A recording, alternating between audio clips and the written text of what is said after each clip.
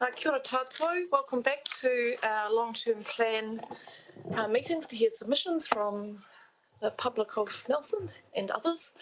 Good to see you all back. I don't have any apologies for this morning. Does anyone have any commitments that they need to head away to during the day that I need to be aware of? Councillor McGurk. Yeah, we'll pop out for about 20 minutes at 1:30. Thank you. All right. Councillor Noonan. Something I need to do at some point, but I'll just sort of work it in somewhere. Thank you. All right.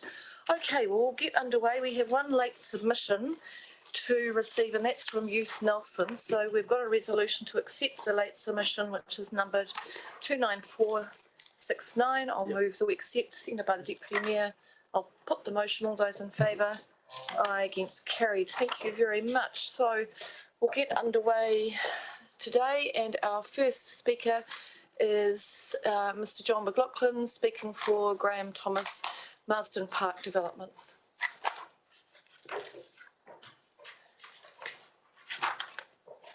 Kia ora, John. Welcome to our meeting.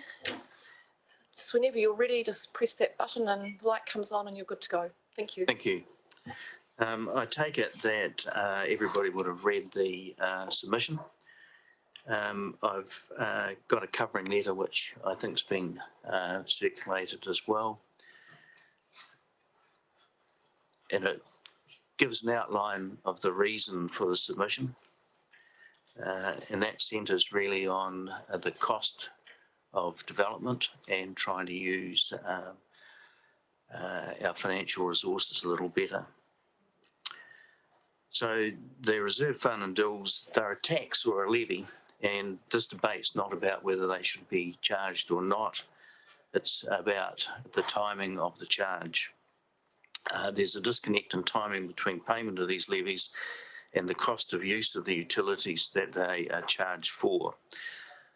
The use of utilities is when the houses are built and occupied, not at the point the titles are created, which is when these levies are currently charged. It's a question of the best use of funds. The combined cost of both the reserve fund and duals ranges between $32,000 and $35,000 per lot, and that's equivalent to 15 to 30% of the total cost of development. So they're significant, and it requires a significant amount of money or borrowing to cover that. The question is, what's the best use of the money? The cost of the disconnect between paying levies and the drawdown for its use has a significant impact on the subdivision development, irrespective of the developer's financial circumstances. For instance, in a greenfields development, the effect of a deferred levy payment means a lower financing threshold, which in turn allows more lots to be developed for the same money. Or in the case of self-financing, more lots can be developed for the same amount of cash. So the idea is to make funds available or free up funds for accelerating development. Brownfields, this is a very real issue in a brownfields development, particularly for people who are trying to subdivide sections. The cost is putting a lot of people off. The levies, because of the lower cost of development relative to greenfields, makes up a significantly larger component of the costs and are therefore a much greater influence in the decision to develop or not. Developers will still pay rates on lots until sold and will continue as they do now with maintenance obligations. A consent note is placed on each title as part of the S224 or Section 224 process would protect council's interests and would be due at a time of building consent. The notice could also provide for levies to be settled within a set period, say 30 months, on any unsold lots. Deferring levies until there is an actual burden on all services will contribute significantly to improving housing availability and affordability, and is consistent with both government and council policies and objectives. I'm happy to take any questions. Thank you, John. Councillor Sanson's got a question. Good morning, John. Thanks very much for your submission. I really appreciate it. It's really clear. I think I'm just wanting to understand the levies that you're referring to. Are they actually costs that are incurred by council to connect the land that's been developed or subdivided to water and that kind of No, thing? no, that's all provided for by the developer. Yeah, okay. These are levies which are really community levies. They're a cost to the community of having additional people in the community. Right, so they're not, They're not direct so development it's not costs. actually a cost that council is incurring in any way. I'm just No. thinking of ratepayers, like if ratepayers are funding this and then money has to be borrowed to No. cover that until it's repaid. No, No, okay. it's not. Thanks very much, I appreciate that. Councillor Noonan. Thank you, through you. Good morning. Have you requested this timing issue before? Yes, we have. And what was the response? What was the reasoning for not contemplating a change? There have been various reasons, but I think the principal concern is that the certainty of payment and all the legal advice that we have is that a consent notice will give certainty of payment. Thank you. Just to follow up then, if it's okay, if the section wasn't sold or built on or whatever, can you see that there'd be an issue with the non-payment in that case, or potentially would you contemplate a time frame put on it? I think that's what you said in your submission. I can't locate it in my digital submission. No, there shouldn't. What we're saying is that as the sections are sold, the council would be paid. Yep. And we're suggesting that there's some agreed time limit so that if the sections are not paid, then the developer will settle those that are outstanding. Yeah, thank you. Thank you. Councillor Riga. Oh, thank you. In your final statement, you said that deferral of the levies would contribute significantly to improving housing affordability. And I would take that that's by a reduced land price. However, you know, we've seen across the country that development contributions and the quantum doesn't necessarily impact on the land cost, but rather market prices do. So how are you thinking that it would make a significant contribution? What it does is it increases the speed of development because we've got funds that would normally sit outside that couldn't be used for development. If we assume that those funds are borrowed, then if you look at the banking ratios, it would slow. What it does is restrict the development to those ratios. Whereas if you remove it from a financing ratio, you set it outside, then you can borrow more money and you can develop faster. Thank you. Councillor McGurk. Yeah, I think that might have been the answer to the question I was asked, but I'll just check. I'm just wondering, currently at the 224 stage, it's essentially the ability to on-sell the land there, so it has value. So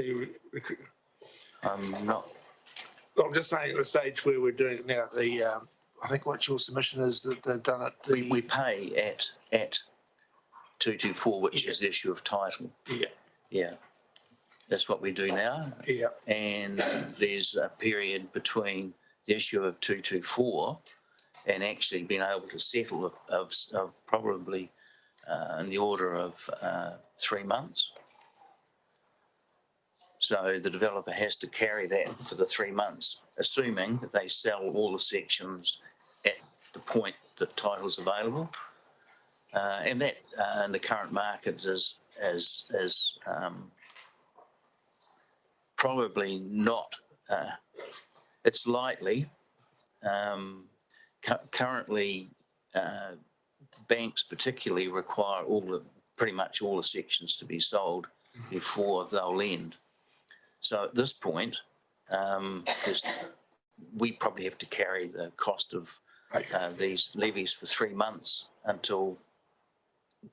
but in the event of not all the sections being sold, then we've got to carry it for the period until they are. Or in this case, we're saying maybe for the 30 months that these sections would remain unsold. Thank you. Okay, John? thank you. Yep, understood. John, thank you very much for coming in to speak to your submission. Thank you. Thank you. The next submission is from Monica Clark-Grill, and I'll invite Monica to join the meeting.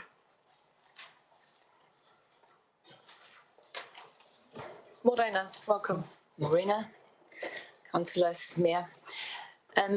I am making two submissions today, one for now to the development contributions and another one later on the actual plan change. And before I want to start with my actual point, I would like to say that I always use a vision that is kind of given as a sort of backdrop on where I tick off if this vision is actually going to be achieved. And the council has got some really good visions like vibrant city, sustainability.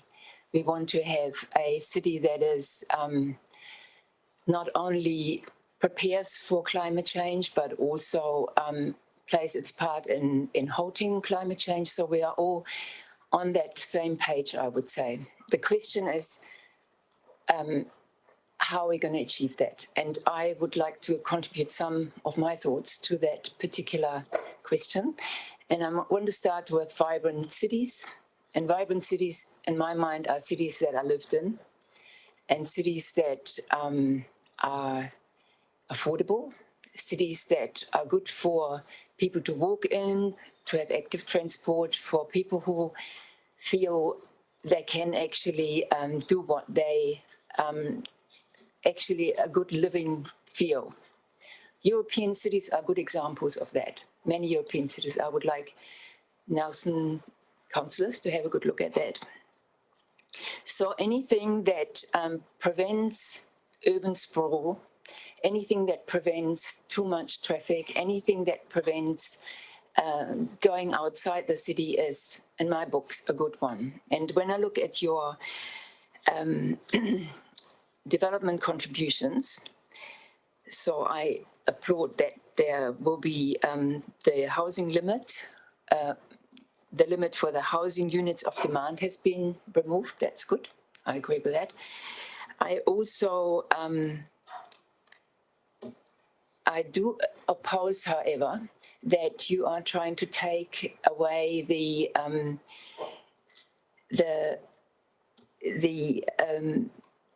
removal of the 25% reserves contribution discount for brownfield intensification. That to me is a disincentive to brownfield intensification. I disagree with the last submission that you should delay the payment for contributions of greenfield. Anything that is greenfield, I feel, needs to be ideally discouraged and directed to brownfield intensification. Another thing that I noticed here was that you are wanting to reduce the greenfield site reserves to 1.1 hectare per 1,000 residents from 1.7. I think that's the wrong direction to take. I think we do need green places, and to have vibrant cities, that also means we have places where we can use even for community gardens, good playgrounds, good meeting places. If we reduce this, it's going to be crowded, it's not going to be so good. So these are my suggestions towards the development contributions. Thank you. Thank you very much. Any questions, Monica? No, it's a very clear submission, so thank you very much for taking the time to come and speak today. Thank you. I'll invite the next submissioners from Stephen and Julie Clements to be presented by Jackie McNay. I'll invite Jackie to join the meeting.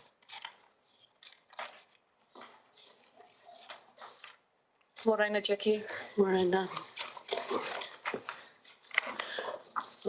Madam, Your Worship, the Mayor, councillors and staff, and thank you for the opportunity of speaking to the submission for Stephen and Julie Clements. Just having circulated at the moment, in case it's not come out clear in your agendas, some of you will recall that the Clements property in Cherry Avenue was a SHA, gazetted SHA for intensive development. It's not been developed yet, but it's something that the Clementses are very committed to, and they wish to proceed with that development. So I'm just circulating that to remind you of what that, it's just a small intensification, but it's something that fits with the council's vision very well. So I just want to highlight a few things in the submission. Their development is a 6-lot subdivision with 5 additional allotments for the townhouse development that's being circulated. And they have reviewed, along with myself, the new 2021 development contributions policy, which clearly, as they are a brownfield, very much support the philosophy of that, of the change in targeting development contributions, particularly the reserves component of that, acknowledging that in reality you're not probably going to create large additional neighbourhood reserves in brownfield areas, and therefore you shouldn't be necessarily looking to take that money. So that's very much supported. The issue becomes, as you're probably aware, that the time of when you present a resource consent application for your development is the time that development contributions are set. So in this case, the Clements have resource consent. Their resource consent application was lodged in from memory 2018, so it comes under your 2018 policy. And I've summarised there, I've taken a theoretical value of the allotments as a baseline and done a calculation, and under how the policies work in terms of legislation, unless you write in a waiver in this situation, this development will attract, in terms of the payments for the reserve component, between 160,000 and 180,000 plus GST. Under your new 2021 policy, this will won't attract anything for neighbourhood reserves, so there'll be a zero payment for that. Very much welcomed, I'm sure, by a number of intensive developments, and it'll just have a total payment for the other components of $4,300. So there's quite a difference between the 2018 and 2021, and that's progressive, and that's the council to be congratulated. But in this scenario, obviously the difference is huge, and so we're looking to the council. We want to highlight this significant inequity that will arise, probably not for a large number of developments, but it's very significant. And given the size of this development, whether this would be, it makes a significant difference in the financial viability. And so we're seeking that you put into this policy an acknowledgement of that, and an acknowledgement that where this anomaly arises, that the 2021 policy can be used. So thank you. Thank you, Jackie. We've just got some questions. Councillor Sense and then Councillor Noonan. Kia ora, Jackie. Thanks very much for coming in and your submission. Really appreciate that. Have you discussed this proposal with council staff? Yes, I have. I checked that it was correct, that if there was no change, that's the interpretation of the policy, and they said it's not a staff fault, it's how the legislation works, because normally everything always goes up. It's rare, and it's a very pleasant situation to be in, that something's going significantly down. And so has there been any indication given as to whether there's any potential for resolution to this matter? Yes, well, it certainly was encouraged to make the submission so that it was brought to the table. The comment was there would always be the opportunity to seek a review, to object to such a development contribution when it's assessed, and seek to be heard in respect of that. But I think everyone like more certainty. You're going to banks raising finance for these developments, and banks want certainty at the start of these costs, and this is obviously very substantial cost. So I think it'll be a simple thing that could be written in to the exemptions list. Okay, just one additional question. Can I also just ask that, sorry, I'm not aware of where Cherry Avenue is, sorry. Is it anywhere near the forest? No? It's above the Ridgeway. It comes off. It's quite near Inniglin School, that part of the Ridgeway, and you turn. Yeah, it's in that area up on the hill. I can do a Councillor quick Noonan? Google search, thanks. Thank you. Committee me through you. Look, this application was lodged in August 2018. I'm just wondering where it is in the development stages. Where is it at? It's like coming up to 2 years, 3 years. Oh, sorry, was it me? The application was lodged in August 2018. I'm just wondering where this project is at. I talked to that. Yes, perhaps Stephen Clements. He's Welcome, also got a Stephen. bit of a submission on transportation that held him up this morning. We probably we got put off by the cost of doing the groundwork, so I just installed with the cost that was taken to get to that stage, and now we're probably ready to have another go at it. So it was what stalled the project was the cost that when we found we started to get into doing the geotech and groundworks was a little bit daunting. So I just sat back on my heels, but we're sort of ready to go again, I think. Thank you both very much. Let's, Stephen, is there anything else you wish to add? I think Nick Jackie's made it very clear what the issue is, and it's something that we're familiar with because we've had to deal with this matter by way of reports to council. So if we can deal with it through this process, it would certainly be a more efficient method. No, I'm sorry for my lateness. No, that's quite all right. Thank you very much. Now, Jackie, you have got a following submission. Would you like to do that now? Would that be helpful? I've got you on the list to do for a submission for Stoke Valley Holdings Limited as well. Do you want to do that now, or do you? If that would, That's okay. Fine. probably most efficient while you're there. That's all right. I'll catch up with you. I only got 15 minutes. Shall I wait? I'll just wait out before you.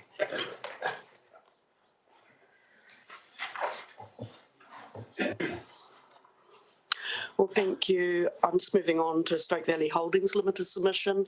Stoke Valley Holdings is the Montebello site in Ngāwhatu. It's the ex-Ngāwhatu hospital site. That's, I was going to say some of you may be familiar with, but that's perhaps not a good turn of phrase. I've circulated to you because some of you won't be familiar with how that site and the extensive development on that site when it was a hospital, and the extensive over 70 buildings on the site when it was Ngāwhatu Hospital, a 52-hectare site. And clearly that the main purpose of our submission is stressing this is very much a brownfield site, and what Montebello, the Montebello development has been doing progressively, and there's still quite a lot to do, and we've got a number of stages of subdivision under design at the moment, is redeveloping this area. And so we're concerned to see the delineation on your urban maps delineating only that part of the Montebello site that has been redeveloped, and the rest of the brownfield site is identified as a greenfield site. It very much is not a greenfield site. The site had in the height of the hospital facility, there was over 700 patients resident and over 200 staff, many of those staff living on site as well. So it was a very densely populated site, was reticulated to your wastewater network, reticulated to the stormwater network. It did have a private water supply, and obviously it had a lot of traffic in and out of the site and around the city. So we see the entire site as a brownfield, and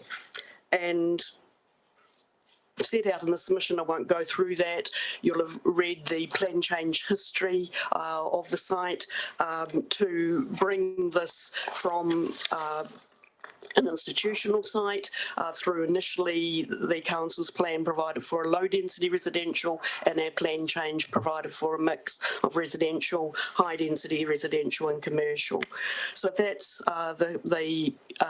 that's our main point of our submission. Feel quite concerned about that issue. Another point, another issue I want to raise, I understand it's not categorised in your development contributions hearings, but thought to be efficient, was the high level water reservoir. This is an ongoing bone of contention. The high level reservoir, out of the plan change, we identified a site.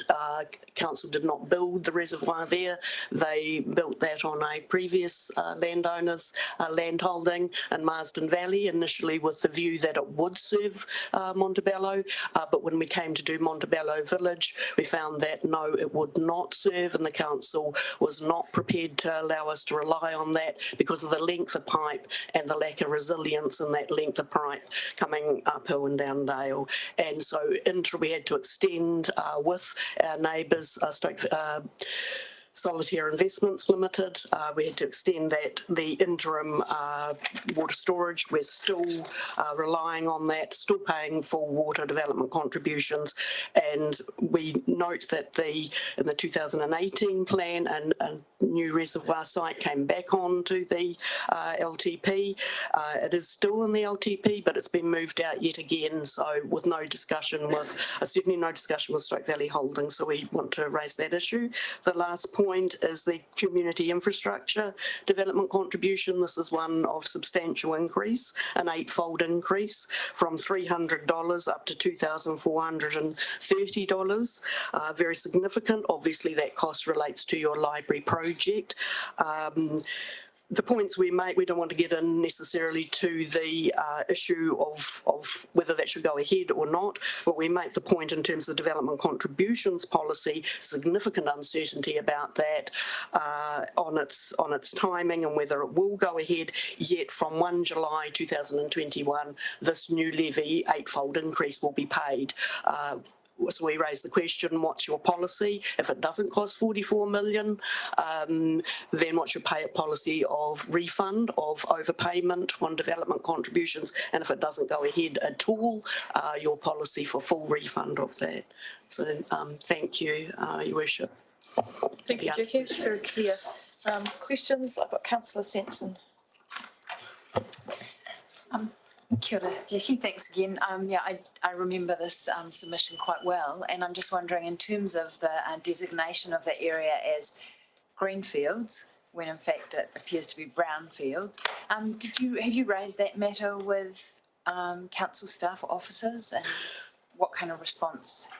Well, it was simply a conversation, again, making sure that I was interpreting the policy correctly. I was confirmed I was interpreting it correctly. There was general agreement. This is the exception site. It's probably the only site in this category, and was encouraged to make the submission.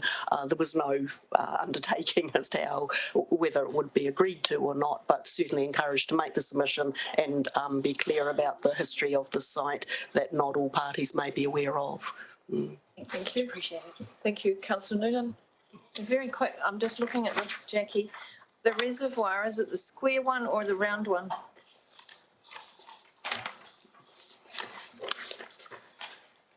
The reservoir on this, these were the old reservoirs of the hospital, not the new reservoirs. Although, as it so happens, that round reservoir is probably not that far from one of our new interim tanks. Okay. There's now 2 tanks in that location. And was there a proposed site for it? For the long-term reservoir for both this site and the site surrounding, which was the old which is the McCashin's farm, which is now under the ownership of Solitaire Investments, it's up on their site. It's up above Highland Valley, sits sort of between, so it's not on this plan, but if it were, it was probably about here. Okay. Yeah. And it would serve, would be able to cater for both the Ngāwhatu catchment and a portion of the Marsden catchment. Okay. Thank you. Jackie, thank you very much for presenting that submission. Thank you. Our next submitter is Chris Fitchett, and I'll invite Chris to join the meeting. Welcome, Chris. We've read your submissions, so I'll try to highlight any key points. Just get you to press the button when you're ready. Thank you.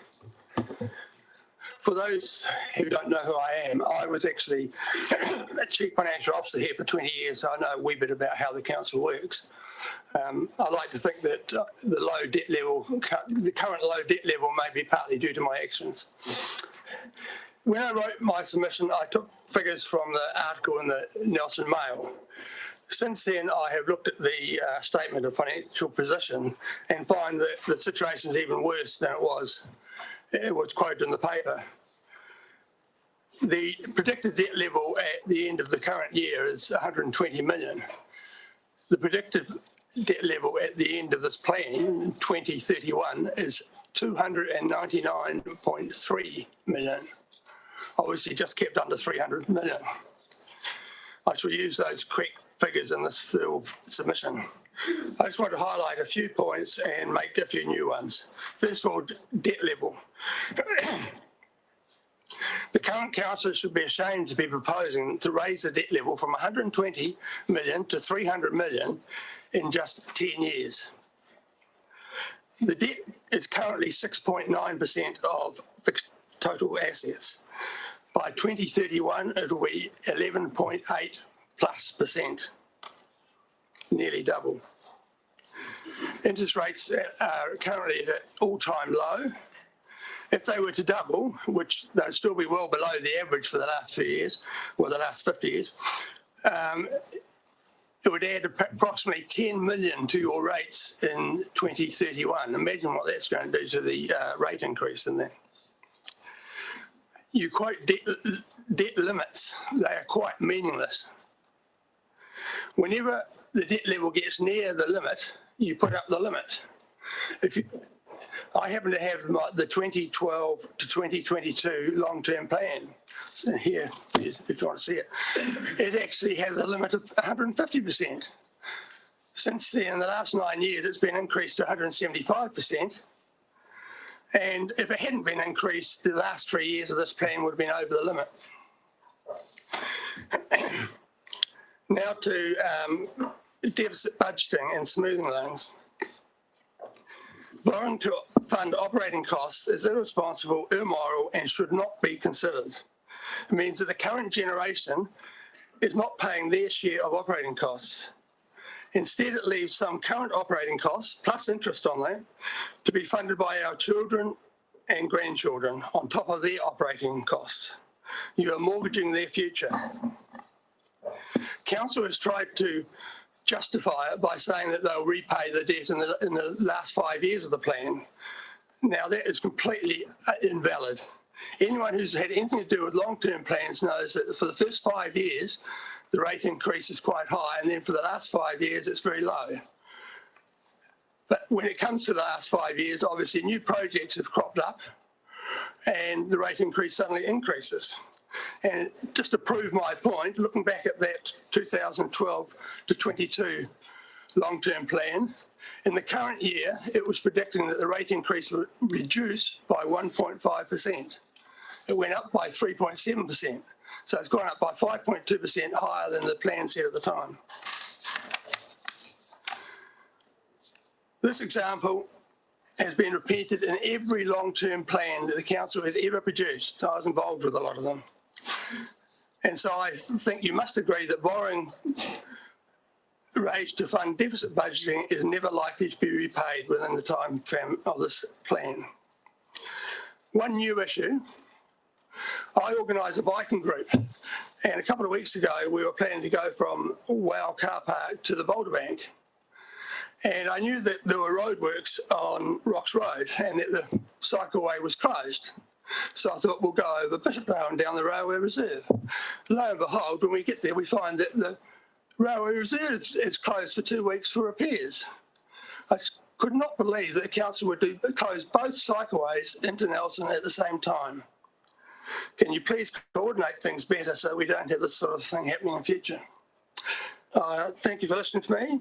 Please put your children and grandchildren, keep them in mind when you make your final decisions. Any questions? Thank you, Chris. I'll open for questions. Any questions for Chris? No, I think it's a very clear submission. Chris, Chris, I just have one question. That's in relation to infrastructure and the challenge of not investing in infrastructure in terms of creating an intergenerational problem for cities. So I'm just thinking in terms of you're looking at the debt level here, and do you have any view on where the debt is applied in terms of what it's for? So Well, if you're thinking, and I'm thinking back that I think when I started with this 2 long-term plans ago, maybe 3, that we had a 20-year backlog of undeferred infrastructure to try and catch up on. So I'm just wondering what your view is about deferring infrastructure to keep debt low and what the impact of that is for future generations. well, it's obviously up to you to look at the priorities of it all and decide what should be done, what can be postponed. But if you consider it vital that all this infrastructure be done in the next few years, then you put the rates up. The current generation should be paying for these things, not leaving it to our children and grandchildren. Thank you, Chris. Thank you, Chris. Our next submission is, who's next up? Peter Taylor. Hello, Peter. Welcome to the meeting. And you're speaking on development contributions, I believe. We've read your submission, so opportunity to highlight any key points or add any additional information. I hope the submission is fairly clear, so I'm just going to address the principle of it. And I have to say, I have to declare I'm very ambivalent about it. And understand the dilemmas. So my ambivalence is I've just watched 2 developers make a fairly articulate case for public money to increase their incentive and presumably their profitability for developing a brownfield site. And I support them. So it's kind of unusual to be, for me to be supporting private developers to increase their profitability, but I do support in principle the aspects of the contributions development policy that supports brownfield development at this stage. So if you read my submission, you'll see that the gist of it is that I'm supporting incentivising development of brownfields development, and I'm trying to disincentivise development of greenfields development. I note on page 41 of the long-term plan, it states that council is planning for, I think it's 1,256 new rating units in the next 10 years. And larger numbers on a high growth strategy after that. I haven't checked with Mrs. Barton, but I suspect that between Nelson and Richmond, we've probably got those 1,200 or a good percentage of them covered by current consents and applications.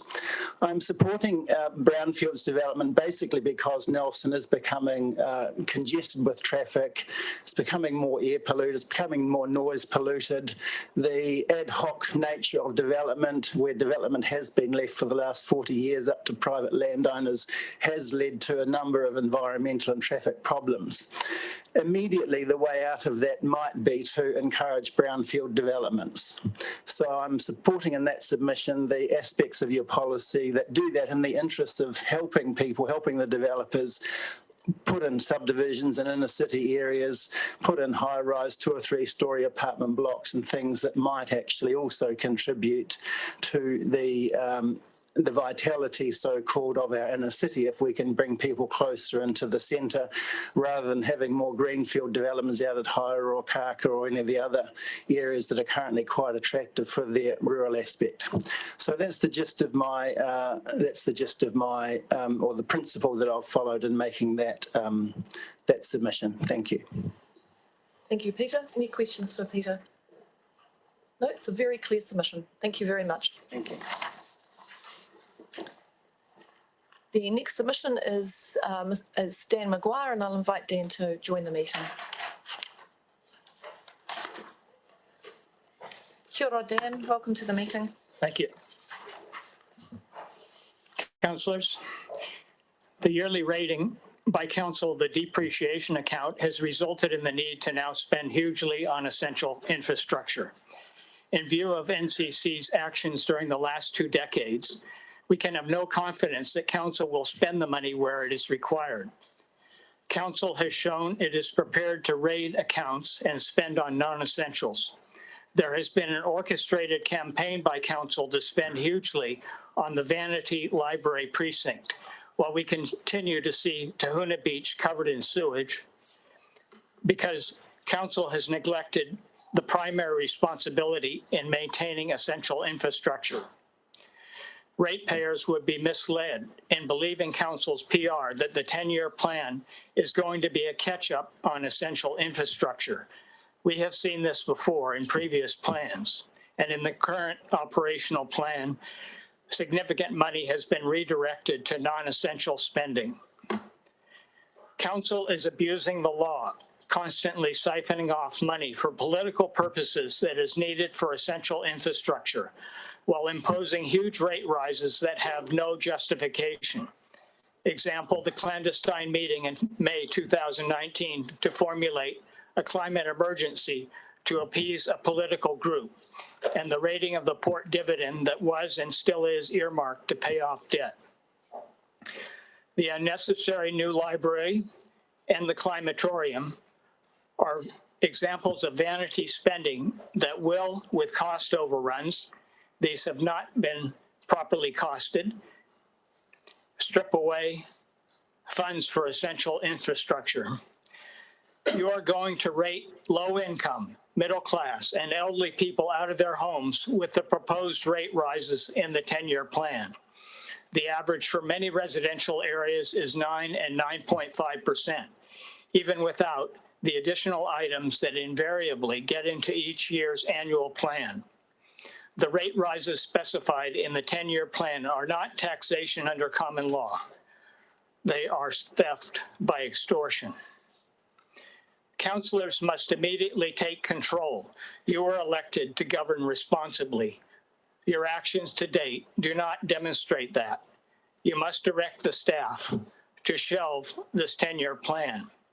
If you will not do that, my colleagues and I will ask central government to abolish local councils, just as DHBs are going to be abolished.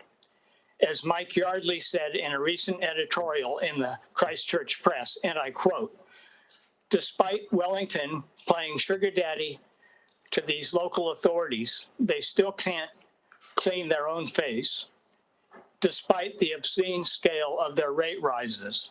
I actually think rates should be axed and local government should be bulk funded via general taxation.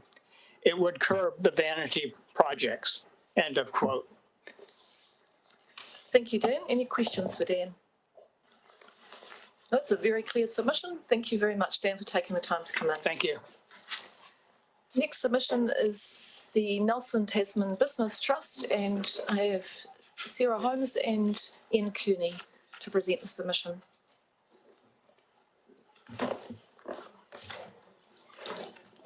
Morena, welcome to our hearing.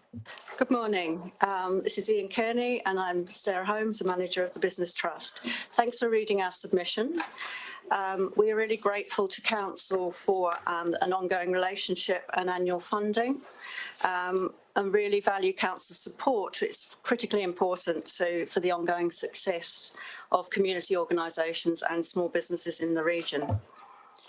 The Business Trust is run on a tight budget. Staff are now at full capacity with more funding required to serve the increasing demand of small business.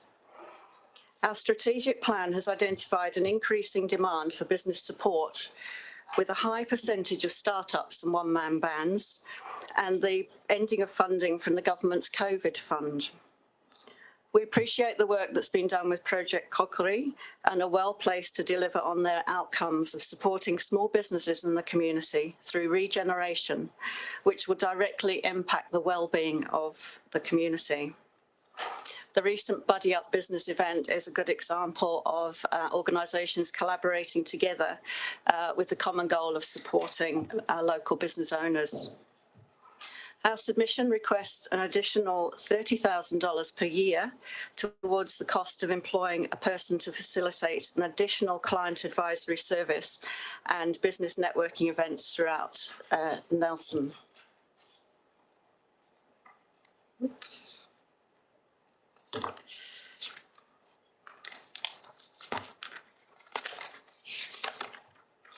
So businesses such as these on the slide have all benefited from support from the Business Trust, covering areas like growth, establishment or succession planning, supporting these businesses through the good times and the challenges over the last few years and into the future, so through COVID and climate change challenges. These will benefit economic growth, retaining skilled workers in the region, offering greater employment opportunities and stronger, more resilient communities. Non-profit organisations also make a valuable contribution with nationally millions of hours of volunteer time and almost 200,000 paid employees. The Rata Foundation have funded a strengthening community programme for 8 local organisations, which we hope to repeat in 2022. So Nelson businesses are located throughout the Nelson City District in several hubs. Tahuna, Stoke and several industrial estates and home-based businesses. We've identified Stoke as an area with a vibrant business community and no business support base. Its population is increasing, so it was up 3.9% last year, and also with a 6% increase in businesses. There are 933 business units based in Stoke. Growth indicates increasing entrepreneurial and economic activity as entrepreneurs are willing to take risks to start new ventures. We see an opportunity to provide Stoke-based client advisory services and also network events to support that community.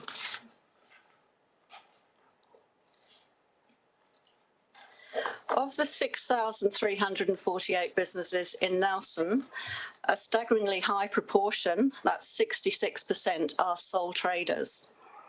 84% have 5 or less employees. Sole traders or those working from home can feel isolated and they lack the water cooler conversations to get them through the day. Network meetings close to home are a great way to connect with others and gain insights and solutions to help on a day-to-day basis. We've trialled new locations for these meetings, running them away from the CBD for the first time, with some success in Tahuna and at Pick's Peanut Butter World. This is much more convenient for business owners and allows them to attend with minimal impact on travel and time. This is an area we'd like to expand further with additional funding. While we're based in Nelson, in central Nelson, 90% of our business events and 70% of our clients are from Nelson. We do offer a regional service. We've requested additional funding from the Tasman District Council to help support more Tasman-based business events and advisory services.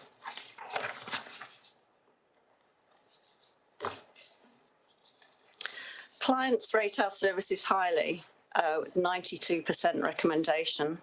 In the slide is a testimonial from one startup started during COVID due to the impact of COVID. 66% of our referrals are by word of mouth or Google search. Most of our marketing is passive through our existing database. We need to raise our profile and be visible to more small businesses to help them reach their goals and be successful. With a further commitment from Council, we can ensure that our local businesses and the talent they represent and attract to the region are supported. Thank you for listening and we welcome questions. Thank you, Sarah. Thank you, Ian. I'll open for questions. Councillor Fulton is first. Thank you, through you, Madam Chair. I just have a couple of questions around, I noticed in your submission, you talk a little bit about emissions reduction, supporting emissions reductions and strongly aligning with Project Kokiri. Sorry, can you say that again? I noticed in your submission that you talk about supporting businesses with emissions reductions and supporting the objectives of Project Kokiri. I just wondered if you could say a little bit more about that in terms of how you support businesses with an emissions reduction plan, and also perhaps with a social procurement policy supporting the living wage, that kind of thing. And if you work at all or align with the Businesses for Climate Action. Yeah, so our network meetings and our events are a way that we can bring speakers in who've got that expertise. We can't be everything to everyone because we have got limited resources, but we are working with Sustainable Business Network and they have provided speakers for our events. And a lot of the businesses we're supporting have got some involvement in that and have got some really good sustainable policies. Councillor Courtney. Thank you, Mayor Rachel, and thank you so much, Sarah, for what the Trust does. And how did you manage over COVID? I really would like to know that. Were you stretched, your resources stretched? The resources were stretched, yes. You might like to comment on that, Ian. That's not a good question, Sarah. Well, she took off in the middle of March for a 6-month sabbatical leave. And couldn't get back. She was stranded I was down in south. yeah. But we had arranged for interim managers. It was incredibly busy. I think we had 19 applications for mentors. We had regular Zoom meetings and some of the events were changed to Zoom events. It was a hard time, but we got through. And fortunately, Sarah came back early. Yes. Wonderful. You were needed, Sarah. Just a couple of other small quick questions, please. Important, I believe, to me anyway, and to the business community. How many paid employees do you have within the Trust? We have 2 part-timers, so it's about 1.25 FTEs. Yes. And when did you last get an increase from the Nelson City Council anyway in way of funding? Yeah, the funding was set around about 20 years ago, and then every year there's a CPI increase. So it's been increasing in low amounts. We were lucky last year to get $5,000 in the emergency fund to help with that extra work that was needed during COVID. But the level of funding has remained very similar, although our activities have increased hugely during the last 20 years. Yes, so a review might be in order. Yes, thank you. Thank you, Councillor Courtney. Councillor Sansom. Kia ora, Sarah and Ian. Thanks very much for your submission and also for all the work that you're doing in the community to support small businesses. My question is really around your relationship with NRDA. I'm assuming that you have a fairly good and close relationship with NRDA, and I'm just wondering, have you ever explored funding directly through NRDA, and where, if that conversation has or hasn't happened, why or why not? And it just seems to be such a good fit to be more closely aligned in that way. And then the other thing is, have you received funding for the work that you've been doing in supporting the outcomes of Project Kokiri? Okay. No, we haven't received any funding for anything to do with Project Kokiri. The only funding we get sort of via the NRDA is our regional business partnership funding to provide the business mentoring service. But all our other funding is through other sources. We've had to go out to the community businesses to get some sponsorships so that we're able to run on a break-even budget annually. As far as, I don't know that the board have ever had any conversation. No, we work quite closely with the NRDA, and to some extent they have a different market from us in business terms. They tend to be mainly involved with tourism and with big businesses. And we tend to be well, focused on small business and startup businesses. The funding that we get through the NRDA is the government funding through Business Mentors New Zealand to the regional partnership, and the regional partnership then gives us some of it. When we tended to do that mentor work, I think our tender price 6 years ago was $28,000. They gave us $12,000, and it hasn't increased since. So currently you're receiving $12,000 from NRDA, but it's actually government funding that's being channeled through NRDA. Yeah. Okay, thanks very much. Thank you both very much for coming in to present the submission, and also thank you for that amazing support that you have provided, particularly over this last year. Those numbers, we were quite surprised when we saw the numbers in terms of the percentages and how much they're changing, which is probably an indication of the degree of exposure that Nelson City actually has, as opposed to Tasman District, from the impacts of COVID-19. So thank you.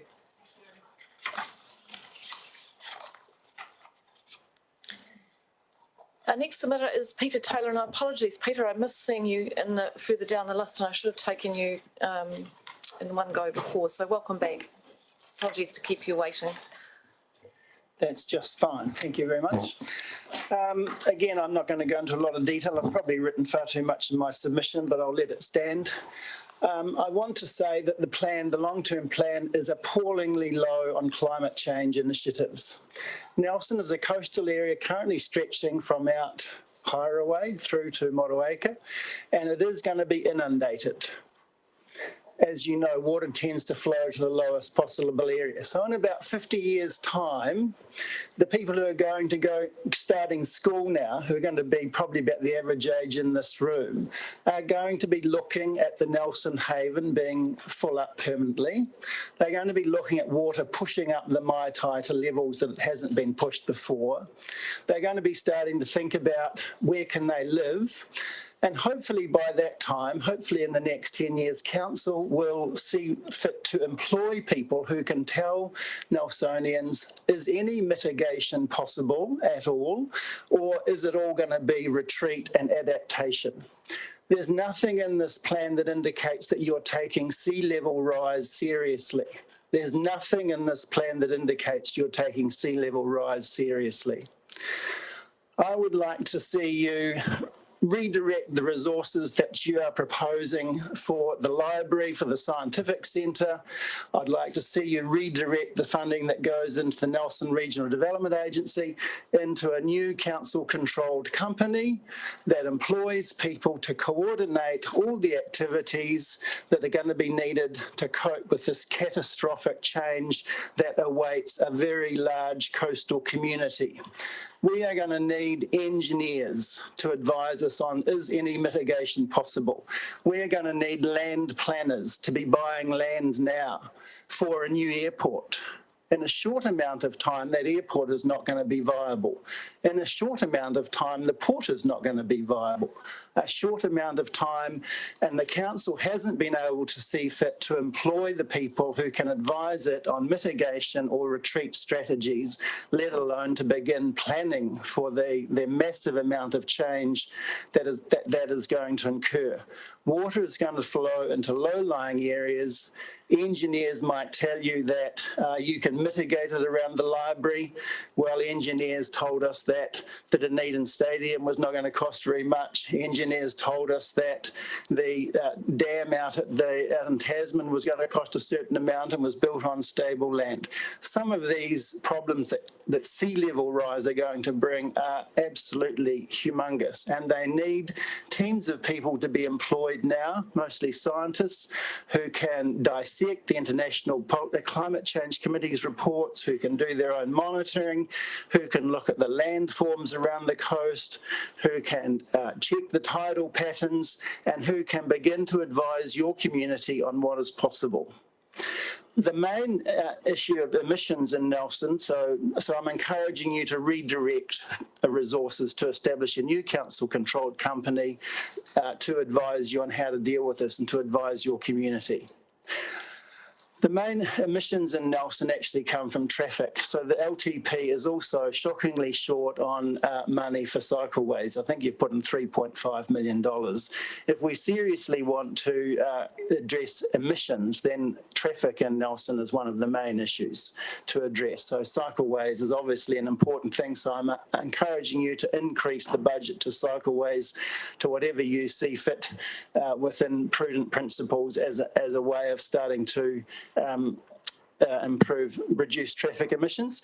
The other thing that I want to encourage you, which is included in the emission, is the establishment of a land use traffic plan. So as I said earlier, traffic is a bit of a scourge in Nelson, and some land planning that links into our roading systems and determines whether planning for housing based on our roading systems would be a jolly good thing to have, as opposed to chucking in housing everywhere and then going, oh my God, how do we deal with this in terms of roads?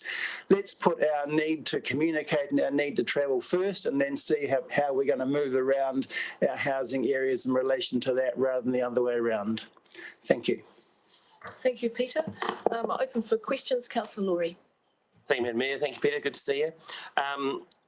Get the message loud and clear, but you're not a fan of the climatorium, and I'd like you to tell us a bit more about why you're not a fan of the climatorium.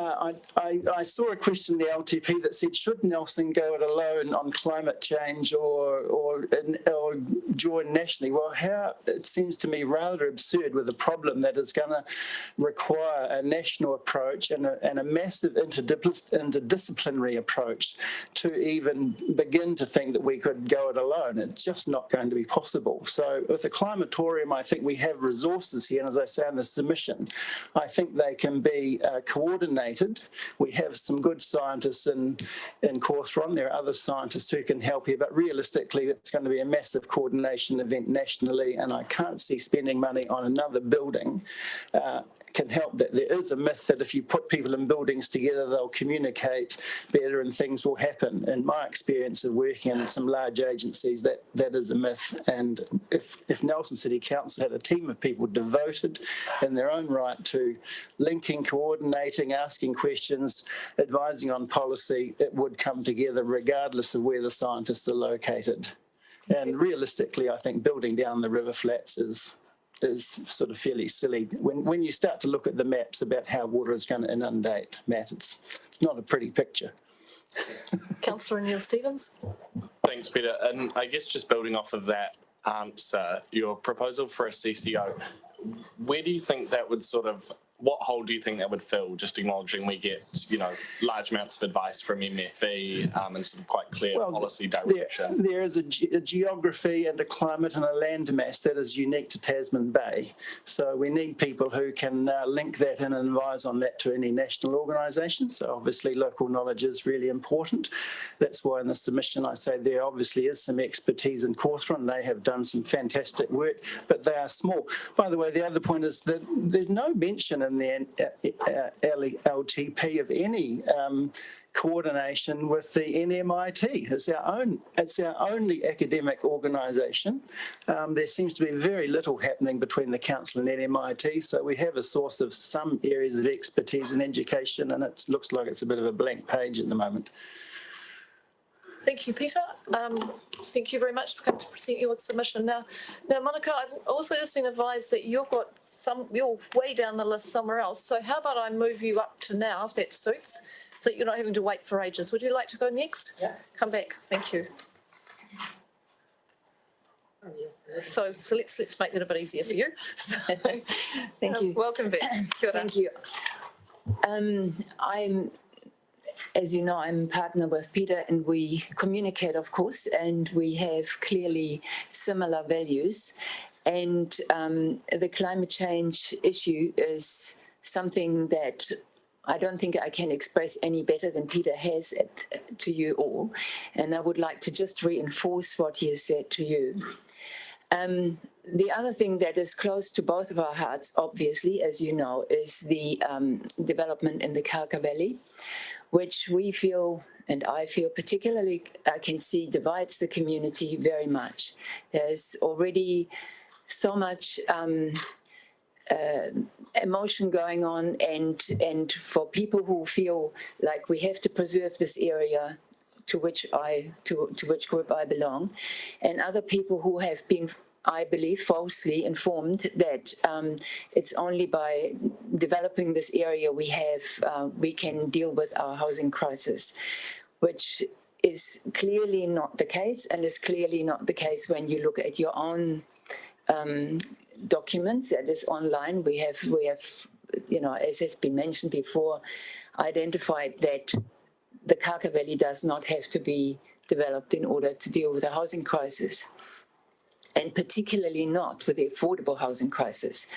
So we know that it's a private land, and that now the RMA process is going to start because the private plan application has been put in, which is also, we are aware of, a very difficult thing to oppose or to even to get into. It requires a lot of resources. We are prepared to actually find those resources because it is such an important part for our community to keep this area as one last valley that is peaceful, that is not noise polluted, that is not busy.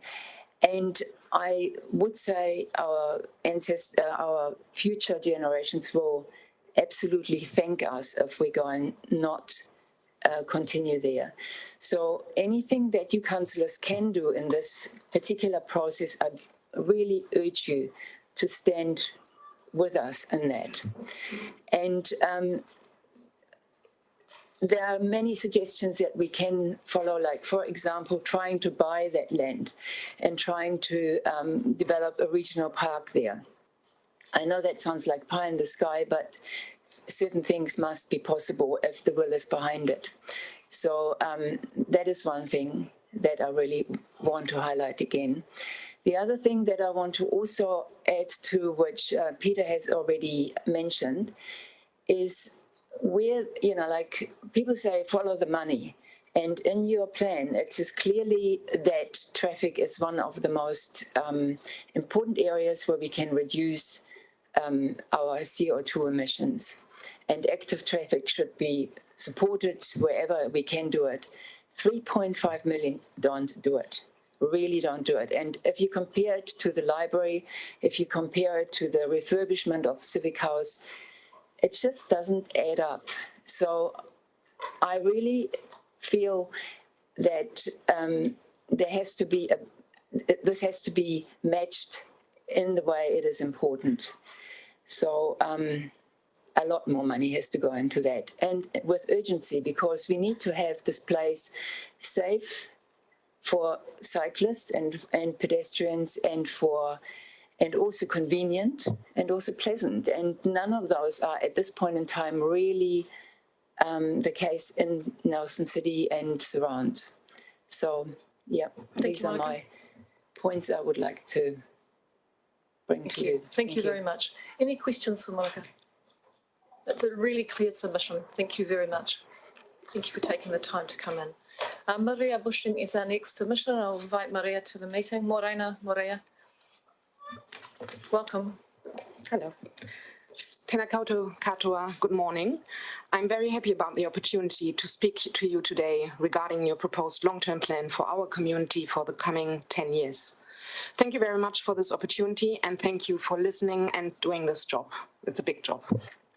And I'm also very happy that I'm actually speaking after Monica and Peter Taylor, because they actually already said most things that I think as well, and gave some solutions to the problems I'm raising in my submission, and I will raise here as well. So when I say our community, I say that with my German accent, and as someone who came to Nelson only around 5.5 years ago, by chance. But I stayed in Nelson by choice, despite my very good job prospects in Germany and my close relationship with my family. I wanted to stay in Nelson because I felt at home from the moment I came here for the first time. Not because it was easy, but because Nelson was different. I felt at home because Nelson was a place where one could still breathe, enjoy nature, engage with other community members, and simply be human. On May 16th, 2019, Nelson City Council has declared a climate change emergency, acknowledging that there's a small window for action to avoid the most damaging effects of climate change. along with places all over the world, including Germany. But what has happened since to address this emergency, to avoid further decay? This long-term plan demonstrates good intentions to respond to the challenge of tackling climate change. However, I don't see any impactful commitment and according measures to significantly reduce our community's contribution to climate change, neither in the long-term plan nor in the other current projects underway. More innovative thinking is needed if climate change is to be reduced. Other countries, such as Germany, have already shown which mistakes should be avoided. But they have also provided some best practice to learn from. For example, effective public transport systems and extensive rental housing. I don't see the focus on well-being in Nelson City Council's long-term plan. I don't see innovative responses to the climate emergency that Nelson City Council has declared 2 years ago. I see Council's acknowledgement that the environment is our foundation and that a healthy environment is essential to our health and well-being. I see that you encourage Nelsonians to quickly decrease our emissions and encourage more inner-city living and housing intensification to reduce traffic and congestion. And yet, the current housing developments already underway and further housing development plans contradict these acknowledgements.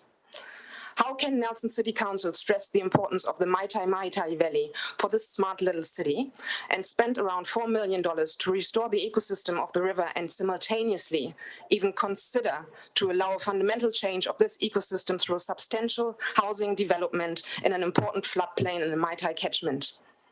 Furthermore, this without having a substantial plan and, most importantly, funding to deal with increasing infrastructure issues caused by this development.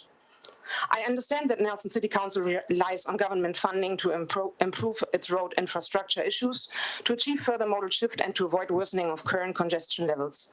However, congestion levels will surely neither reduce nor improve through further greenfield housing developments or by attracting more people to Nelson, nor will there be more affordable housing through these developments. Did you know that there are currently 300 plus properties in Nelson listed on Airbnb? Or that there are many uninhabited second and third residences in Nelson? And that there are more than 300 vacant residential sections ready to be built on? I know you do. Why not think about incentives to transform these into permanent rental homes? Nelson has a unique natural environment which many, if not most places in the world have lost already and will take decades, if not generations, to get back, if that ever happens.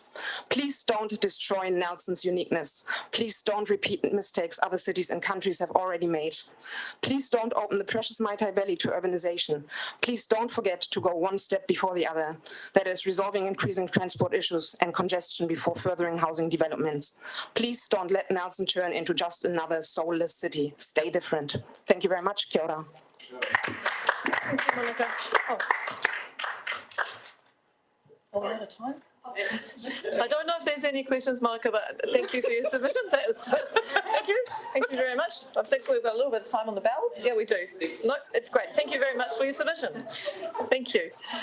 Our next submission is Sport Tasman, and I'll invite Nigel Muir and Andy Morris to join the meeting.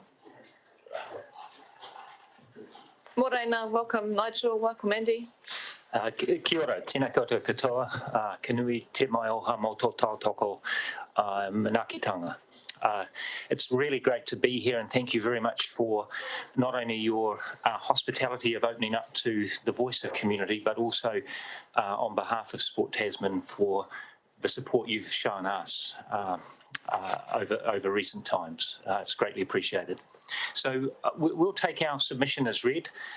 We've just highlighted, you know, the key thing we want out of this submission is just to reinforce who we are and what we're about, and to look at areas where, as a community organisation, we can work more closely with council. You know, how do we make 1 + 1 = 3? That's the intent of this. So I'll just maybe I'm pointing it the wrong way.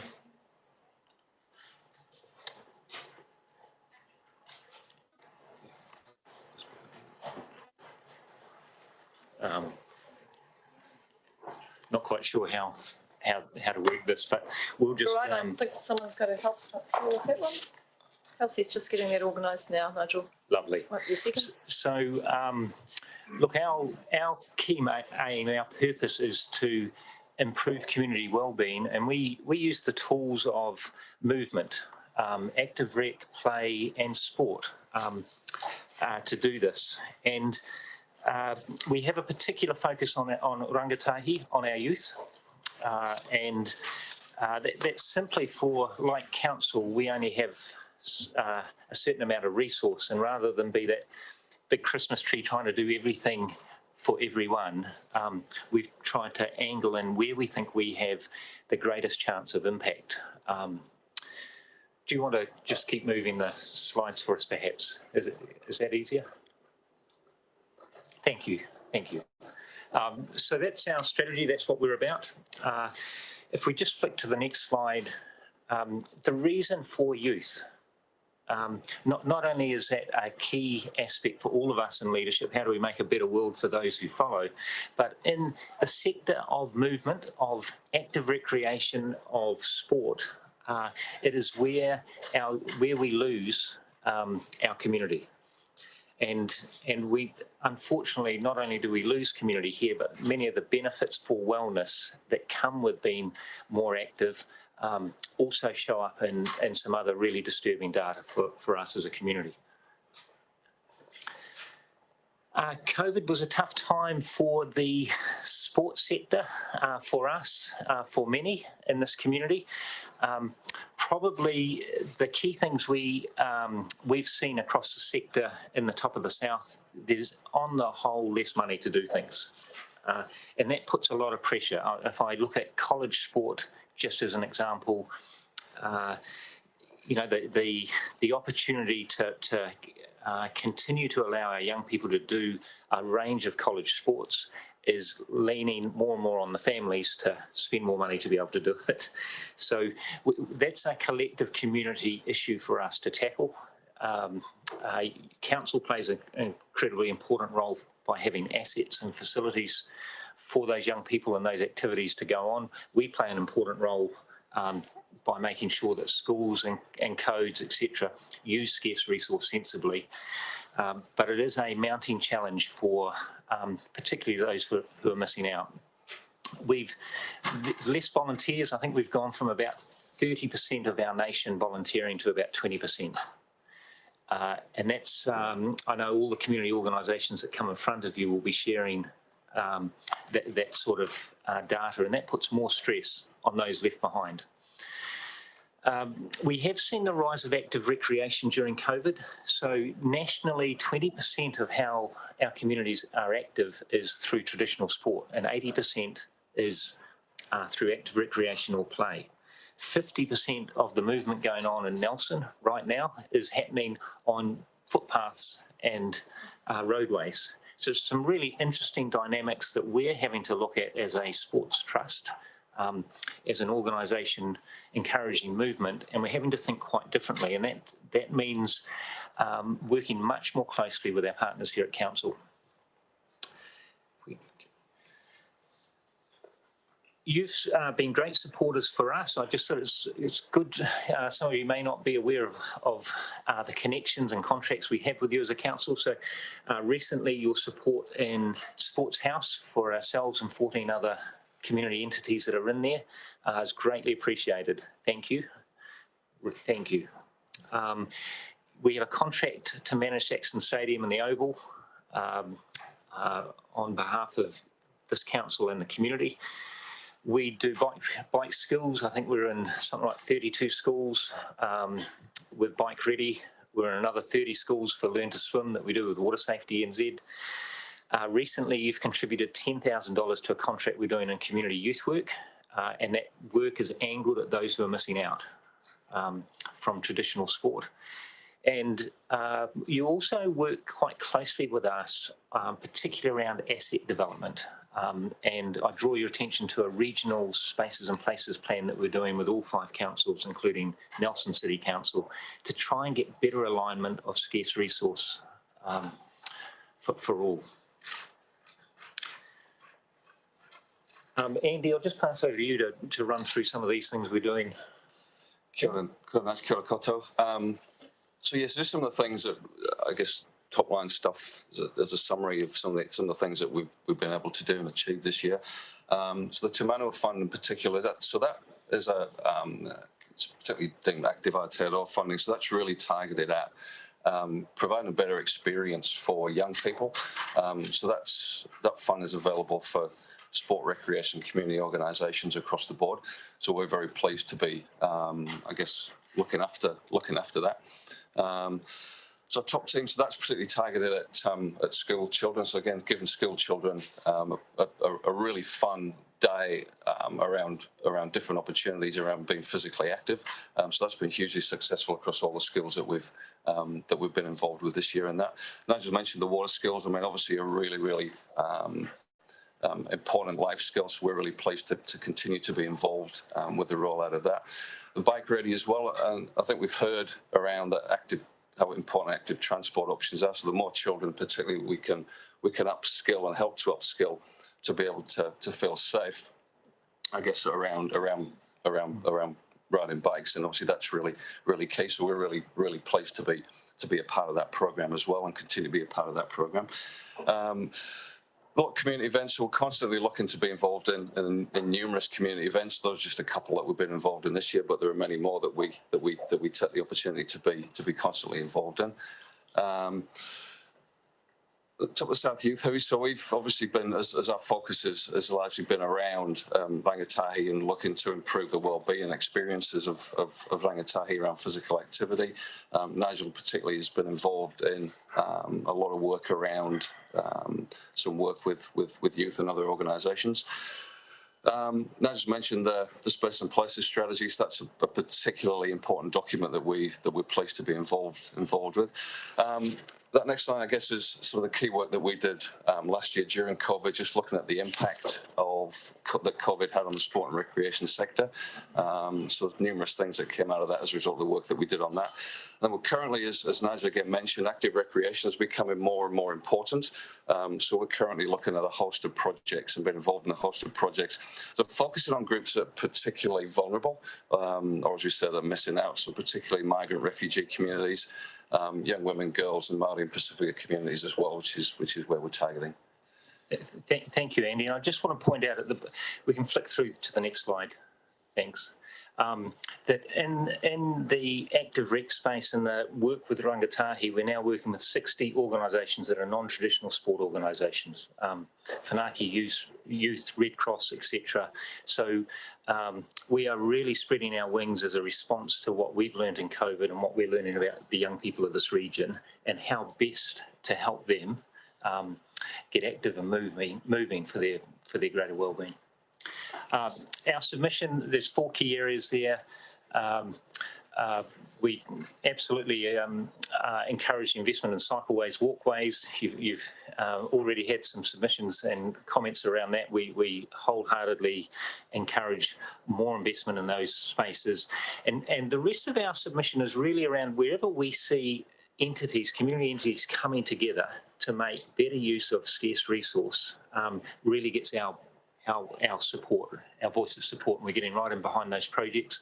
And where they are in isolation, our private independence and discussions with those community groups is to encourage them to team up.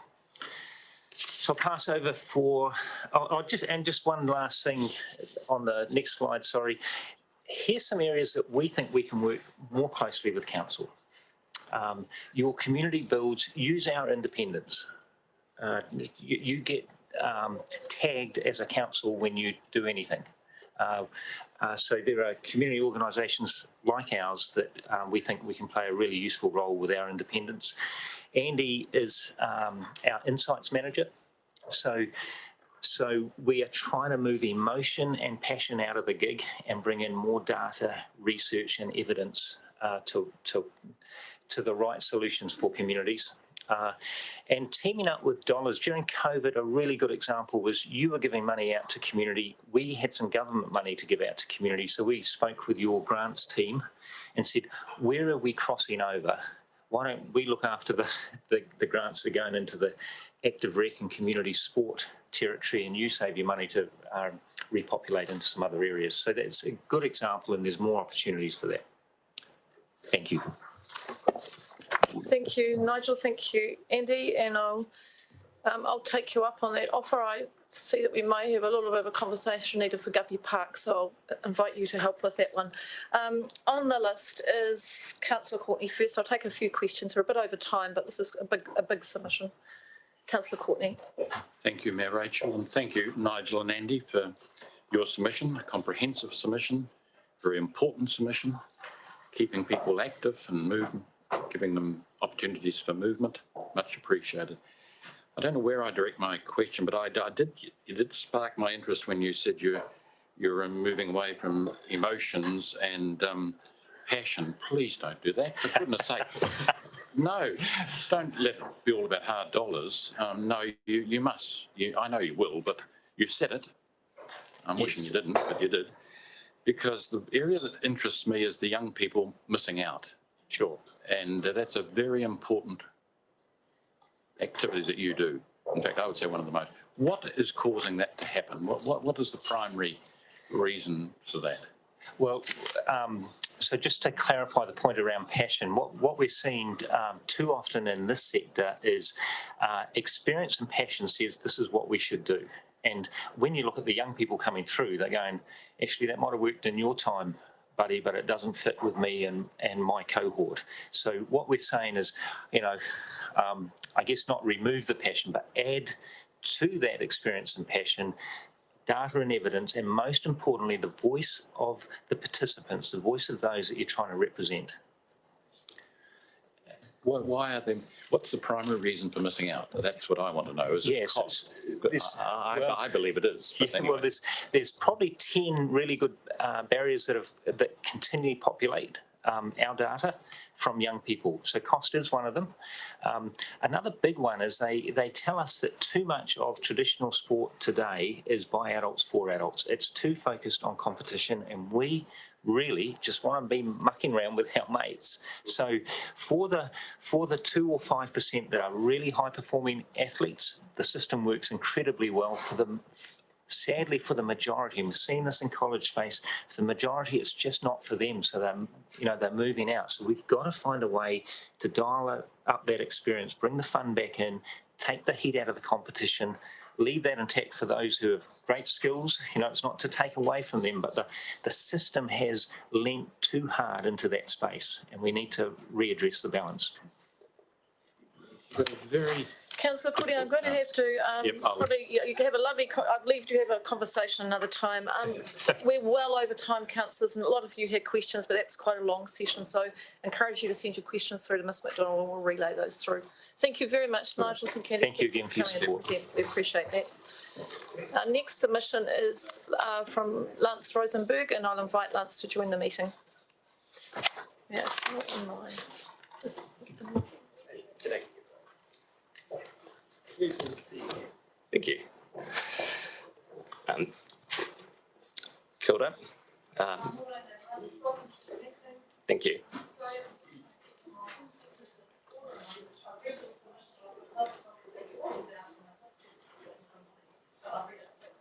Sorry, apologies, I'll put that microphone on. Morena, welcome to the meeting. Now, I'm just a little bit confused in that this is the one I thought was from Kumanu. So Yes. speaking on behalf of Kumanu. Yes. Thank you very much.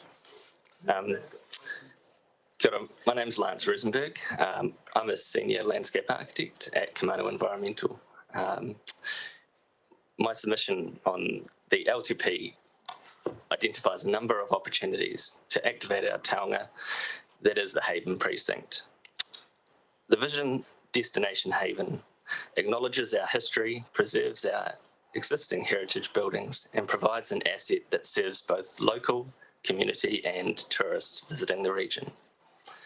Two key moves provide the anchors for the development of the Haven, one being a covered market in the Reliance building, and the second a re-envisioned powerhouse building accommodating an aquarium or an education centre, hospitality and a saltwater pool.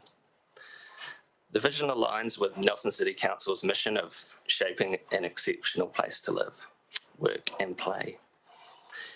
With anticipated intensification within our CBD and surrounds, it's crucial that our community have a range of opportunities to recreate, either in our CBD or within walking distance of it.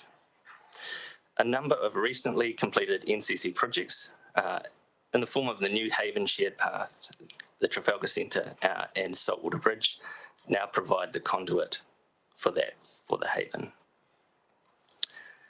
The vision has a number of community benefits that align with Council's visions, priorities and outcomes for the 2021 to 2031 long-term plan. One outcome in the LTP is our unique natural environment is healthy and protected. A careful approach to the development is proposed to not only protect the existing values of the surrounding environment at the Haven, but also enhance ecological values through creating a naturalised nesting site for the korora underneath the existing electricity and seafood research building, formed as part of foundation improvements that are required, and this would assist in restoring declining numbers in the area. Outcome 2, identified in the long-term plan, our communities have opportunities to celebrate and explore their heritage, identity and creativity. The Haven Precinct, with an all-weather market, would draw visitors to the site. Creativity would be on display. Stall holders would benefit from a covered-in space. A heritage and identity would be explored through the retention of our significant buildings and the development of a saltwater pools, a feature of the Haven coastline historically. Outcome 3, our region is supported by an innovative and sustainable economy.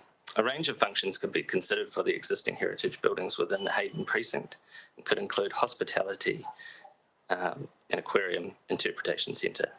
The Haven will be a destination in and of itself. Urban growth and intensification. The Haven is well within walking and cycling distance of the CBD and in close proximity to the proposed Science and Technology Precinct on land bordered by Wildman Ave and Vickerman Street. The addition of a saltwater pool opposite the cut will provide a safe, swimmable area closer to the Nelson City for the community. A range of funding models could be investigated to progress this vision. As described in the proposal, partial funding could be achieved through a revised library location, or alternatively, stakeholders and investors could be approached. The vision also meets a number of council priorities. It will support intensification through providing additional recreation opportunities for future CBD residents. It will provide positive environmental outcomes, and it will complement work already completed to create a sustainable transport culture.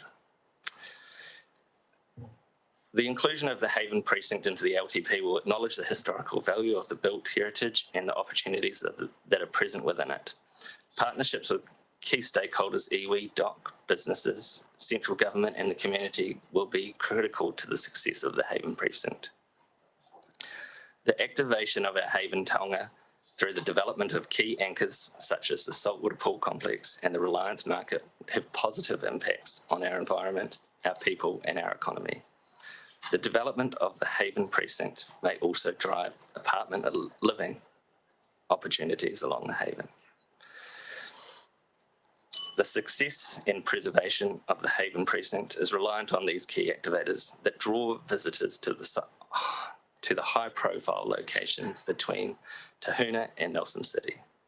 The Haven Precinct is a hidden gem that, if approached innovatively, could be an internationally renowned precinct. I'm happy to answer any questions. Lance, thank you very much. Unfortunately, we're out of time and I know there will be questions, but I'm just conscious I'm not going to be able to catch up for all the other submitters if I don't keep going. So we're just going to have to feed those questions back through Nikki McDonald. But thank you very much for a great submission. I'll just say to you, I normally sit here with a picture of the Kohlstrop sea baths in Copenhagen, so I was particularly impressed with this submission. Thank you. So thank you. We'll move on to Gia Thompson, who's the next submission. Welcome, Gia. Yeah.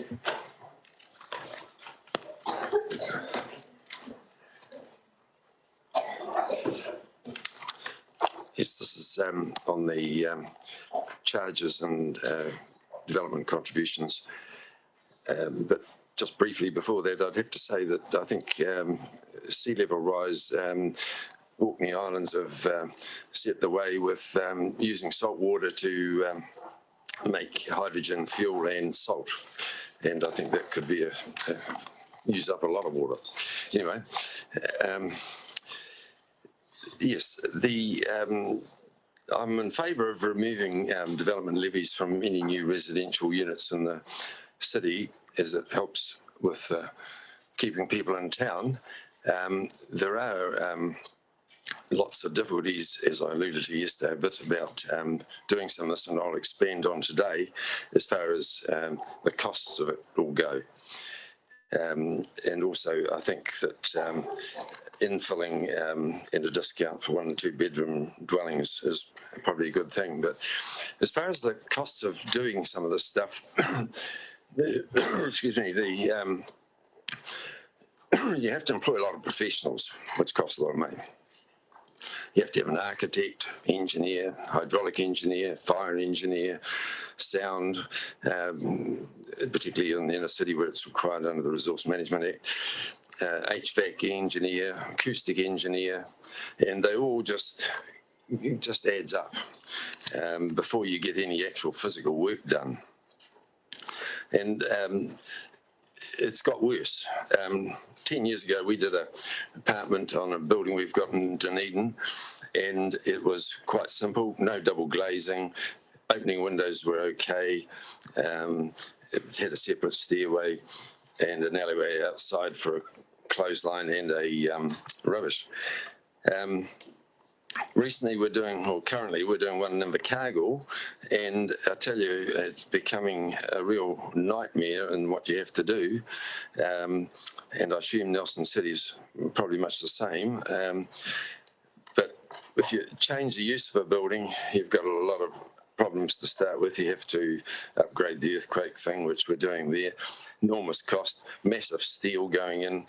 Had to rip down a beautiful historic plastered ceiling, lath and plaster, because it was $10,000 to have it tested to see whether it would have any fire rating, plus a waiting time. Mind you, the waiting time with all the other hassles we've had would have been all right.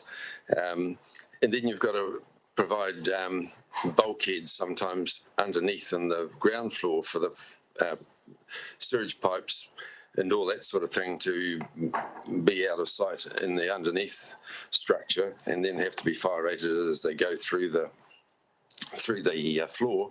And then you've got things like double glazing, and this one is an old historic type building with push up and down windows. Immediately you do that, you have to double the weights just about to lift the window up and down, and then you've got a problem, because how do you do that? And one of the other things is you've got restricted ventilation. They only allow you 100 mils to get your window up and down, and that then controls, because of PC things about people falling out or that sort of thing, because otherwise that means that you don't have enough air movement, and you have to, if it's too compact, then you have to look at other things. Other things which control building regulations is, and thank goodness you don't seem to have it here, but in Wellington, we had a joiner's workshop built, and it had to have a crime prevention report, 17 pages of PC rubbish, and it is another considerable cost. So those are the sort of things that, I think that it needs to be as simple as possible. Otherwise, the cost and the hassles put people off doing these things. Anyway, happy to answer questions. Thank you, Gia. Any questions for Gia? Yeah, Councillor Sensen. Thanks, Madam Mayor. Kia ora, Gia. Thanks for your submission. Just a really quick question around the development contribution suggestions. Obviously, actually, I'll just ask very simply, do you support the change in the development contributions for Greenfields development? Well, I think any assistance in development levies is worthwhile, because it's just one of the added costs to do anything. And but I know greenfield ones, they've got a lot of costs with developing drainage and roads and goodness knows what. But it is one of the big costs is all the levies before you get anything done, particularly when it's something small like a garage or,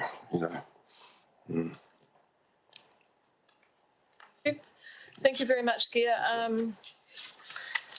You made me feel exhausted listening to all of that, but I also know that it's very real. So council's definitely putting resource into helping people navigate through this process. Thank you very much for your submission today. I'm now going to take a break. So for submitters that are waiting, I'm sorry, you will have to wait a little bit longer. I'm only going to take a 10-minute break because but if councillors need to walk around, get a cup of tea, for the next submitters, they will be listening to you, but they just do need to have a stretch. So let's take 10 minutes. So we'll come back at about 8 minutes to, 7 minutes to, and get started again to 11.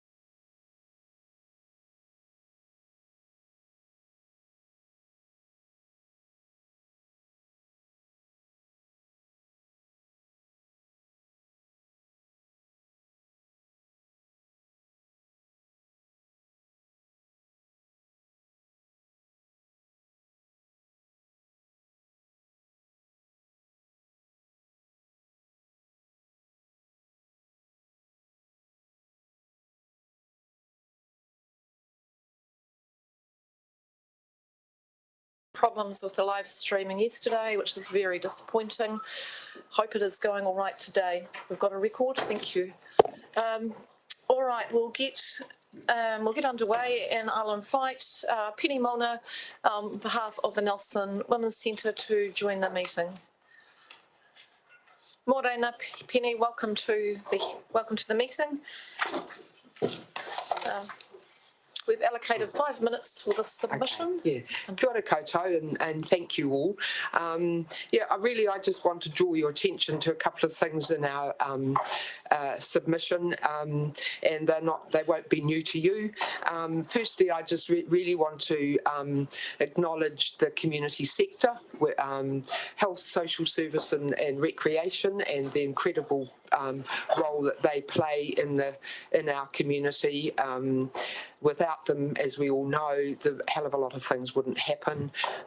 But I also think that one of the most important things that the community sector does at large, and we heard some of that from the sports people, is the innovation. And often the organisations, and that's why I'm doing this under the Women's Centre, where I happen to be one of the co-conveners of the governance at the moment, that we often see what's needed and will be the ones that start things off, and then in time they become a partnership either with local government or central government. So please don't underestimate the role that the community sector has, and the Women's Centre is certainly an example of that. I thank you for having representatives at our community whānau meetings. It's great having you there, Pete and Rohan, and that's a straight connection with you and what's going on at that level.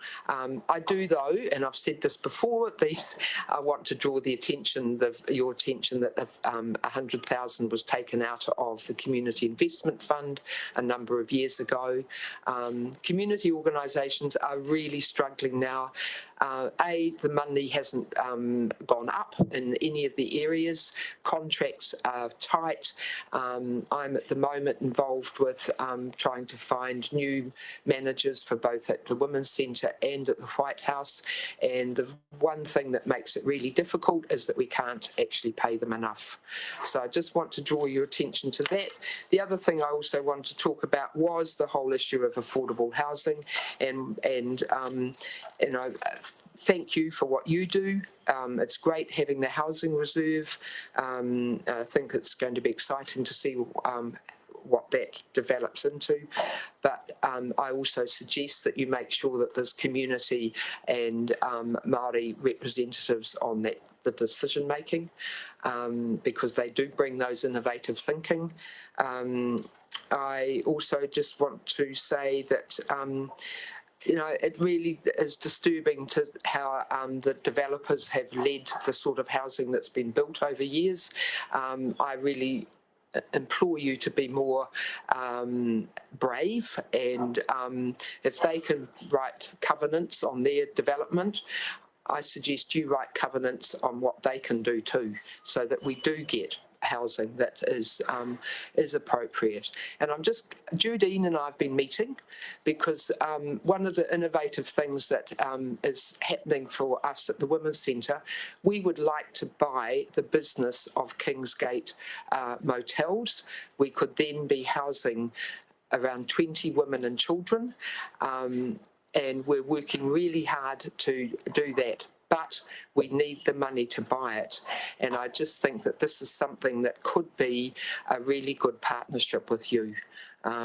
It's got lots of ability to be able to very quickly have housed some vulnerable women and children. So although I've heard you, Judine, that you've said that the housing reserve is not ready, but I'd love it if somewhere within the council you could find some way of helping us with that project. But basically that's me. Thank you, Penny. Thank you very much. Questions? Councillor Sansom. Thank you, Madam Mayor. Kia ora, Penny. Thanks for coming in, and really appreciated your submission as well. I've got two questions. One is around the 100,000 that was taken out of the Community Investment Fund and never kind of put back in. I'm assuming that you've had a conversation with council staff or officers about this, have you? And what has been the response to that? Well, we were told at the time it was to go for the Healthy Homes project, which is a fantastic project. I guess my comment is, why out of that fund? So yes, I've brought it up many times, and we've not been.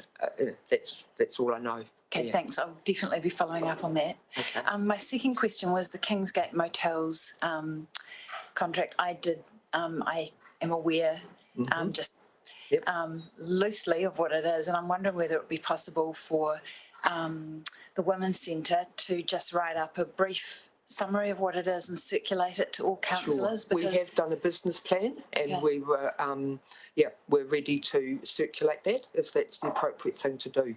The best thing to do would be to send it to the officers may have some queries around that to help us with deliberations, just so. Yes. I'm actually meeting with Claire tomorrow. Right, all right. Oh, that's good. Okay. Yeah. Thank you. When I heard of that, the first thing I thought of was the young parents that had come and presented to us, that moved many of us to tears, and I just thought that kind of thing is absolutely a solution. Thanks. And the house has, the motels have a very large manager house with 4 big bedrooms, and we've had the same thought. It's a place where a very young mum could actually be a little grandparented, and Thank you. Penny, thank you. We're over time now, so we'll have to keep going. So thank you very much. Any quick other questions, please send them through to Ms McDonald, elected members. The next submitter is Lucy Charlesworth, and I'll invite Lucy to join the meeting. Lucy is here.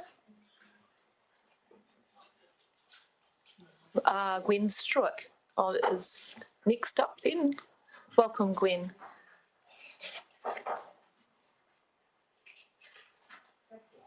Kia ora, Gwen. Welcome to our meeting. And when you're ready, we'll just get you to press the button so the red light comes on. That'll work. Maybe just move that mic. That'll work. Just maybe move the microphone directly in front of you. It's very confusing when there's 2 there, but if you can just push it right in front of you, then we'll be able to hear. Thank you very much. So when you're ready. Thank you. First of all, I want to congratulate the council on recognizing the climate is an emergency, and I think what I'm addressing on a large scale is that emergency. I also want to congratulate council on all of the work that's been done through the Biodiversity Forum, and I have not read I've read the 70 pages on the long-term plan, and it seemed to me there was a big blue hole. In other words, that mural in back of you of Tasman Bay and Nelson Haven isn't considered, and it's incredibly important in terms of human survival. And it was the video or David Attenborough's A Life on Our Planet. At the age of 93, he'd been looking at the natural history of the planet for 70 years and is probably the best communicator of it. And he is very concerned, but very positive. And he says that human survival depends on reversing the trend from the wild, which is the natural environment, to the tame. And what humans have done is tame the wild, often into monocultures, or approaching that, whether it's cows or palm tree oil or whatever. And it is incredibly important that in this regard, we try to rewild or restore what has been destroyed over particularly the last 200 years. And one immediate thing is to enlarge the marine reserve area. We have one in Tasman Bay, and it was due to the efforts over 15 years of essentially volunteers in Forest and Bird. So I want to emphasize the importance of rewilding, and somewhere here there's oh, sorry, I should have worked this one out. Oh, here we go, I think. Is that getting me? Don't I press? Oh, sorry. I want to go to the next one, sorry.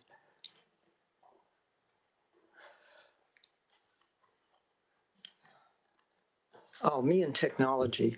Anyway, what I want to do. Actually, in the this room second and slide- technology, Gwen, it's the bane of my life, I have to say, one of them. This room is... I wanted to introduce myself, and I forgot, and that is that I have my doctorate in plant and animal ecology, and my published research is in grassland forestry and New Zealand fisheries. And the second slide was going to show what just a local situation in Tasman Bay. You can see this is mapping snapper. Snapper in the 60s, I've been in Nelson since the 60s, was going along what could probably be sustainable at about 500 or 600 tons per year.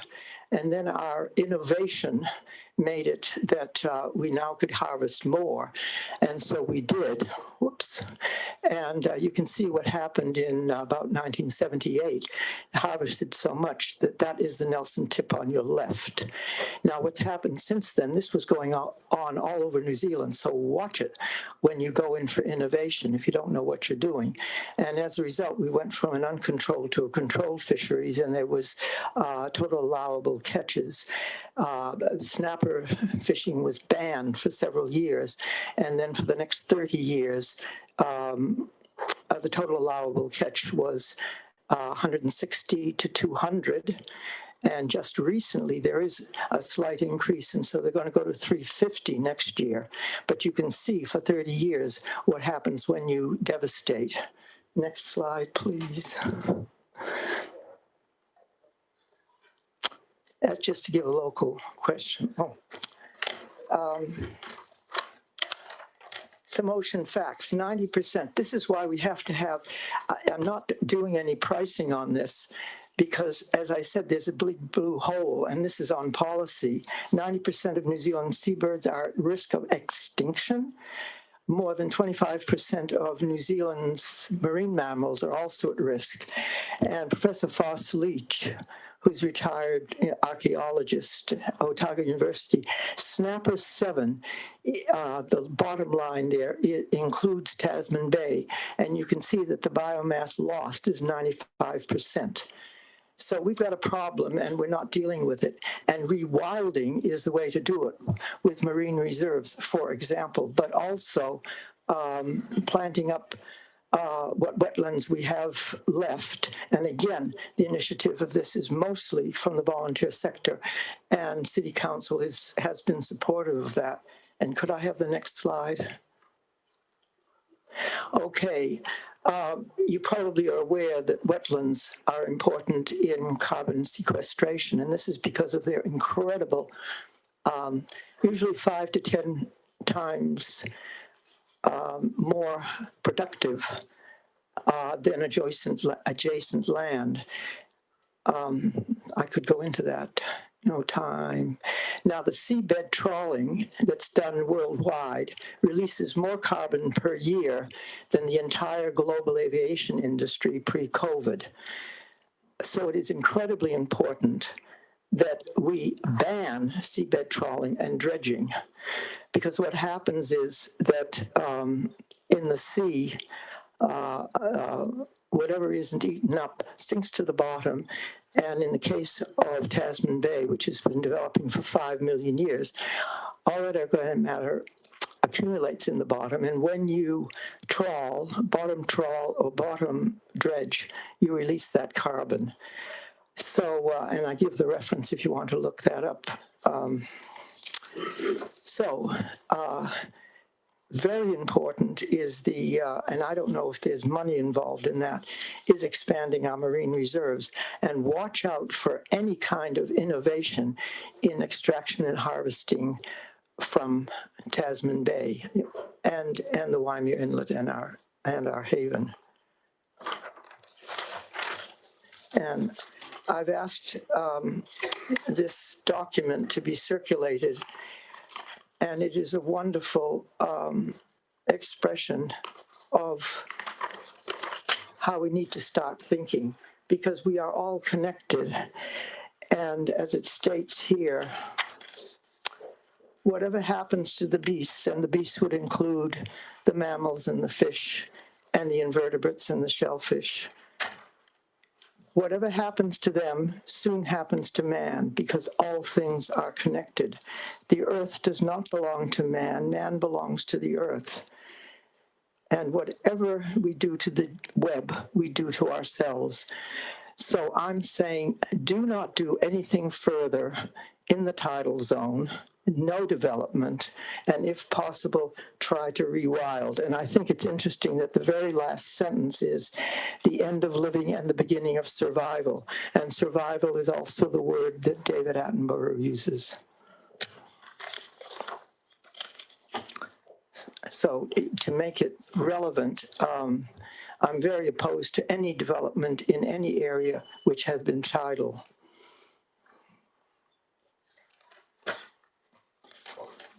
I'm trying to stop. I could go on for hours. Oh, that was all right. There was a couple more minutes to go, but we'll stop. Thank you, Gwen. I'll open for questions. Councillor Sanson. Thank you, Madam Mayor.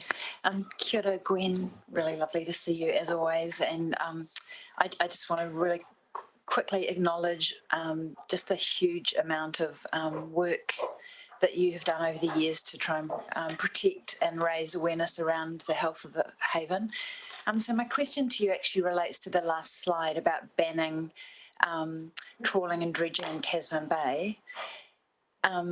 Has that ever seriously been raised as a proposal at either council table? And if not, why not? Like, what's your understanding of your long history of kind of advocating for this? I've occasionally mentioned it. I doubt that it's even in the minutes of the Biodiversity Forum, but I don't think it's seriously ever been considered by council. But somebody here might know more.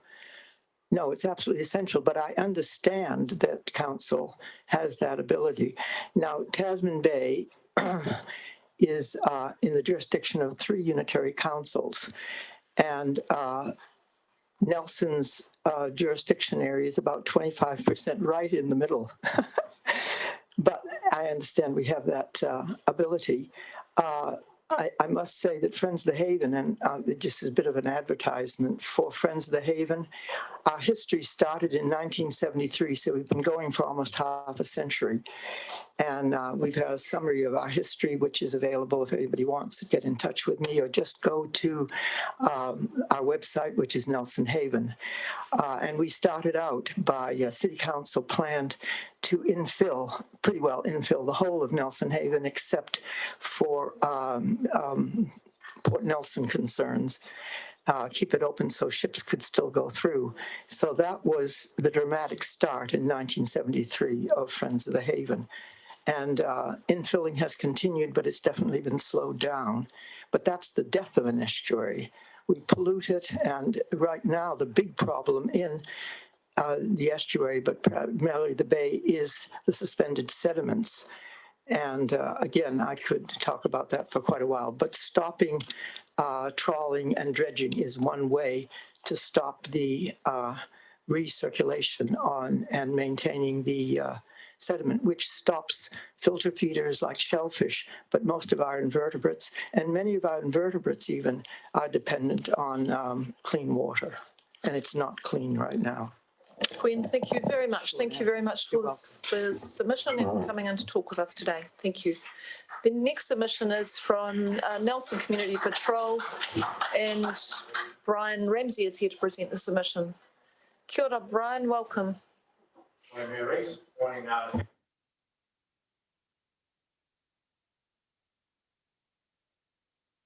Brian, I'll just ask you just to press the button until the red light comes on. We go.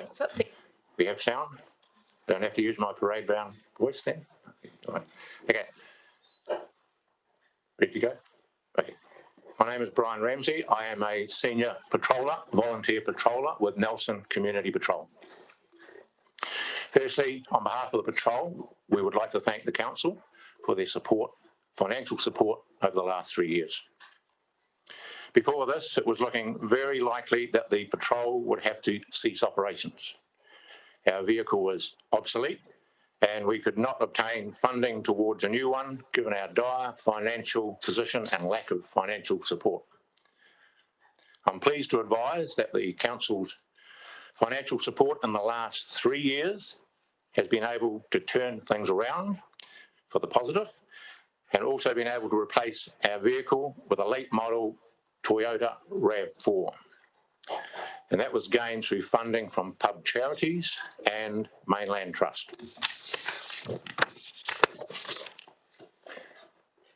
When you get a break, it's parked out in Halifax car park out the front there if you want to have a close look at it. Funding from the council is used to cover operational requirements, obviously fuel for the vehicle, running costs for the vehicle, equipment, everything from fire extinguishers, PPE kit, COVID kit, and our uniforms. And we also obviously do training, not only locally, but nationally. First aid kits, even down to the batteries for the torches, for the flashlights, for our light bar that we have on top of our camera, our car, really important. So during the last 3 years, we have patrolled thousands of Nelson City Council properties. You name it, we know where it is. We obviously also patrol other areas like schools, businesses, residential, industrial. Just touching on schools, we had an issue last year. Nelson Christian Academy in Marsden Valley was, where it is tucked away in the corner there, was being hit all hours of the day and night. Through the Old Boy Network, we found out that we could actually help there. We always go through all the schools, and we managed to put up some of these signs.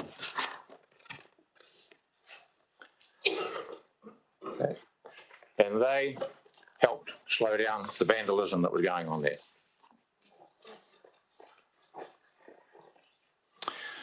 So by us being out there, the vandalism has decreased and saving the community thousands of dollars.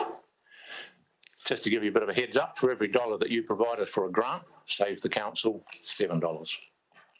So it's money well spent.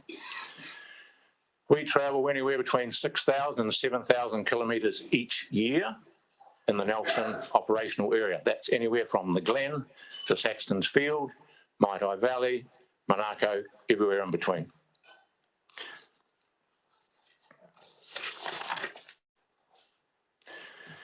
Okay, so the Nelson Community Patrol was formed over 27 years ago, and that came about when a young fellow was sadly murdered in Montgomery's car park. The killer or killers are still out there. So two guys decided to come together, and one of them, the two founder members, Laurie Christian, who's here today, stand up Laurie, 27 years service, you all know him, he's part of the scenery here as well as at the police station, and Eric Stewart, who's since retired. Those two guys approached the council, who provided us with a vehicle, finance, and a liaison staff member to work alongside us. For whatever reason, that all came to a grinding halt, and we were then out in the cold, and then we had to go and come to you folks again for that support 3 years ago. We are we're affiliated with the Community Patrols New Zealand. We are one of 170 other patrols throughout New Zealand, 6,000 plus volunteers, all working nocturnal hours. So we go out on a Friday night, 10 o'clock, we line up at the police station, get a briefing, and we're out there under the cover of darkness, regardless of the weather or the season, patrolling, keeping our city, your street, your neighbourhood safe. We do that Friday and Saturday night. The other two nights that really are fairly full on for the police. So what happens? The patrol vehicle goes out, two up. We have radio contact with comms in Christchurch. If we have an issue, we then radio in, and within a matter of minutes, we will have a police vehicle there. We don't get out of the car. We are the eyes and ears of the police. So two up in the vehicle. Another patroller is at the station, monitoring all the CCTV cameras in the CBD and the outlying areas. Really important piece of kit. If we want to catch the bad boys and girls, take them to court. Excellent piece of kit, the CCTV cameras. However, you folk need to consider in your plan, suggestion, but strongly suggest, you put some money aside to keep those cameras clean, maintained, replaced, repaired. You remember not so long ago, someone took a shortcut down the church steps, took out whatever it was, a concrete pylon there, Cost you guys a fortune to get it sorted. If those cameras had been clean, serviced, running well, our friend up the back here, Laurie, would have been able to pick that number plate up and we would have had them locked up, sorted in a matter of minutes, hours. Okay, so take that on board, please. Those cameras cost you a fortune. Look after them, make them work properly, not only for Laurie and our other patrollers, but the police as well up in District Command Centre. They need to be able to zoom in, take that information to the court. Can't be the picture. We don't have any funding sources. We rely solely on you folk, or we go out there with the old barbecue sausage sizzle. We do not get any funding from New Zealand Police. I'd like at this stage to acknowledge 3 people in this room, 2 of them actually. The one is Councillor Mel Courtney. He's our liaison, go-to man, outstanding. We've got a problem to do with the council. He comes back and gives you a slapping around the ears or heads you in the right direction. The other person who is in the room this morning, and I appreciate him giving up his valuable time, is the area commander for the Nelson Tasman area, and that is Paul Borrell. Could you stand up there, Paul? Okay, some of you may know him on the friendly side of the line. Okay, Paul and his team play a really important part here, and we're there to support them, and you folks support us, so it's a knock-on effect. The blue line, as we call it, is a thin blue line for Paul to keep his guys on the ground and girls to keep this community safe is a challenge. You can see having the area commander here this morning shows you how much he appreciates what we do to support your city and your community. Before we even go out on the vehicle, we have to sit 10 modules. This has all been put together through New Zealand Police and Community Patrol New Zealand. You don't pass 100% on those 10 modules, you don't go out on patrol. Simple as that. Health and safety, all sorts of things. When we do get out on patrol, we don't just go for a little shopping spree, sort of window shopping. We're out there doing the real thing. We have a report that has to be filled in accurately, date, time, places. That information on there can be used for in a court of law. At the moment, there's a situation going down. What we wrote down there in one of our patrols, valuable information for that court of inquiry at the moment. Thank you, Brian. I'll just get you to wrap up. We're over time. Thank you. Any questions? We're over time, so today I'm going to keep on going because we're well over time. Okay. But look, I really encourage what we might do is actually arrange through one of the committee meetings, perhaps Councillor Skinner through the Community and Recreation Committee, for the Community Patrol to come in and do a little bit of a session, because I really want to acknowledge the work of your team. Good to see you, Laurie, and great to have you here, Paul. Thank you for taking the time to come in today to support community patrols. Brian, thank you. Thank you. The final thing is, if you wish to come out on patrol with an hour or so, day on my time. Thank you very much, and thank you for that reminder about cleaning, maintenance and service of equipment. Much appreciated. Our next submission is, no questions today. Okay. Next submission is Karen Driver. Karen, welcome to our meeting. Thank you. Just whenever you're ready. Tēnā koutou katoa. Thank you for the opportunity to speak today. I'm not going to talk directly to my submission. It was a short snapshot of my concerns with too many typos. My theme is the need to strengthen our community. I don't believe this LTP delivers on that. We are propped up by the thousands of volunteers delivering essential services with often insufficient resources to do so. They support those that struggle to feed their families and get the health care they need, protecting and restoring our biodiversity, protecting our land and waters, and planning how best to handle the severe challenges related to climate change, etc. The list goes on. We need a council that engages, understands, and works alongside our whole community to build a great understanding of what's happening on the ground and the critical issues we all need to work to address. We then stand a better chance of developing a vision that addresses those issues and moves us to a better place, more equitable place. There's a lot of great things happening throughout the whole community, from council and from the not-for-profit sectors and the business sector. We need to join them up and build on those, support the good stuff and address the gaps. And I think we only do that by working better together. That's me. Good questions, Councillor Ika. Thank you for that. Karen, where would you identify sort of some of the key waste minimisation initiatives where maybe we should be doing more in a certain area, or key gaps where we're not approaching them at all? I think you've been doing a lot of good stuff recently, particularly. I think there needs to be a big focus on our building infrastructure and the work we're doing, both in terms of what council's building and what the private sector's building. We need to be building to a carbon negative basis. We've got the ability to store carbon in our buildings rather than splurge it out into the environment. So we should be doing that. That could be a game changer. Central government is moving that way as well, but I think council has a part to play to push central government on that side. Other sides on waste, I think the waste minimisation grant that's been initiated this last year is excellent. I'd like to see that expanded. $2,000 is really useful to start something up, but it doesn't really deliver. It doesn't really give the opportunity for an initiative to actually prove itself. There's far too much reliance on volunteer effort to get stuff working, but it does breed innovation, which is what we need. That's some of my thoughts. Thank you so much. Thank you, Karen. Just one very quick question from me. We've had quite a few submissions suggesting that we don't undertake the food waste trial, and you're supportive of the food waste trial. Can you just talk a little bit about why you think that's important? We need to get organic matter out of landfill. That's the crux of the matter.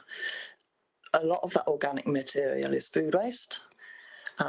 We also need to, and I've made this point in previous submissions, focus on actually reducing the amount of food waste we generate. I think a third of household waste is food waste, which is just like ridiculous. So we need to provide solutions. So we need to do something with food waste. We need to get it out of landfill. And the food waste trial is a good opportunity to test that system and how we can do it and make it affordable, accessible to the whole community. We've had some submissions saying to us that it would be better for people just to compost the food waste themselves rather than have a collection scheme. You know, you've got quite a lot of experience in this space. Do you think that's a viable option for us? Unfortunately not, because I think all the work that's been done, I think the figures are that there's a lot of compost bins out there in the community, but when you talk to people, and I've been at the market stall with the Waste No More team, you talk to people about whether they compost, and a lot of people say yes, but then when you ask them, is it working? Most of them say, well, no, actually, it's just a pile of stuff that gets smelly and doesn't work. So people don't know how to compost properly. So that is part of the solution. It's better for people to compost locally, but it's not open to everybody. People in the marina can't compost. People in apartments can't compost. It's not happening, basically. So let's do something better. Something different. Okay, thank you, Karen. Thank you very much for coming in to submit. Okay, thank you. Thank you. The next submission is from Daniel Levy. I'll invite Daniel to join the meeting. Kia ora, welcome.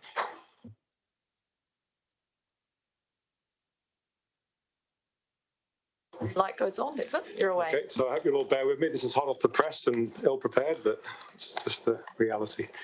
Yes, I'm here to talk about the Maitai Valley. Well, good morning, first of all, and glad to see what's going on here. I really approve of this kind of public consultation. So, yeah, and thanks for giving me the opportunity to talk about the Maitai Valley. Now, I heard some of the other submissions from the people who go under the banner of Save the Maitai. I just want to start by saying I really do support that movement. And I've spoken to a lot of people in the community, and often it's either indifference or support. So I'm really hoping that the community is behind that movement, and they all have different reasons for that. I think we all value the Maitai Valley.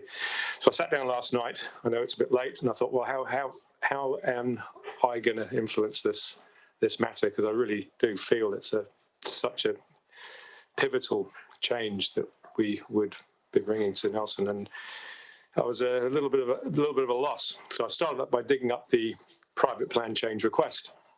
Well, that'd be a good place to start. 158 pages.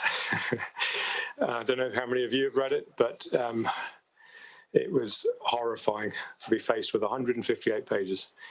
And, well, I spent a couple of hours, and I pretty much worked out that the sole aim was to persuade all of you around this table to allow the developers to change 287 hectares of rural land into residential land in the heart of our country park. That's what I see Maitai Valley as. It's a country park, not a urban park. So it was quite distressing. And my conclusion, to put it really bluntly, it stinks as a request change. It's beautifully crafted, but it ticks all the boxes, but it's essentially, I don't want to mince my words, it's filled with deceit and tokenism. I'd like to draw your attention to page 36, which I sort of see as their mission statement. I quote here, "In summary, what are the outcomes this PPCR seek to achieve? The primary purpose of this PPCR is to supply new residential land to help with the housing shortage, while supporting Nelson City, enhancing the environment, recreation opportunities, and cultural well-being." End of quote. So I'd sort of let that sink in for a while, and 150. I'd already gone all the way through these pages and come back to this, and there are other ones I'd like to highlight, but there's no time. But I'd be happy to discuss that with people another time.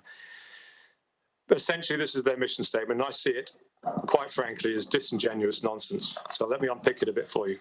So primary purpose is to supply new residential land to help with the housing shortage. Now, I grant that we do have a housing shortage. It's national, it's local. But as other submitters have pointed out, we do not need to convert the Maitai Valley into another suburb to meet this future housing need. Even if we look at the highest growth forecasts to 2048, I've seen the figures, we don't have to sacrifice the Maitai Valley. And I think the honest primary purpose of the development should have read to facilitate the financial gain of the shareholders, and the noble desire to mitigate the housing shortage should definitely have been a secondary consideration. So on to the rest of that statement. While supporting Nelson City, enhancing the environment. Now, transforming a rural valley into a suburb cannot on balance be deemed enhancement of the environment. Their proposed riparian plantings should have commenced a long time ago. A lot of people at the Maitai do lots of planting. Why is that stream not being planted already? And then there's the link road from Atawai. I hope you've thought about this. What does a link road from Atawai actually mean? Who's followed Google Maps through Auckland or Christchurch? I mean, there could be some congestion in town, and we'll have traffic diverted straight through the Maitai, down past our schools. I mean, this isn't in the proposal, but we have no way of measuring that number of cars. Enhancing recreation opportunities. People go to the Maitai to enjoy walking, cycling, swimming, whatever they want to do, because it's a tranquil rural setting. We have lots of other parks which you council do a fantastic job maintaining. They go there when they want a suburban park. So it's not going to enhance recreation opportunities that will be taken away from them. Enhancing cultural well-being. I'm still referring back to that quote.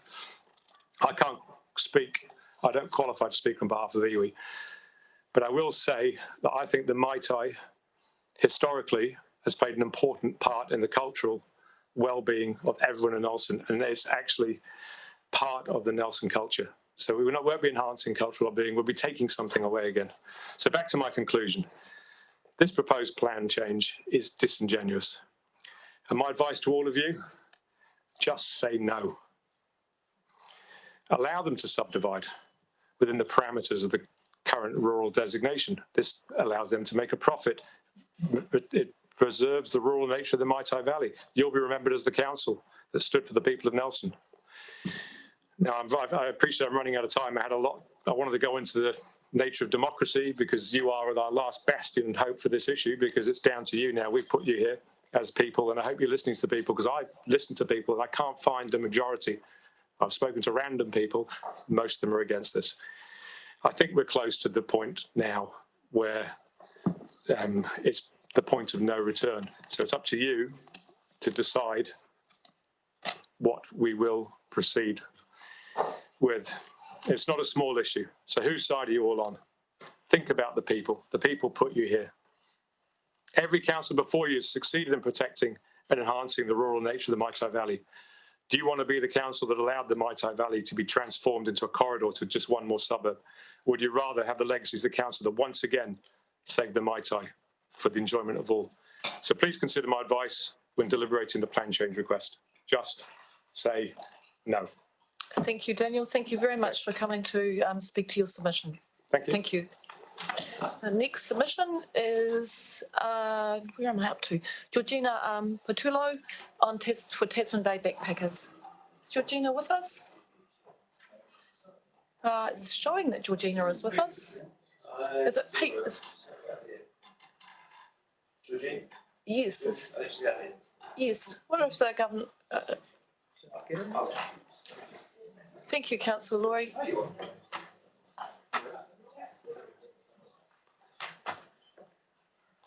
Kia ora, Georgina, welcome.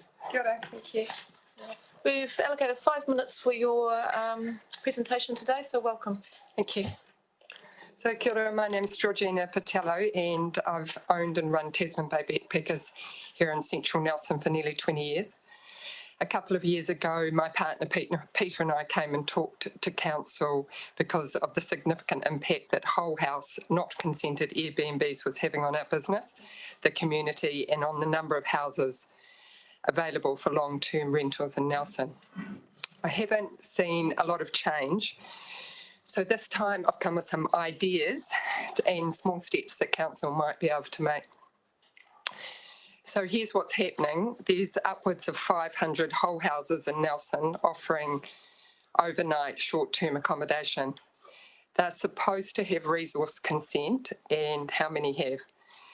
There is an unlevel playing field going on between those who own those houses and people like me who run law-abiding small accommodation businesses. And we have a housing shortage. If these owners had to get resource consent, some would opt to rent longer term. And those that did get consent, it would mean council would gain more money from the commercial rates that these properties, like my business, pay. Just to give you a little bit of personal update so you can connect to what's going on. This last year, like many small business owners, has been the most challenging of my entire life. But I'm really proud to say that as of today, my business still employs staff, still pays the mortgage, and most importantly for council, it adheres to all the commercial regulations for a business offering accommodation to our valued visitors. We've had to cut back on many things, but we still manage to pay commercial rates, pay for water in, water out, have monthly checks to make sure the building is of a high standard, and have a full fire alarm system and get a yearly warrant of fitness, all to make sure that we're providing a high level of accommodation to visitors. And that makes sense. And it costs us upwards of $20,000 a year. So about 4 years ago, with the popularity of Airbnb increasing and owners of complete houses seeing this as an easy way to make money without having the regulations enforced, we saw a big impact on our bottom line. And as I think you're all well aware, this has been happening all around the world, and cities around the world have enforced strict regulations. I know you've had a few different groups presenting and asking for enforcement. I've thought about this, and enforcement, yes, of course that is fair and necessary. But here's some initial first steps. For one, make the rules of renting out a full house for short-term accommodation in Nelson easy to find on the internet. Put it on the council website where it's easy to find and clear. When I do a Google search on what are the regulations, it's hard to find the answer. I found a council document dated 2003 saying I need to get resource consent. It doesn't say anything about paying commercial rates, putting in expensive fire alarm systems, or having a building inspector coming around monthly and doing a full year check.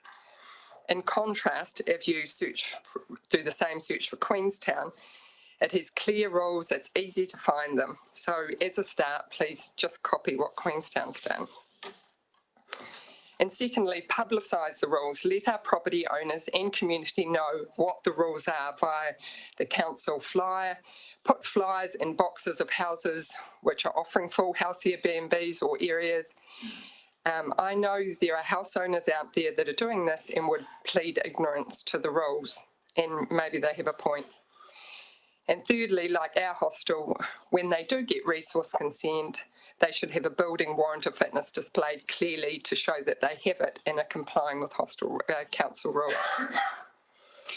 Shortly after lockdown, there was an article in the Nelson Mail saying that many houses that had been on Airbnbs were offering longer term accommodation. And this was so heartening for me to read as someone who yearns for everyone to be able to have a home, and as a fair person who wants a level playing field for others who, like me, are offering accommodation. And as some of you will know, when we last presented 5 years ago, next door to where I live on Weaker Street, opposite the Backpackers, 6 two-storied houses were built under special housing rules. And I imagine that council thought that they would be offering much needed housing. However, once built, we then saw some of them being offered for short-term accommodation via Airbnb. It was gut-wrenching to see this.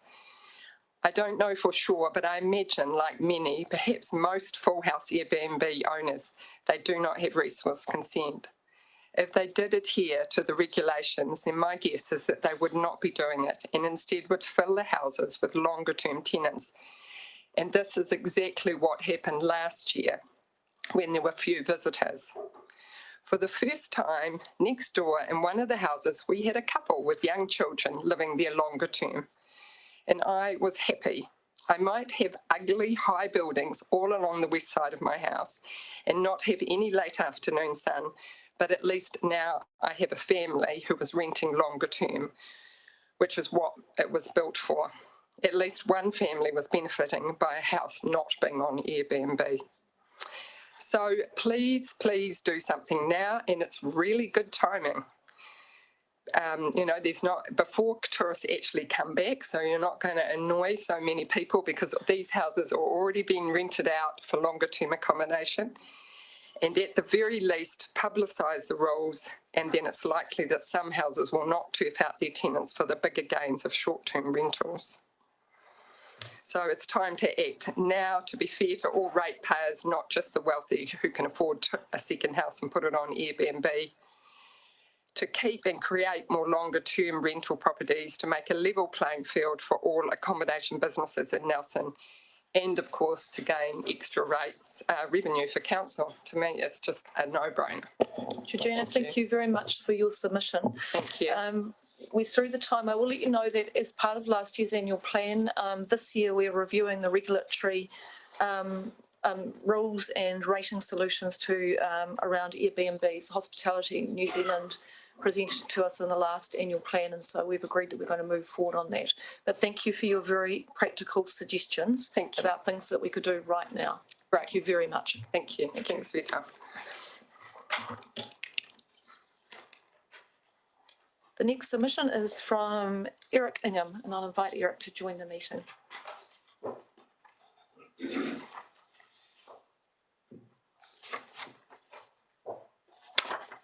Welcome, Eric. Yeah, thank you.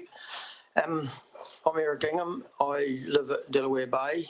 All my life we've had access to a boat ramp to recreational fishing. In 1998, it was on the Nelson plan. Early in the 2000, the Maori Land Court awarded the estuary into Maori ownership. The Nelson City Council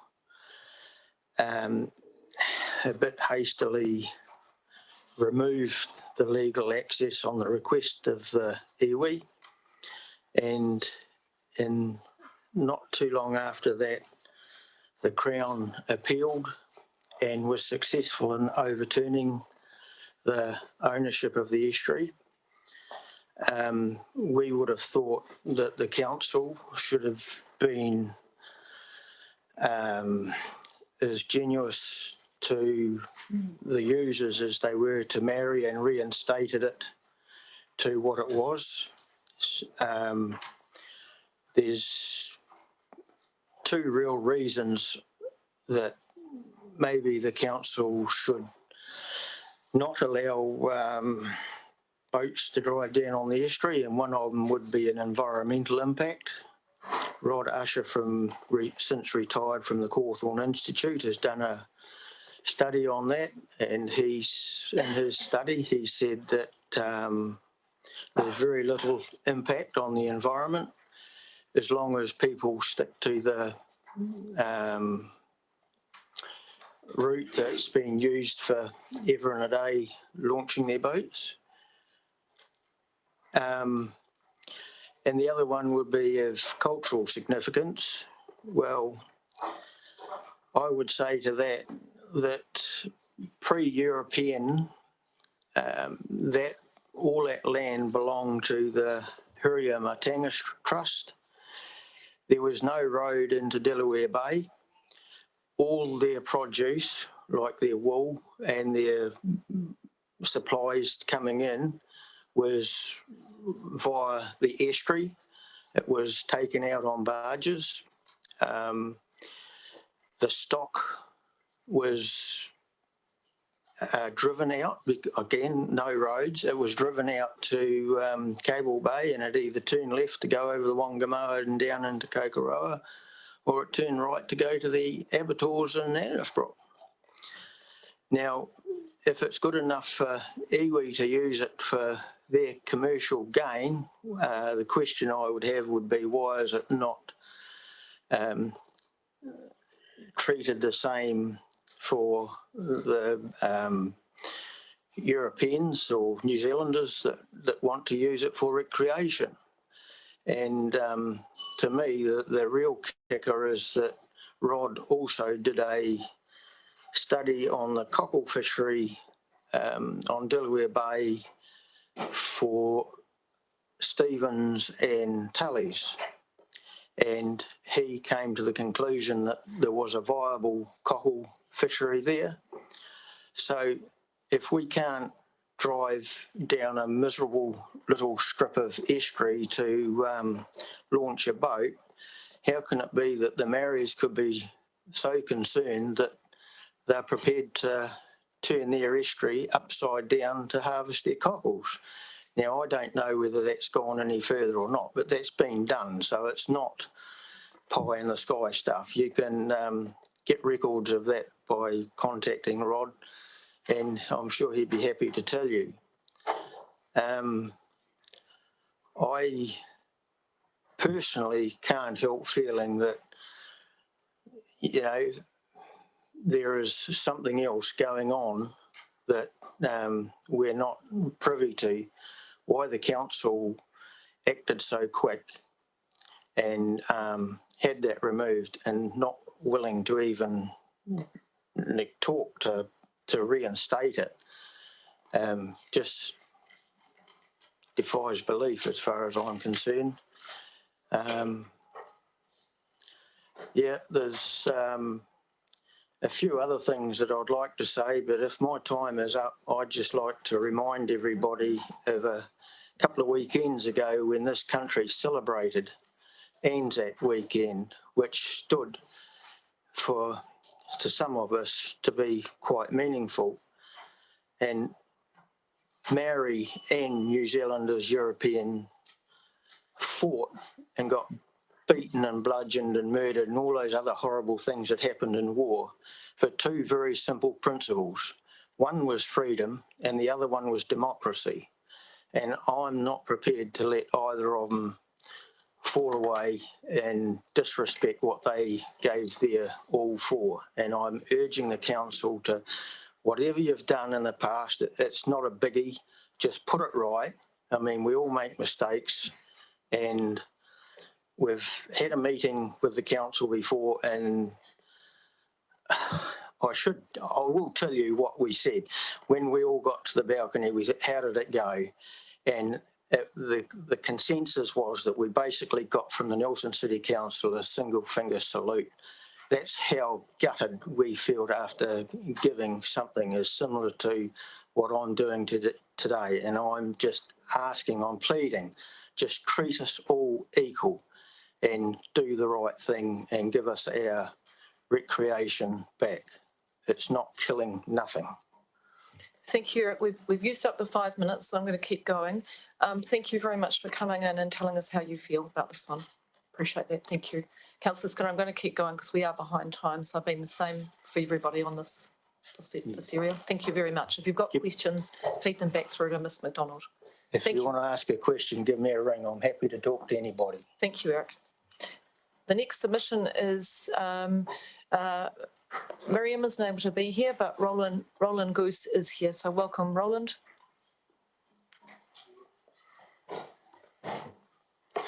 Good morning, and thank you for the opportunity to speak here today. I wish I could speak more freely like the previous speakers, but this is not my mother tongue and I'm a bit nervous, so I'll just keep reading from my script.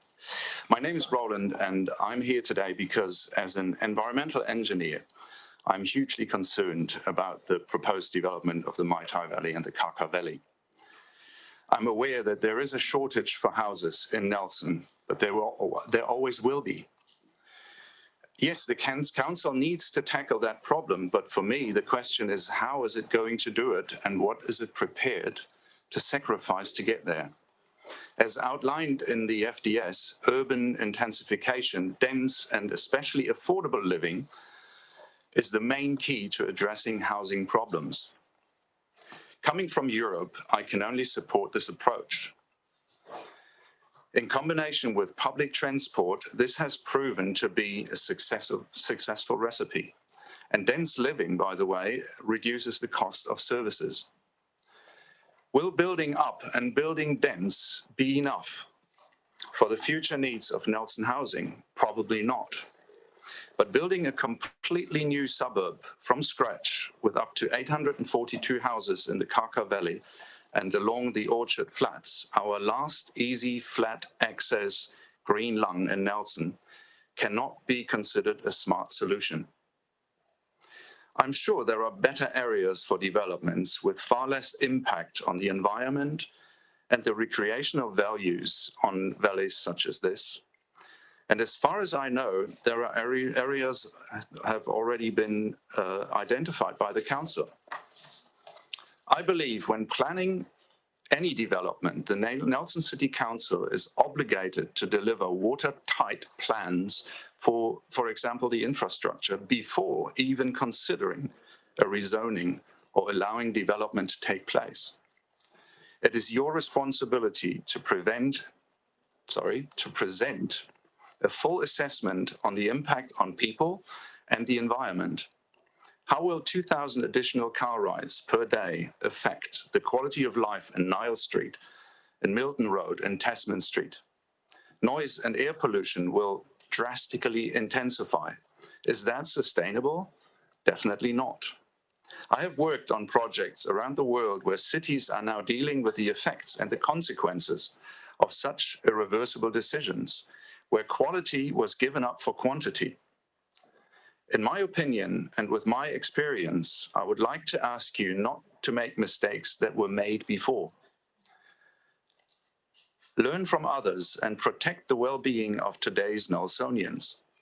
This is also an opportunity for this council to prove that it is taking a different approach on its future housing plan. Be smart, listen to the people you are representing, and set an example for other councils. Take every idea, every little doubt, every concern into your considerations. Be prepared to make hard decisions against strong lobbies that are driving this. The Maitai Valley is one of the crown jewels of Nelson, and breaking that jewel out of its crown will make Nelson a lot less attractive. 11,000 people have asked you to save the Maitai, and I read the news this morning. It doesn't matter whether they are today's Nelsonians, yesterday's Nelsonians, or the future Nelsonians, or even visitors. Don't ignore them.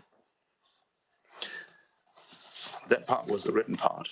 I want to give you a quick example of the housing problem that I encountered on moving to Nelson only 3 years ago from Wellington.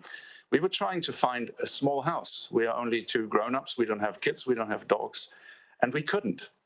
So we decided to find a small property where we can build a small house.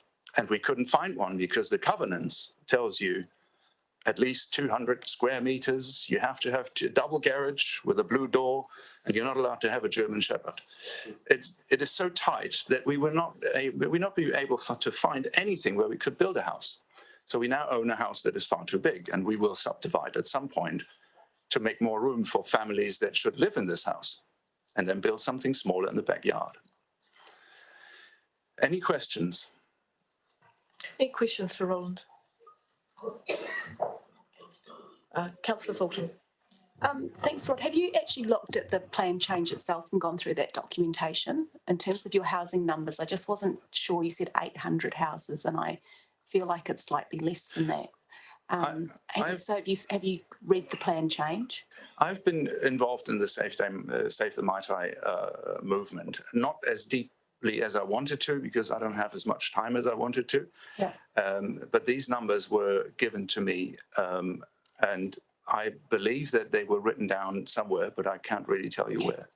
And have you got any views on green, one more question on green covenants, where you would be able to build smaller and build the kind of houses that you're talking about? Do you have a view on how that could work to support sustainable housing?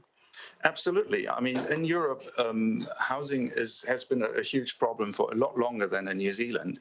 And as I said, problems were always solved quick and short-sighted, and people are now trying to change that. And when you look at Sweden, or you look at Norway, or you look at people where people now move into the city, but they don't want to give up their green space, they will try and find and build very economical and very environmental friendly. And they will try and find a small piece of land which they can share with others. And sharing, I mean, we all know that is really caring. If you live in a community, then all your ways will be shorter. If you live small, all your work will be less. I really don't like my back garden. It is far too labor intensive, and I never wanted this. And yes, many of the green building opportunities that are there out there in the world already made it to New Zealand. There is a lot of hope in regard to the technology that has come across the borders. Thank you. So, Roland, thank you very much for coming in to speak to your submission today. Thank you. Thank you. Thank you. The next submission is from Richard Sullivan, and Richard's going to join us on Zoom, so I'll just connect with him now. Kia ora, Richard. Welcome to hearing. Just whenever you're ready, I'll get you to unmute, and we've got 10 minutes, I think, allocated for. That's just gone off my screen. Am I correct? 10 minutes allocated. Welcome.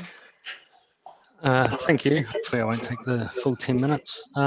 Just to introduce myself, I'm an economist. I have experience in monetary policy, fiscal policy and economic development.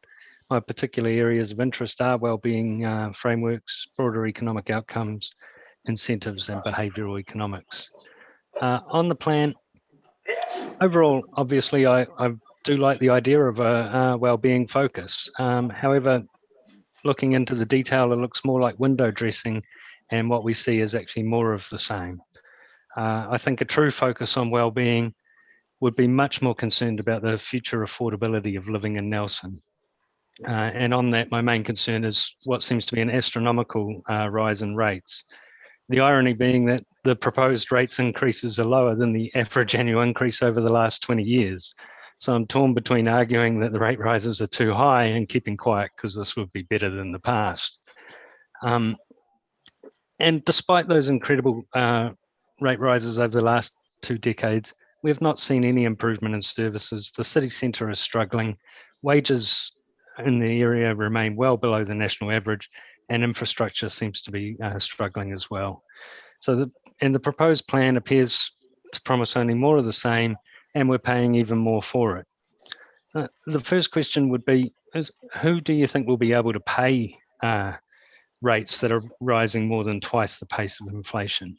And Nelson's economy population is expected to grow, only slowly, but all of that growth will be in the over 65 age group, according to Stats New Zealand's latest projections. And these are people who are typically on fixed incomes, and it is highly unlikely that any increases will match the proposed rate increases of more than 5% per year over the next decade. The shrinking portion of the population, the majority of wage and salary earners, are no better off. Nelson is one of the lowest wage regions in the country, and by making the city less affordable to live in will only increase inequality. If you truly want to have a well-being focus, you'll consider the ability of residents to live in Nelson. Secondly, and what is possibly more important, raising rates by so much will actually encourage suboptimal outcomes, in that this plan sends the wrong signals. What is needed is a greater focus on better management, creating the right incentives, and encouraging better behaviours. Just an example, I mean, the council does have lots of good ideas.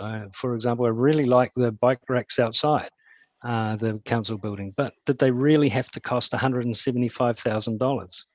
And you've built some nice toilets out by the Suter Gallery, but is it really possible that a block of toilets costs more to build than a whole house?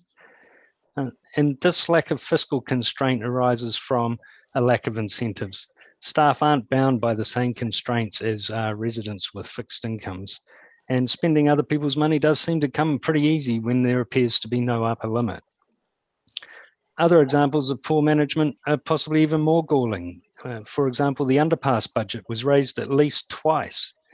And then when it was finished, we had council boasting about meeting targets, despite it costing more than double the initial estimate. And of course, that was the estimate that was signed off on. But for me, some of the most egregious examples of poor incentives leading to poor outcomes is the consents that council gives itself to discharge sewage into Tasman Bay. And this means there is much weaker incentive to mitigate the risk than if there was no consent. Without a consent, any breach would be a very serious matter, and this would incentivize much higher compliance. However, at present, breaches occur seemingly without consequence. Having a stronger fiscal constraint is an effective way to bring stronger incentives for improved managerial performance. And Nelson City Council is not currently a high performance organisation. On the local government New Zealand's website rating, Nelson is rated one of the lowest of those that have been rating, with a BB rating. If we're to use financial market parlance, this is junk bond status. The most recent resident survey was also very poor. It was so poorly below the goal that was set at the time that the target had been lowered. And this is not the behaviour of an organisation striving for excellence. Setting lower quality targets will result in lower quality outcomes. And the current rates cap is a classic example of a very poor target. In fact, it's not a cap at all. It's an explosive function. What would be more acceptable would be set a limit, that is the increase in costs. To add another 2.5% on top of that suggests that there will be significant increases in services. Just to put it in perspective, that 2.5% per year on top of cost increases, that's the same as financing another library project every single year for the next 10 years. I don't think we're seeing that sort of thing proposed in the plan. If we did see wages and costs go up 2% per year on average, then after 10 years, they'll be 22% higher than they are now. And that's probably quite likely. If anything, they've got some catching up to do to rise that fast. But if rates go up 5% per year, which is at the lower end of your estimates, that'll be more than 70% higher than now in 10 years' time. Even taking costs off the rates base will have risen by 50%. Can we honestly say this plan provides for 50% more services and 50% better outcomes for residents? I don't think so. To have that sort of extra cash flushing about does reduce the incentives to perform. Council management have not had to learn to live within their means like residents do. Having a tighter rates cap, and I suggest limiting the cost increases, such as the local government price index, will mean management will be more focused on delivery. Just cut to the library. I really do think it's a good idea, but the costs seem exorbitant, and history suggests that that cost will be conservative. And my fear is that it will become another unreasonable burden on ratepayers. There needs to be better incentives in place to ensure the project is delivered within the budget, and that is the initial budget. For me, the main attraction is the riverfront development, connecting the city to the river, making the city more attractive to be in. And for me, this is a large aspect of well-being that would be encouraged by this project, which seems to be downplayed in the plan. I've heard described as this to be the potential living room of Nelson, and that's probably a good thing because people won't be able to heat their own living rooms if the rates for increases go through. Overall, as I said at the start, I think there needs to be a proper focus on well-being. Key elements of well-being, well-being capitals, the natural capitals. Nelson is incredibly well endowed. Indeed, the amount of natural capital in Nelson is astonishing. However, key elements about improving well-being, like social inclusion and material living standards, are very low. And these are things that need to be addressed. Making Nelson a more inclusive and affordable place to live should be the key drivers, as these are the areas where well-being can be improved the most. I also see improving resilience as key to well-being. A broader outcomes focus will achieve this. For example, diverting funds from the Waimea Dam into personal water storage at residents' homes would achieve the water security required. It would give people greater levels of confidence in their water security so they can see their own water storage situation. It would help mitigate stormwater pressure, and it would encourage activity in the city while the installations are happening. And importantly, it would not transfer wealth from the ratepayer to shareholders in the dam. Having those broader outcomes and having better incentives and driving the behaviours we want to see will deliver better well-being focused council staff. The present cost plus mentality needs to be replaced with broad outcomes focus. With the upcoming local government review, council has the opportunity to get ahead of the game. Rather than proposing more of the same, we could deliver a proper plan to improve the well-being of residents, one that restores all capitals, natural, social, physical and financial, and improves living standards to make Nelson affordable, inclusive and resilient. Thank you very much. Thank you, Richard, for a very comprehensive submission. We've got a little bit of time, not much, for questions. Any questions for Richard? Councillor Laurie. Actually, it's not a question for Richard. It was an interesting submission. I'm just curious as to why Richard's been given 10 minutes instead of the 5 minutes normally allocated to an individual. Sometimes submitters ask when they come in for a longer period, so if they ask for that and we can accommodate it, we do. Any other questions? No, look, Richard, that was a really comprehensive submission, and thank you very much for joining us today via Zoom. I think we've got full understanding of what it is that you were saying to us. Thank you, Richard. Bye. Thank you. Our next submission is Anne Dickinson, who is here on behalf of, oh no, I'm sorry, it's Susan McGaskill. Sorry, Susan. Susan McGaskill's next up. Welcome, Susan. Kia ora, welcome to our meeting. Susan, we've allocated you 5 minutes in our hearing schedule today. Great, thank you. Tēnā koutou, Māori ora ki a tātou e hui mai nei. Thank you for allowing me to have this opportunity to speak at this hearing about the long-term plan. It is wonderful to live in a place that has democracy and that the ordinary people have an opportunity to have a say about what happens in their town, and that the decisions are made by the town are not top-down. Today, I want to talk about the concept of tūpuna pono, or that of being a good ancestor that the Mayor mentioned in her foreword in the long-term plan.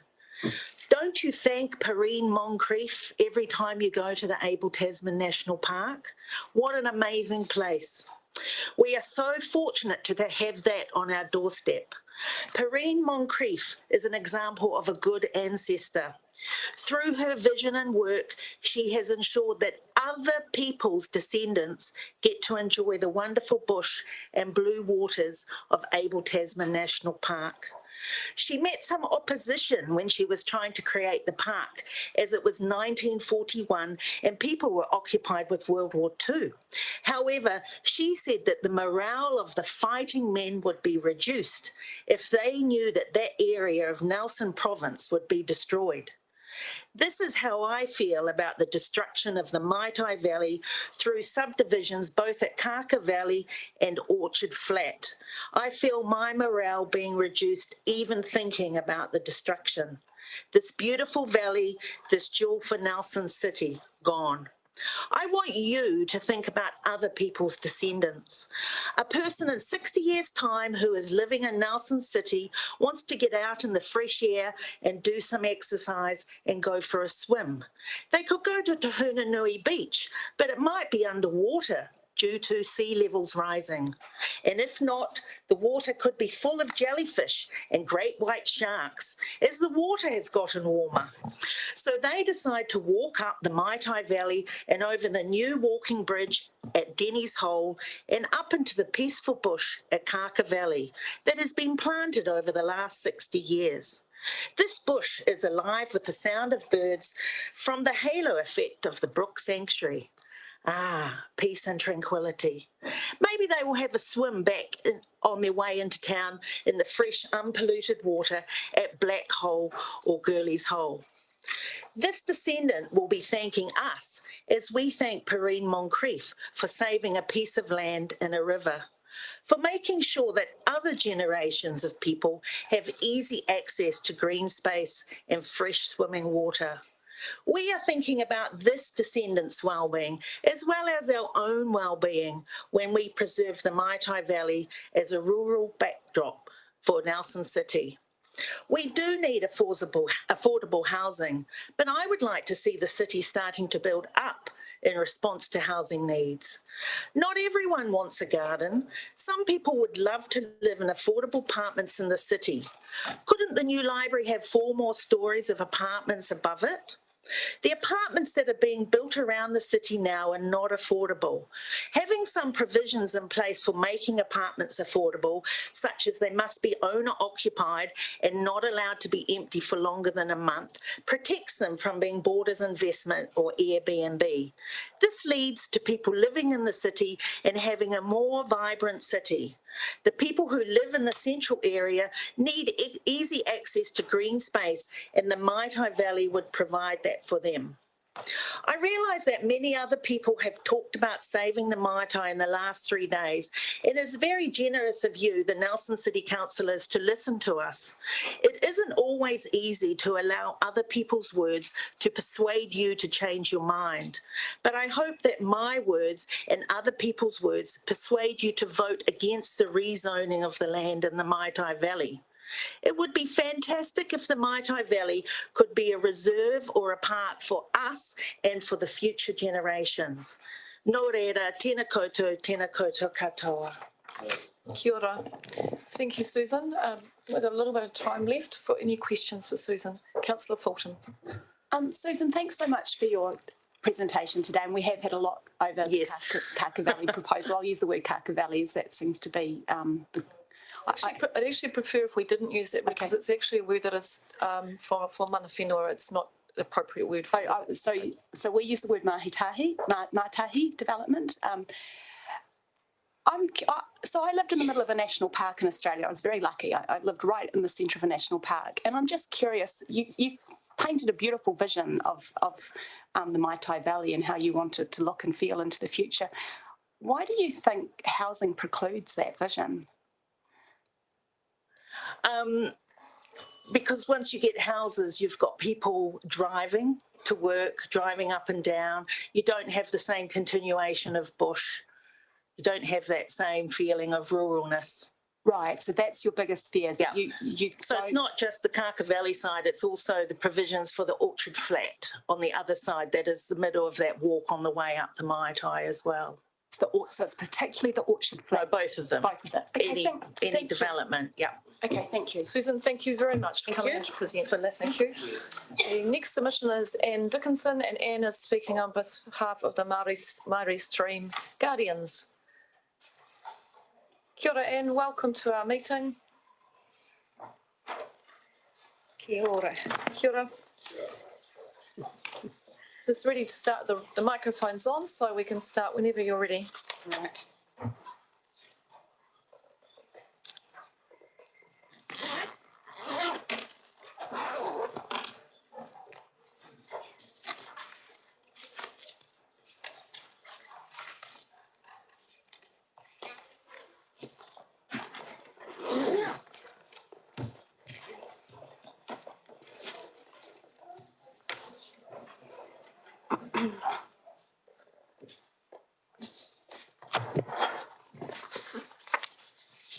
Thank you, Anne.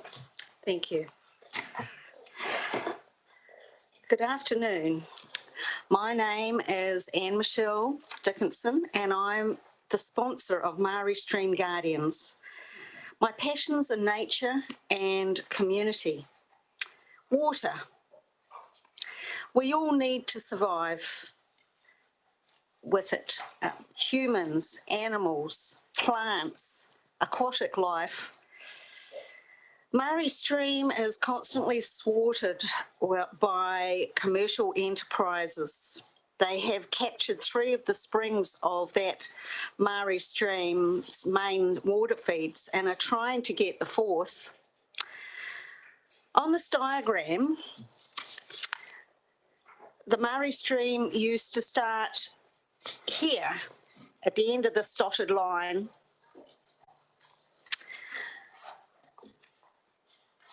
And then it would run down the gully.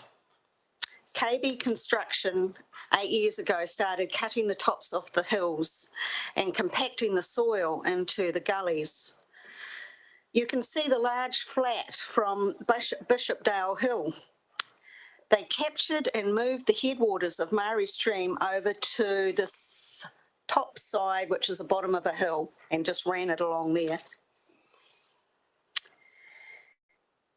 And then they moved the feed that just ran down that dotted line and then over to the side into a silt pond. And now I contacted David Francis of the Nelson City Council, who's the conservation officer. Where is the headwaters of the stream gone on Coastal View Lifestyle Village Flat? I asked. He said, oh, I don't know. I didn't know where it was in the first place. I'll ask Freshwater Division. They said there is a lot of springs that make up Maori Stream. I awoke one morning this February with a horrifying thought. Maori Stream is no stream without water. I was out walking my dog, and when I stopped to talk to a lady down Douglas Road, she showed concern as she'd been talking with a lady up Douglas Road and had been noticing at 8:30 in the morning a lot of muddy water was being released down into the Maori Stream. I rang David, the conservation officer, who expressed he wasn't too concerned. I pointed out the danger it was with all that mud and silt to the banded cockapoo fish that get scraped by it. It scrapes them, they get a mould, and it and then they die. As soon as possible, I and Stuart, Murray Stream's main man, went for a walkabout. We walked to the end of the Murray Stream Gully. The water was trickling down a dry bed.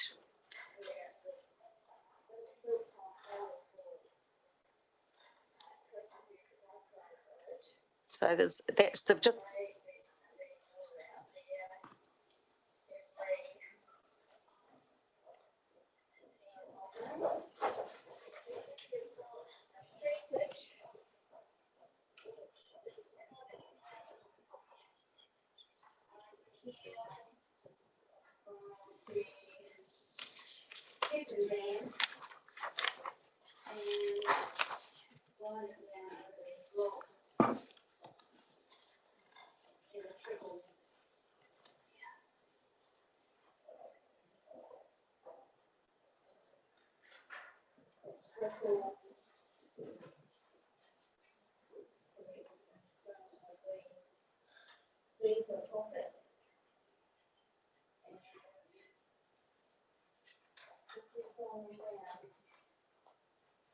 This is from two of our major spring feeds into Murray Stream.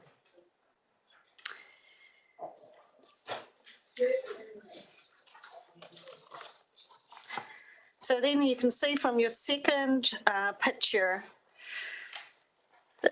this is from where the second dam, the big dam we call it, because it holds the most water and is one of our big feeds. And when it comes out this pipe, as you can see, the KBs have put a board across and a pipe,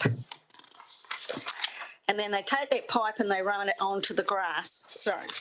So they run it onto the grass, and from the grass, it runs into the stream. And that's where we're getting that release of, at 8:30 in the morning, the muddy water. So is there any reason why KB Construction cannot continue to do the marvellous job they were doing and keeping the mud and shingle out of the stream?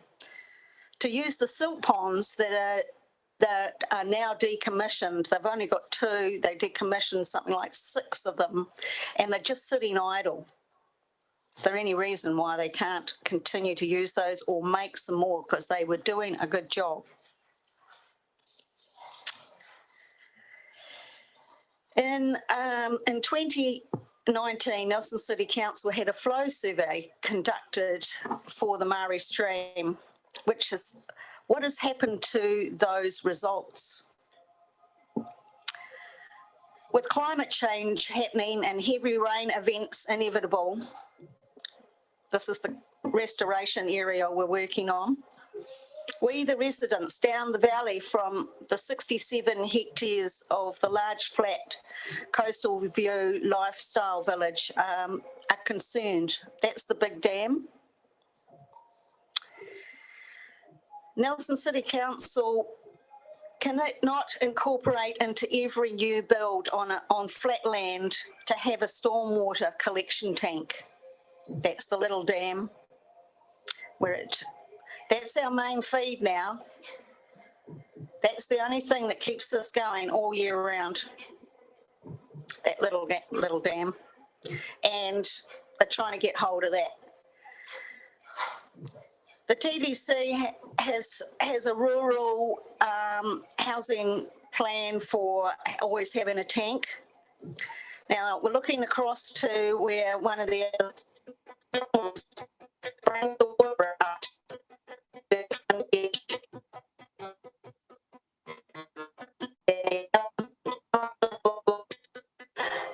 Service road.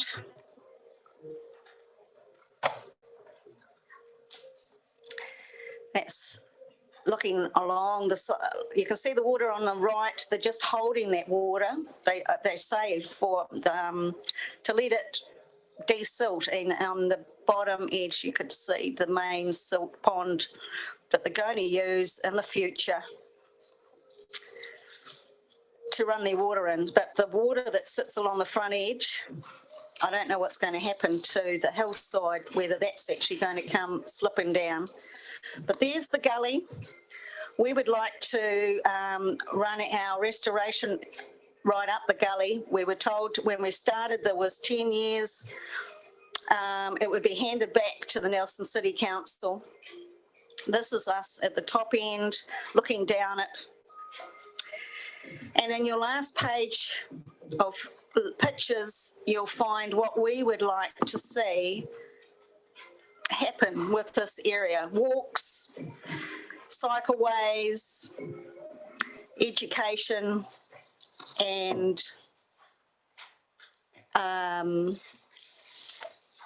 it was for forest bathing is one of the latest things I've come up with. So forest bathing is a de-stressing way to actually, in the times that we've got, to de-stress. And then Nelson City Council's Nelson Resource Management Plan, it says freshwater and rivers are public good, owned by everyone and managed by the council on behalf of the public. I'm appealing to you all to be a good ancestor. I'd like to close with thanking the Marie Stream Guardian team, especially Stuart Slack, for his unswerving dedication to the nature project that we're doing, the restoration. To even Ian Wishart of Forest and Bird, painting me a vision of the gully's peace, harmony of nature and man intertwined. Nelson's Freshwater Division, Dr. Paul Fisher and Joanne Wilson, for their continued support, guidance and education. Head of Utilities, Matt Mazzucchelli, clearing and tangling the bottleneck of a fence. Parks and Reserves, Viv Daiwak, for her encouragement to keep investing in this nature project, walks and cycle tracks. David Francis for his calm demure. Is there only one conservation officer? To Brian McGurk and Kate Fulton for their directional focus for conservation. Dan, thank you very much for your presentation. And can I thank you for your leadership? There may be some elected members that may not have seen the work that you've been doing in Marie Stream, but it is really impressive, and you've given us a fantastic presentation today. Some work-ons to things for us to ask some questions about, and quite thought-provoking. So thank you very much for coming in. Thank you for listening. And please pass on thanks to Stuart and Ian as well. Thank you. That's really good. Thank you. That was Thank you. To look at where are the springs. Thank you very much. The final presentation before we break for lunch. Thank you, Anne, very much. Enjoy your lunch. It's Mayor Tim King. And kia ora, Tim. Welcome to our hearing. Ready for you to present. We've allocated 10 minutes for the presentation. Welcome. Okay, thank you very much, Rachel. I will try not to use up all the time for presentation. You've received the submission. I'll touch on a few key points and then open it up for questions. So the two key issues relate to the request for additional funding for the Waimea Dam and for growth. And the two things are very closely linked, which I'll touch on in a minute. Firstly, the dam. So I'll give you a very brief history lesson for those who are perhaps not aware of quite how long this has been going for and perhaps where it started. But back in 2000, 2001, in the very severe drought, the Waimea River dried up in its entirety. Very interesting to listen to the previous presentation because small streams obviously challenges for everybody. In this case, the Waimea River is a huge challenge for us. And certainly that was showed in 2000, 2001. The result of that initially was the council proposed changing the plan to increase the minimum flow to 500 litres a second. And there was a lot of submissions from both environmental groups, iwi, irrigators, water users, saying, well, that's unacceptable on two fronts. One is it's too low for the environment, and secondly, it's too high for consumptive users, both the council and other abstractive users, particularly irrigators, to continue to support the water that was necessary. The result of that was probably about a decade of collectively working with iwi, environmental groups, Fish and Game, Department of Conservation, Nelson City Council played a huge role in those conversations about trying to find an augmentation scheme to supply more water as opposed to argue over dividing up the kind of limited pie that was available at the time. For quite a long time, that was a very constructive conversation. I think most people agreed that that was a preferable option, provide more water, as opposed to argue and spend time in court fighting over a limited resource. Particularly, even at that time, the region was facing considerable growth, as it continues to do today. So I guess more latterly, the focus has become on cost. So initially when the council had to make the decision whether or not to go ahead with the dam, and then obviously with the cost increases that have subsequently happened. So we really appreciate Nelson City Council's position of contributing $5 million based on the $80 million cost at the time that decision was made. And clearly we would like to see a contribution that reflects the increase in cost. Acknowledging the fact that we all face significant challenges, and I'm sure you've sat here over the last few days and heard, as we have over the last couple of days, both requests for more expenditure in a whole range of areas and requests, as I note from a couple of your previous submitters, to limit rate increases and reduce debt.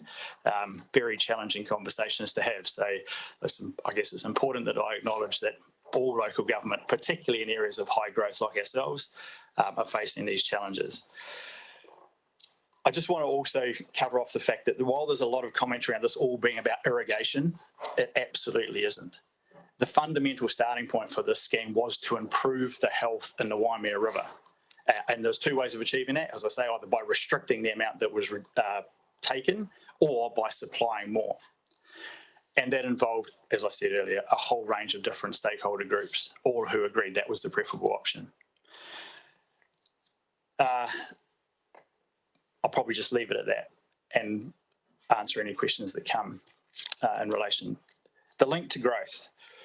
So again, you will have noticed from our submission, we are concerned about the low growth projections that have been utilised by Nelson City Council in terms of the provision of housing, particularly over the first 10 years of the 10-year plan. Again, we're facing huge growth pressure. The only reason we're able to accommodate the growth that we are experiencing and take up some of the difference between the projections that you are using and the overall demand that we're facing on the ground in terms of a practical sense is because we've invested in future water security. Without that, our ability to continue, particularly in the next 10 years, to take up the difference we would not be able to do that. We're concerned that the growth projections are extremely low and struggle to see quite how they've been arrived at. Our understanding is that post-COVID there was a presumption or assumption made that there would be a significant drop in net migration, that there would be a real downturn in the demand for housing, particularly over the 3 years, but extending into the first 10, and that's reflected in the projections that you're using. That hasn't eventuated. In fact, if anything, it's gone the other way.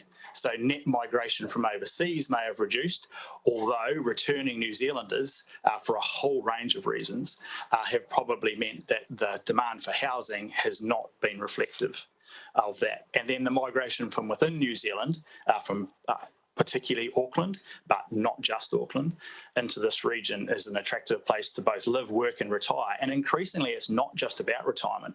Increasingly, people have realised they can come and work here, they can work remotely, they can live in this region and still operate a business or locate a business here. So, yeah, I guess it's just really important for us to emphasise that we're looked at as one urban development area. We're both committed to providing a certain number of houses and development, and in the absence of that being provided within the Nelson City Council boundary, the pressure is on us to provide it.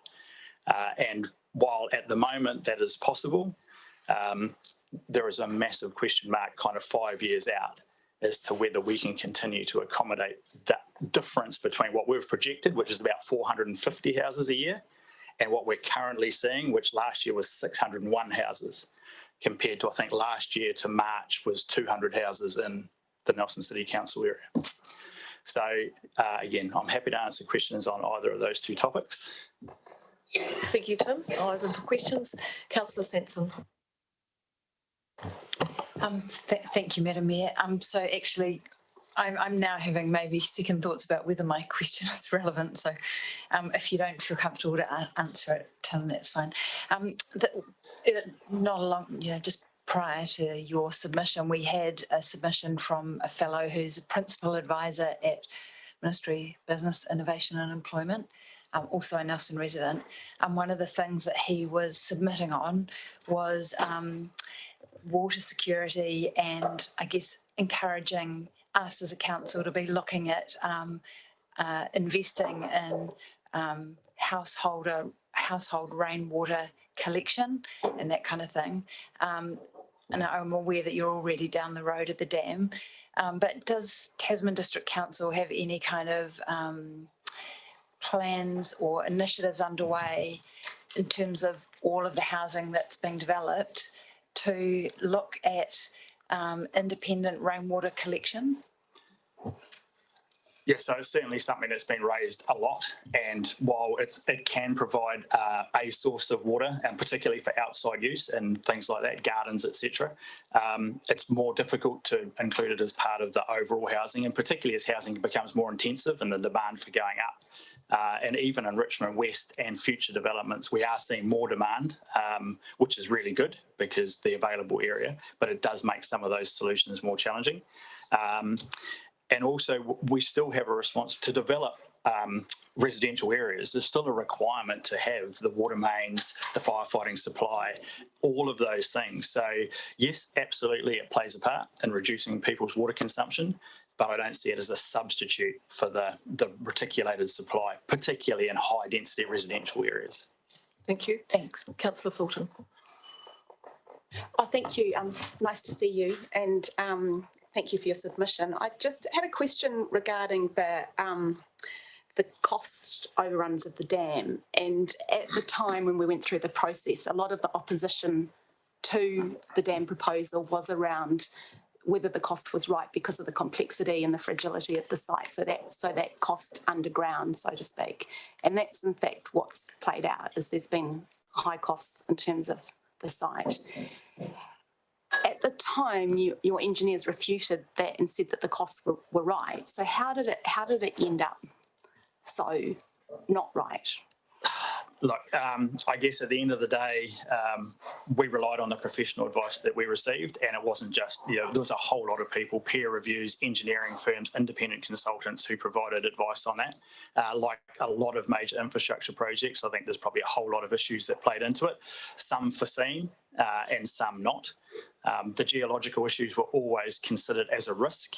But the advice we received that risk was manageable within the budget, and then the contractors who put in a price based on that advice provided us a price, again with some risk components. So look, I can't give you the whys and wherefores of exactly how it's got from where it was to where it is now, but obviously geology plays a part, COVID plays a part, delays related to both of those two things play a part. So there's a lot of components, not just one thing. Okay, thank you. And one more question around sort of growth in terms of population growth and the demand for future housing and developments. How's TDC looking at negative housing models? And Councillor Sanson's already asked the question around rainwater storage, but how are you considering how you incorporate that thinking into your future development models? So what was that, negative housing models? Negative carbon, so things like green covenants versus the covenants you have at the moment in TDC, so supporting sustainable housing. Right, so it is going to be incredibly challenging as a region to meet a reduction in carbon as we're growing so quickly. And so in terms of our own provision for the council's reduction, there's a lot of things contained within our own climate action plan. And including the way we provide infrastructure, for example, using solar power to pump water to reservoirs, et cetera, et cetera. In terms of the overall housing development, there is not a lot of controls that we have in terms of the Building Act or how people build, et cetera, et cetera. Encouraging intensification, improving public transport connections, all of that is a challenge as we're growing outwards. And so, as I said earlier, it's good to see that in a lot of our greenfields development, there is a greater degree of intensification, either by smaller sections or increasingly by townhouses, attached dwellings, and the demand for that is growing. And so hence developers more willing to invest in that part of it. So yeah, I think we're trying to balance the need to provide more houses. And I think as you guys are realising, the challenge of relying on intensification, particularly brownfields redevelopment, means it's actually very challenging. The advice we've received back on our submission is there's plenty of infrastructure. It's not an infrastructure restriction. So therefore it must be either a cost of development restriction or a plan rules and consenting restriction that isn't an enabling Nelson City Council to deliver the number of houses that we need you to deliver if we're to limit the extent to which we have to grow and take up both impact on productive land and increase the I guess a number of the other things that relate to particularly transportation as we grow out into areas like Wakefield, like Brightwater, like Mapua. So we really need Nelson City to get those houses developed in whatever way or shape or form or location. That's really over to you, but we really need that contribution, because otherwise not only do we have to face increased infrastructure demands in terms of bringing forward more infrastructure investment, but a lot of that will be developed outside the kind of urban area of Richmond. Thank you. Look, final question quickly from Councillor Courtney. Thank you, Mayor Rachel. Mayor Tim, thank you for your presentation. Could you just help us understand, please, around the table, and just speak to the opening remarks you made about improving the health of the Waimea River? I don't think enough attention or focus has been put on that. I would agree. So, like I say, 2000, 2001, the river went completely dry. And even back then, there was a significant focus on water quality and river health and the in-stream values that relate to freshwater bodies. That has only got considerably greater over the intervening 20 years. And now with the Essential Freshwater Package and both of our roles as unitary authorities, water quality is a huge part of what we do. So back in 2000, 2001, the minimum flow requirement in the Waimea River was, I think, 225 litres a second. The plan change that was proposed at the time suggested putting that to 500 litres a second. The subsequent plan changes and discussions with people with a particular focus on in-stream values, so the Forest and Bird Fish and Game Department of Conservation and others, private individuals, was that the minimum flow that should be expected in the Waimea River as a minimum was 1,100 litres a second, and an ideal flow, if that was possible in one way, shape or form, was 1,300 litres a second. The subsequent plan change, which enabled the dam and also considered what would happen if it wasn't constructed, contained two figures. So without a dam, the minimum flow in the river would have been 800 litres a second, so higher than 5 but less than 1,300. And with the dam, it is required to be maintained at a minimum of 1,100 litres a second. And that's important for, I guess, three key areas. One is the environment, so the macroinvertebrate population in the river, as well as in terms of fish and games interest, the trout population. Secondly is recreation, because as the region grows, and particularly the towns around Richmond, it's increasingly a recreational resource, and the council, Tasman District Council, has and so if you're not aware, the Waimea River is contained within 2 stop banks, and there is a plan over time to change the current use, which is a mix of grazing, recreational use, to much more of a river park. So over the years, gradually develop it as more as a recreational asset. So that's the second thing. And the other one is the cultural thing. So the Māori of the water is crucially important to iwi. And so as well as the well-trodden path of council's water supply and the requirements of irrigators to underpin the productive part of our economy, which again, the impact on Nelson City, a lot of people either work directly in those industries or the supporting industries. So that has been well traversed, but I don't think the approach to the environmental, cultural and recreational part of it has been nearly as well emphasised in the debate. Thank you. Thank you very much. Tim, I just want to thank you very much for taking the time to come and speak to your submission today. We really appreciate that. Quite interesting to be on this side of the table after, and then going back to sit on the other side of the table. So interesting experience. I can see why people are nervous. It's particularly interesting for me because it's actually particularly interesting for me as you were addressing that issue when I recall sitting on the other side of the table many years through some of those conversations from 2001. Yes, it was very different. But that was, you're absolutely right that the process where we went through for that decade was actually, it was a really collaborative process as we went through that augmentation scheme from every sector of the community. All right, we're going to break now for lunch, and Council, our first submitter is at 1:25. I need you to be back here to start with the quorum because there are very few breaks this afternoon. Thank you.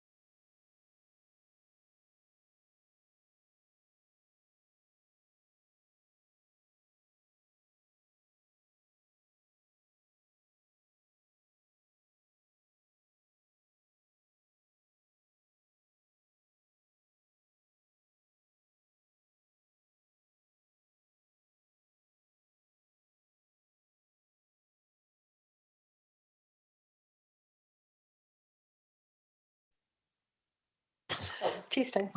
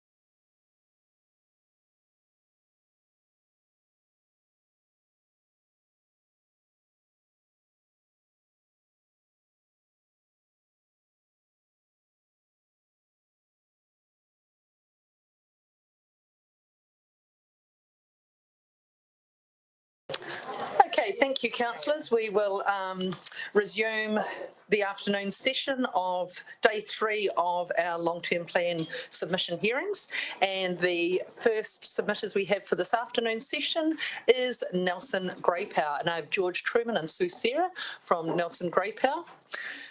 You've been allocated 10 minutes for your session. You'll hear a bell after 8 minutes and 2 bells when your time is up, but feel free to use as much or as little of your time to allow time for questions. So I will hand over to you. Thank you.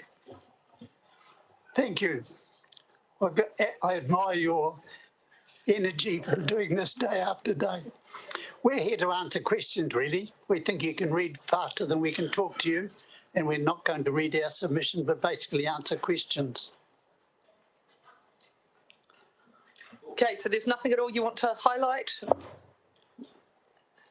Since I did our submission, I've looked further at extending the present site of the Marsden Cemetery. I realise that we did expand across the road where the dog exercise area is and shift the dog exercise area to somewhere else like Neil Avenue number 1.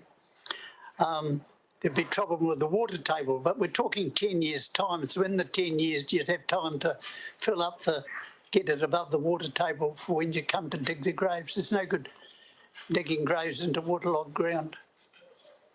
And I've had a further look, and there's further area where there's an exotic pine plantation on the neighbour's property, which would probably be available to extend this. You claim you've got 10 to 20 years life left in the Marsden Cemetery, and if you really look hard in that general area and still using the existing infrastructure like the workshop and the office, etc., you could get a lot more than 10 to 20 years out of that particular part of the world. Wonderful, thank you.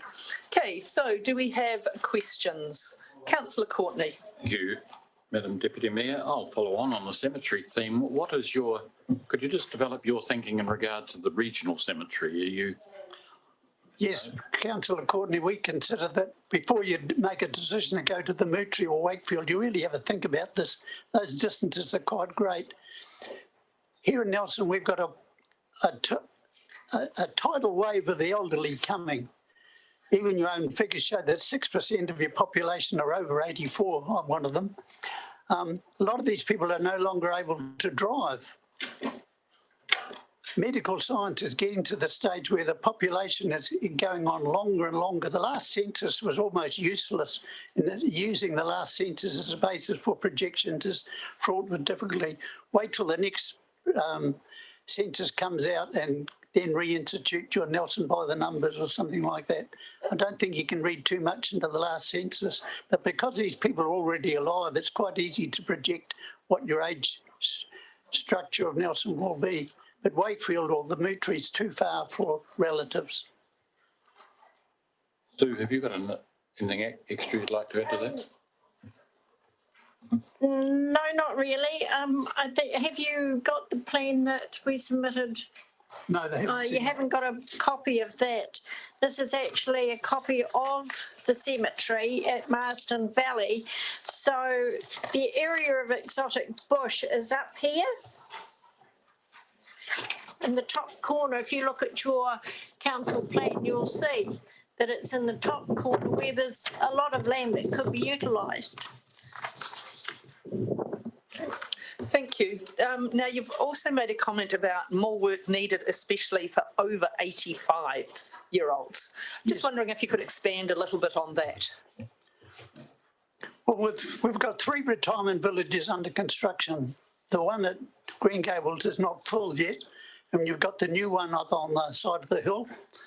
And then the Somerset and Stoke, which is full, is the biggest Somerset in New Zealand, but the new one going in Hill Street North on City Council ground is bigger again. So we're bringing people in from outside the district. So I think your population projections are wrong because of these huge numbers of people coming into the district from outside. I live amongst 350 people at the Ernest Rutherford. Every one of them is over 70. So I'm well aware just how many elderly seniors we've got in the district. Thank you. And they need different things. A lot of them are going to have mobility scooters. You need more big print books in the library and so on. Excellent. Thank you. Councillor Sansom. Oh, okay. Great. Okay, are there, Councillor O'Neill Stevens? Kia ora.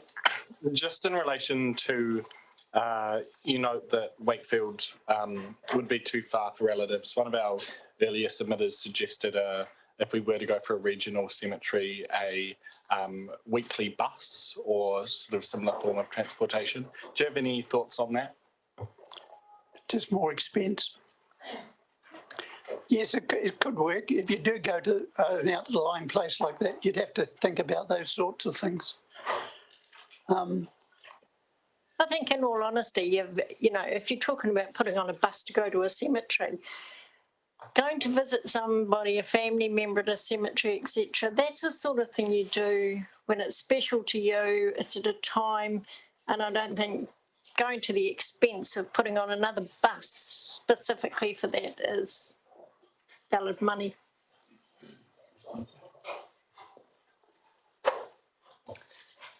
Thank you. Talking about cemeteries before we finish. Yes. If you really work your schedules right, you could encourage cremation, which would extend the life of your cemeteries tremendously. Thank you. Do you think there's any impediment for people or any perceptions around cremation? Why do you think burial is still a preferred mode?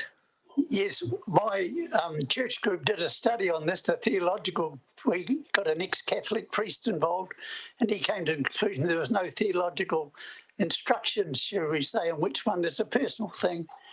Yes, you'll see cremation is becoming more acceptable, and now with the new private enterprise crematorium out at Hope, it's becoming even more popular. So it's a trend in the times. Thank you. Do we have any final questions? No? Look, thank you very much for your submission and thank you for coming in today and answering our questions. It's very much appreciated. Thank you. Fun fact, Madam Chair. Francis Day, when he was here yesterday, told us that I think 70% of burials, or not burials, 70% of people get cremated in Nelson now. Yeah, so you know. Normally. We all were here. Sure, he wasn't here. Okay, thanks, councillors. We'll go to our next submitter, who is Tim Rakeland from Nelson Lawn Tennis Club. Tim, you've also been allocated 10 minutes. You'll hear a bell after 8 and 2 bells at 10, but feel free to allow some time for questions, and you just press the button in front of you to turn on the microphone. Thank you very much. Gone from cemeteries to tennis courts. It's not really appropriate, is it? Okay, so yes, my name's Tim Rutland and I'm the president of the Nelson Lawns Tennis Club. And I thank you for the opportunity to expand on our written submission, wherein Nelson Lawns Tennis Club seek the approval from Nelson City Council to include a clubhouse in the draft long-term plan. I wanted to take this time to expand further on a couple of points referred to in our submission. Firstly, we are the only tennis club in the region that do not have their own exclusive clubhouse, and yet we are the largest club in terms of members and public participation in the region. Yes, we currently lease space from the Nelson Squash Club, which consists of a storeroom, and our members, by way of an access card, are able to use the amenities, albeit they are some distance away. The majority of other activities that you would normally associate with a sports club have to be held elsewhere, off-site, at a boardroom or a meeting room, cafe, or even at someone's house. Furthermore, we are recognised as a community-based recreational sports facility in Nelson City, something that is strongly supported by the public and locals, and we are not able to provide access for non-members to any amenities, as the arrangement we have with the Squash Club does not allow for this due to health and safety, risk and security. The second point I would like to mention, we currently have a very strong and loyal base of members, which is continuously evolving with new individuals and families to the region wanting to join, which is a fantastic position to be in as it aligns with some of our club's goals. In the last 18 months, we've been successful in securing and installing new seating around the courts, an AED, a new drinking fountain and a volley wall. But the missing link and possibly the biggest risk we face in trying to retain our members is not being able to offer suitable surroundings wherein we can encourage networking and camaraderie amongst the members and visitors to our club pre and post matches. Amongst the frequent feedback we receive from players and from other clubs and the public using the courts is that our club lacks a hub, a vocal point, a meeting place, as well as the inability to access toilet facilities. the closest ones being in Anzac Park. If I appear desperate to obtain council approval to proceed with this project, that is because as a club we are. An analogy I'd like to use is like driving a car with a steering wheel, without a steering wheel, or a loose pair of trousers without a belt. It's a lovely car and a neat pair of pants, but to get the best out of them, they need to be complete. So Nelson Lawns Tennis Club seek approval from council to include as part of their long-term plan provision for the club to establish a clubhouse directly adjacent to the courts as outlined in our submission. Thank you for listening. Thank you very much. Question from Councillor Laurie, then Councillor Courtney. Thank you, Madam Chair. Thank you, Tim. So tennis in Nelson, is it a growth sport? Has it plateaued? What's it doing in terms of numbers? Nelson region, is it better? In Nelson region, including Tasman, we are spoiled for choice because there's so many options for young and old to what you want to do in the region. Tennis is one sport that's held its own. I've been associated with the club for, 7 years? And we have consistently held a membership at 250. Likewise, Hope is the same. Richmond's pretty similar. Stoke is growing. Tahoon is consistent. So it's a very consistent sport in the region. Okay. Another quick question, if it's okay, through the chair. I remember fundraising parties for the clubhouse back in the Aldo Miccio era of council, before I was on council. So what happened? Because there were plans, everything seemed to be sort of happening, and then nothing. Yes, you're right. There was a lot of fundraising, and we had 3 containers, I think, parked up in Rutherford Park there for a wee while, which got attacked by graffiti quite numerous occasions. And on that occasion, the process for us to go about getting this far was basically we went to third base as opposed to first base. We didn't have the funds, we had the design and we had the cost, but we didn't have council consent for this part of it. And so, yeah, it was, and as a result of that, it was the cost that we did incur was far too expensive. We could have bought a small house for what we were planning. And of course, to use those funds, there was a limited time that we could get access to them. So they just fell over or they were waived because we didn't act in time. Councillor Courtney. Thank you, Madam Deputy Mayor. Thank you, Tim, for your submission. You mentioned something about Anzac Park, going to the toilets in Anzac Park. Did I hear that correctly? Yes, that's. I was thinking last night, I think they're the closest ones to our court. So the space you're hiring space you're hiring from the squash club don't have any facilities for you to use there? Yes, they do. Well, we're a tenant of the squash club. Yeah. And as a member of Lawns, I have a access card the size of a credit card. So if I wanted to go to the toilets, I got to go off the courts, walk 30 metres to the clubhouse, get access into the clubhouse and into the toilets, yes. But if you're a non-member, if you want to go along and have a game in terms of the friend and then the moment arises, well, you've got to walk to Anzac Park. It's a very good point. What a wonderful membership, 252. Are there adequate courts there to meet the demand for that? Are there what, sorry? Adequate courts to meet the demand there? It's an interesting question because it's a debate we often have. Sometimes no, and other times absolutely. What's your dream? More in the future? I mean, a roof. What's your growing rate? What's every year? Does it? Nelson's an interesting place because it's one of the only regions I've lived in. Say the second one I've lived in, but where all the tennis is played in the evenings, Monday to Friday. And the weekends, they've got other things to do. I see. Yeah. Okay, thank you. Councillor Rainey. Thank you. Tim, thanks for your submission, and it's good to see some progress happening in this area after all of this time. And my question to you is, and I don't take this the wrong way, I'm not going to encourage you to ask council for money, and much as I'm impressed by the fact that you're saying we intend this to be self-funded. Why aren't you asking us for money? Why do you? Because you think you can achieve this without it? Good question. I suppose at heart I'm a bit of a salesman, and to get across the first base, I need you guys to say, yes, you can go ahead. That's not to say I won't come back with them tail between my legs in 6 months' time and say, have you got any money? No, but the intent is asking around. We've got some very good members within our club who have put their hand up to say, hey, look, I've raised funds in the past. Yep. So my first point of contact will be to bring a collection of members together and contractors. We've got plumbers, we've got sparkers, we've got builders, we've got them all. So little do they know, but I'll be tapping on a lot of shoulders post this meeting to say, guys, I need you. Come along. Thank you. Thanks for that answer. But are you aware that historically there have been a range of council responses in terms of provisioning recreational facilities in Nelson, of which some are 50-50, but some are 80-20, and I'm just interested to know whether you are aware that other sporting codes have received pretty large. I am, I suppose, and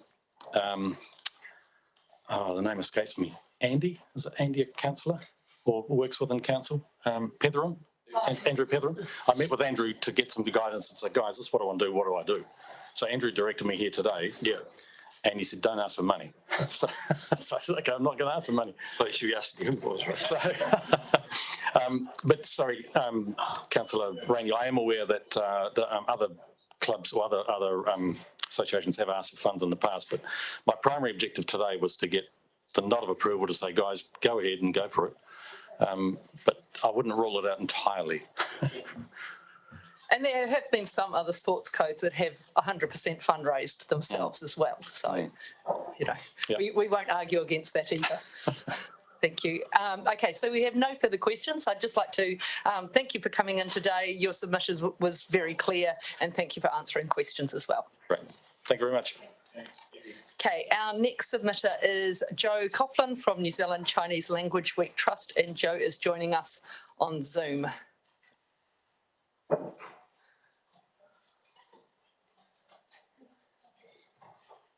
Kia ora, Joe.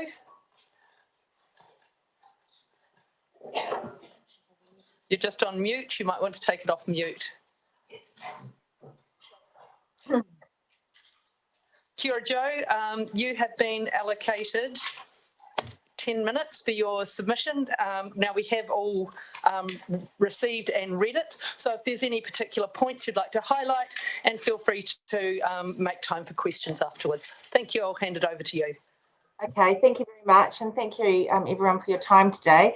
I just wonder, we do have a video which I'd just like to play, just 3 minutes. Is it possible to roll that, and then we could just do some questions and come in with our sort of ask after that, if that's okay?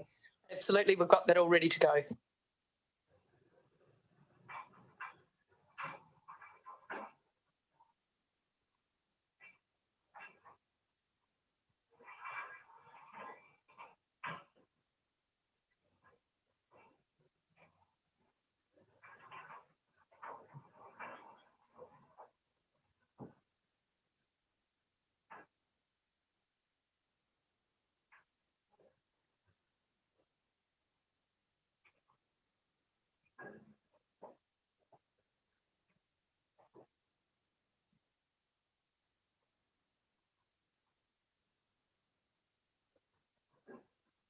Oh no.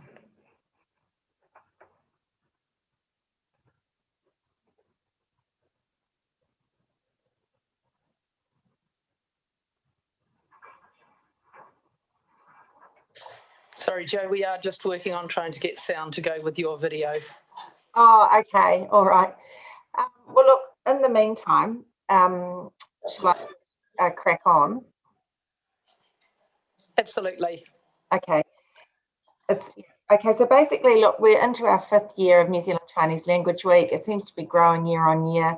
It seems to be really getting great engagement, particularly with schools and at the community level. One of our key attributes is our Mandarin Te Reo book that we put out each year.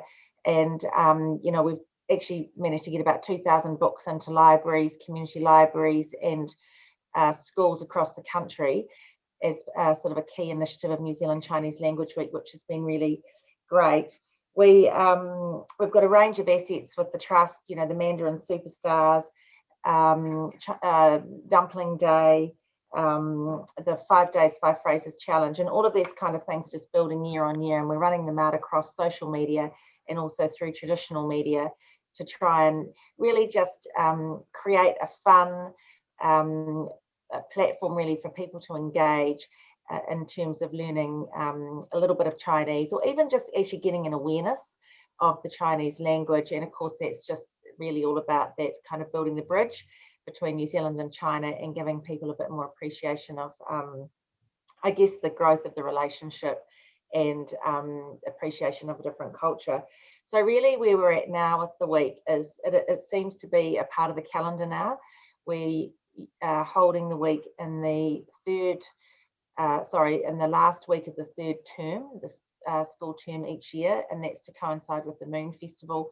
It seems to work really well because it's a time when a lot of teachers in sort of the earlier years in the senior school don't have big commitments on their plate, and they're looking for things to do. So that seems to work really well, and we get very good engagement.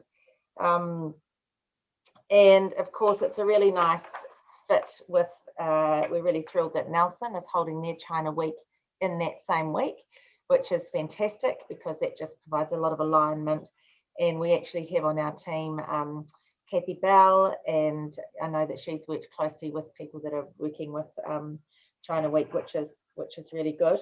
So I guess really it's just a matter of leveraging more exposure and off what we've already done. So in terms of creating more resources to get to more people, we don't, we're not providing resources to everybody, but we are creating resources that people can access. We do give a couple of free books to the libraries in schools, but if people want to order more, they can. And actually we've had huge uptake, which has been fantastic. So it does go to show that there is kind of a need and a gap that we're potentially filling there. We've got, posters with useful phrases on them, brochures, and really, I guess the more funds we can raise, the more we can do. So we're looking to try and get this onto a more sustainable financial footing.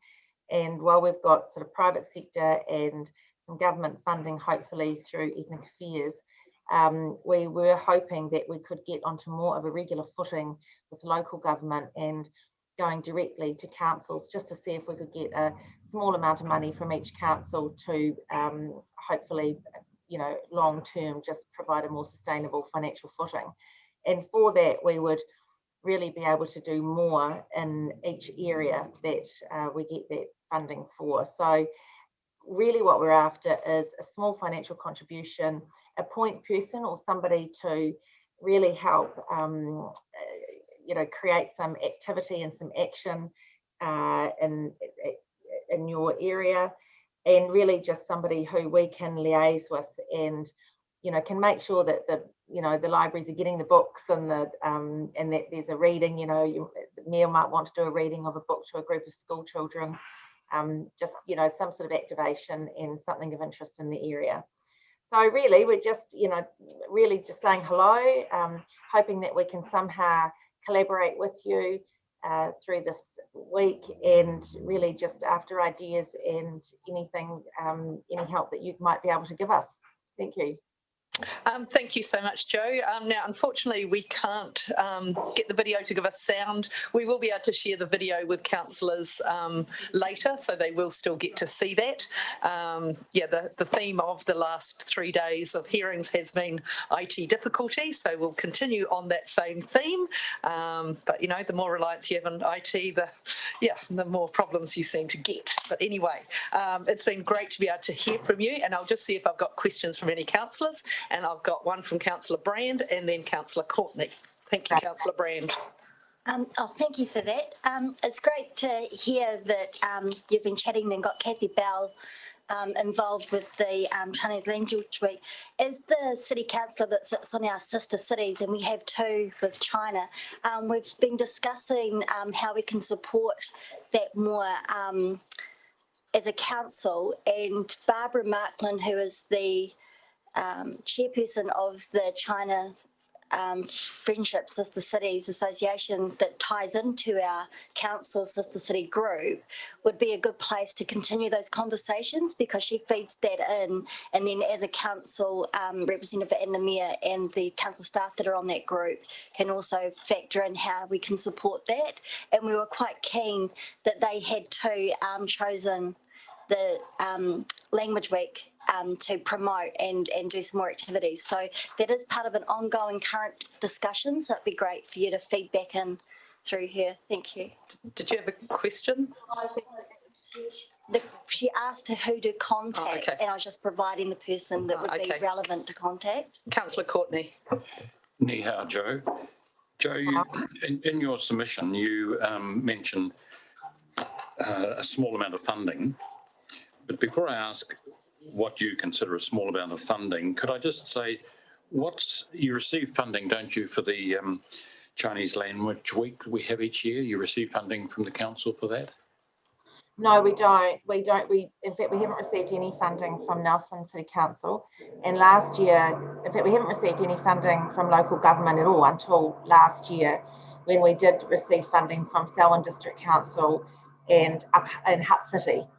And partly that's because when we approached Local Government New Zealand, you know, they were, I don't know, I just found it difficult to give me money out of them actually. So we thought, right, well, we'll go directly to each council. And actually that's a better way really for us to do it, because it then means we've got somebody on the ground all over the show.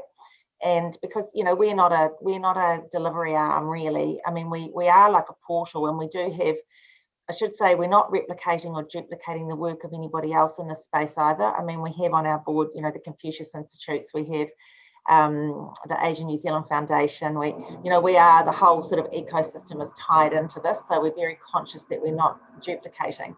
But yeah, I mean, this is the idea here, is to start getting ongoing funding from local government at the local area level, so that we can, I suppose, do a better job really of activities or initiatives in your area.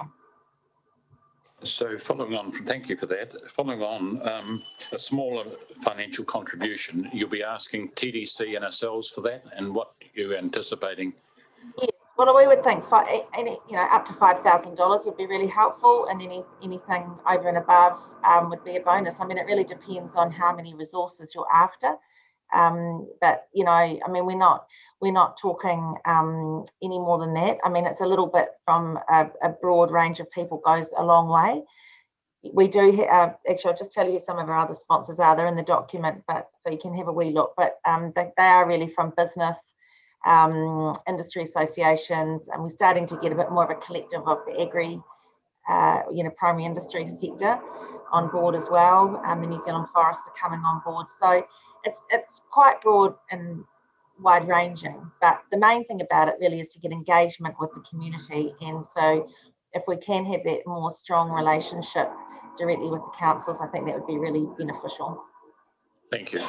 Thank you very much for your time today, Joe, and we'll get to enjoy your video later. And thank you also for your presentation. All right, thank you very much. Okay, our next submitter we have is Belinda O'Donoghue.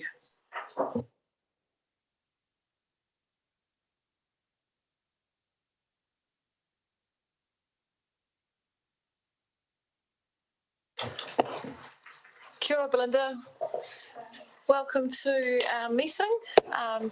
Opportunity for you to speak to council now, and I think we've allocated 5 minutes for your presentation.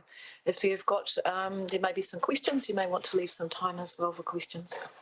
So kia ora, whenever you're ready. Thank you. Thanks all. I haven't done this before, so stepping a little bit out of my comfort zone here.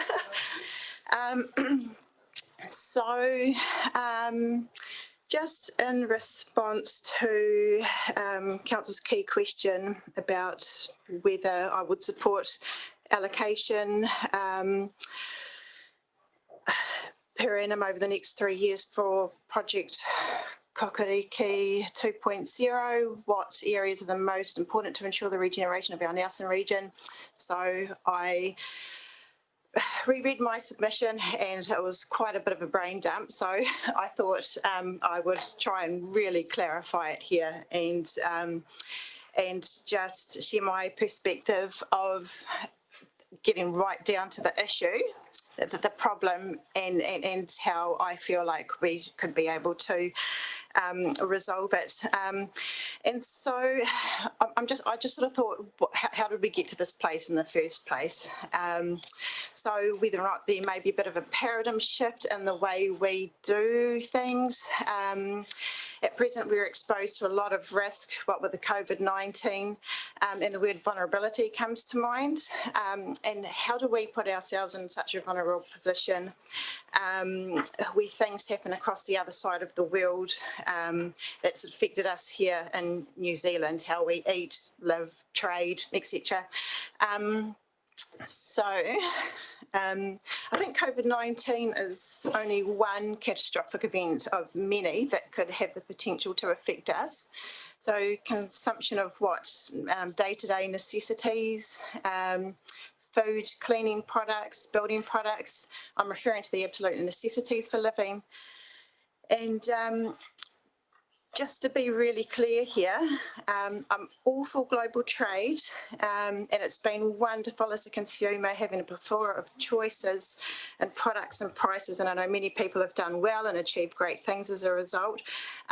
We get so used to finding the best deal, and for many of us, we've become so used to screwing the supplier down to the lowest price possible, which is an absolute setup for disaster, as we've seen, and we need to possibly reset our conduct with the local economy and well-being at the heart of our consumption. When we help others to achieve, hopefully we'll see the ripple effects come through. And how low can the lowest price get and be sustainable from imported goods, etc. It's very important to mention here that suppliers need to make a living too. We export timber products globally, yet we import timber products from South America, plus which can be delayed up to 8 weeks, stalling construction projects, and has that ripple down effect. And so, if I've understood right, the FTAs haven't exactly done us a favour because it's just competing with local manufacturers and who have to look to export to get a decent price for their products. So, something's wrong here. Risk. Again, I realise not every commodity can be made locally, but maybe and with the project, if we can just go through an exercise of categorising, listing what products could be manufactured locally to, if there is another event where we have to close off our borders, we can feed our economy the necessities required for living. And so the solution I've suggested is if we could possibly promote a buy local awareness and provide a one-stop shop hub where everything in this one particular place is made, produced locally. And so just to make it easier for shoppers, consumers, instead of checking packets for everything going off the shelf, we can do it with a clear conscience, knowing that everything we buy in the shop is made locally. And perhaps this will have a further effect where you'll start to see the economy rejuvenate. Other people might recognise other things that can be manufactured here locally, which will promote jobs, sustainable jobs, which will in turn create well-being. Money's going back into the economy again, and so it keeps circling round. So thank you. Linda, thank you very much. That's an excellent presentation. Thank you. I'll open one question, Councillor Sensen. Kia ora, Belinda. Thanks very much for coming along. Really appreciate your bravery in doing that, and you were really awesome. So thanks very much. I really think this is a pretty great idea, actually, and I'm just wondering if you are aware if there are maybe any supermarkets or anything like that that have, or even small markets in New Zealand that are really just selling local produce? I mean, have you heard of anything like that? So I'm thinking of Collins, for example, that's one part, but then I've got to go to another part to get the rest of my groceries. And I'm kind of thinking as a mother rushing around, you know, family life, jobs, etc. I just want to be able to go to that one shop and be able to, I envisage just a supermarket, a replica supermarket, knowing that everything I pull off the shelves is all locally made, and then I can just drive home. I'm thinking trolleys, car parks, just the whole lot. Yeah. Thank you. And with there are markets, awesome, but you can only go there certain times, and I can't make it those certain times. So it'd be awesome to have just like just like a supermarket, day, night, you know. I'm aware that Tahuna Nui doesn't have their own supermarket, and I wonder if it's actually an opportunity to be considered. But probably not driven by council, but, you know, maybe someone out in the community, you know, could kind of, you know, launch that idea out into the kind of public space and see if anybody, you know, or a group of people wanted to come together and consider something like that. Absolutely. Could bring people to Tahuna and serve that community really well. Absolutely. Yeah. Thanks for coming along. Belinda, thank you very much for coming on to present today. Really appreciate that. Thank you. Our next submission is Nelson Residents Association, and we have Gia Thompson and Sue Gardner who are here to present this submission.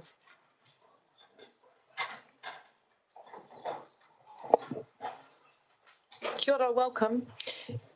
Welcome. We've allocated 10 minutes for your submission today. Thank you.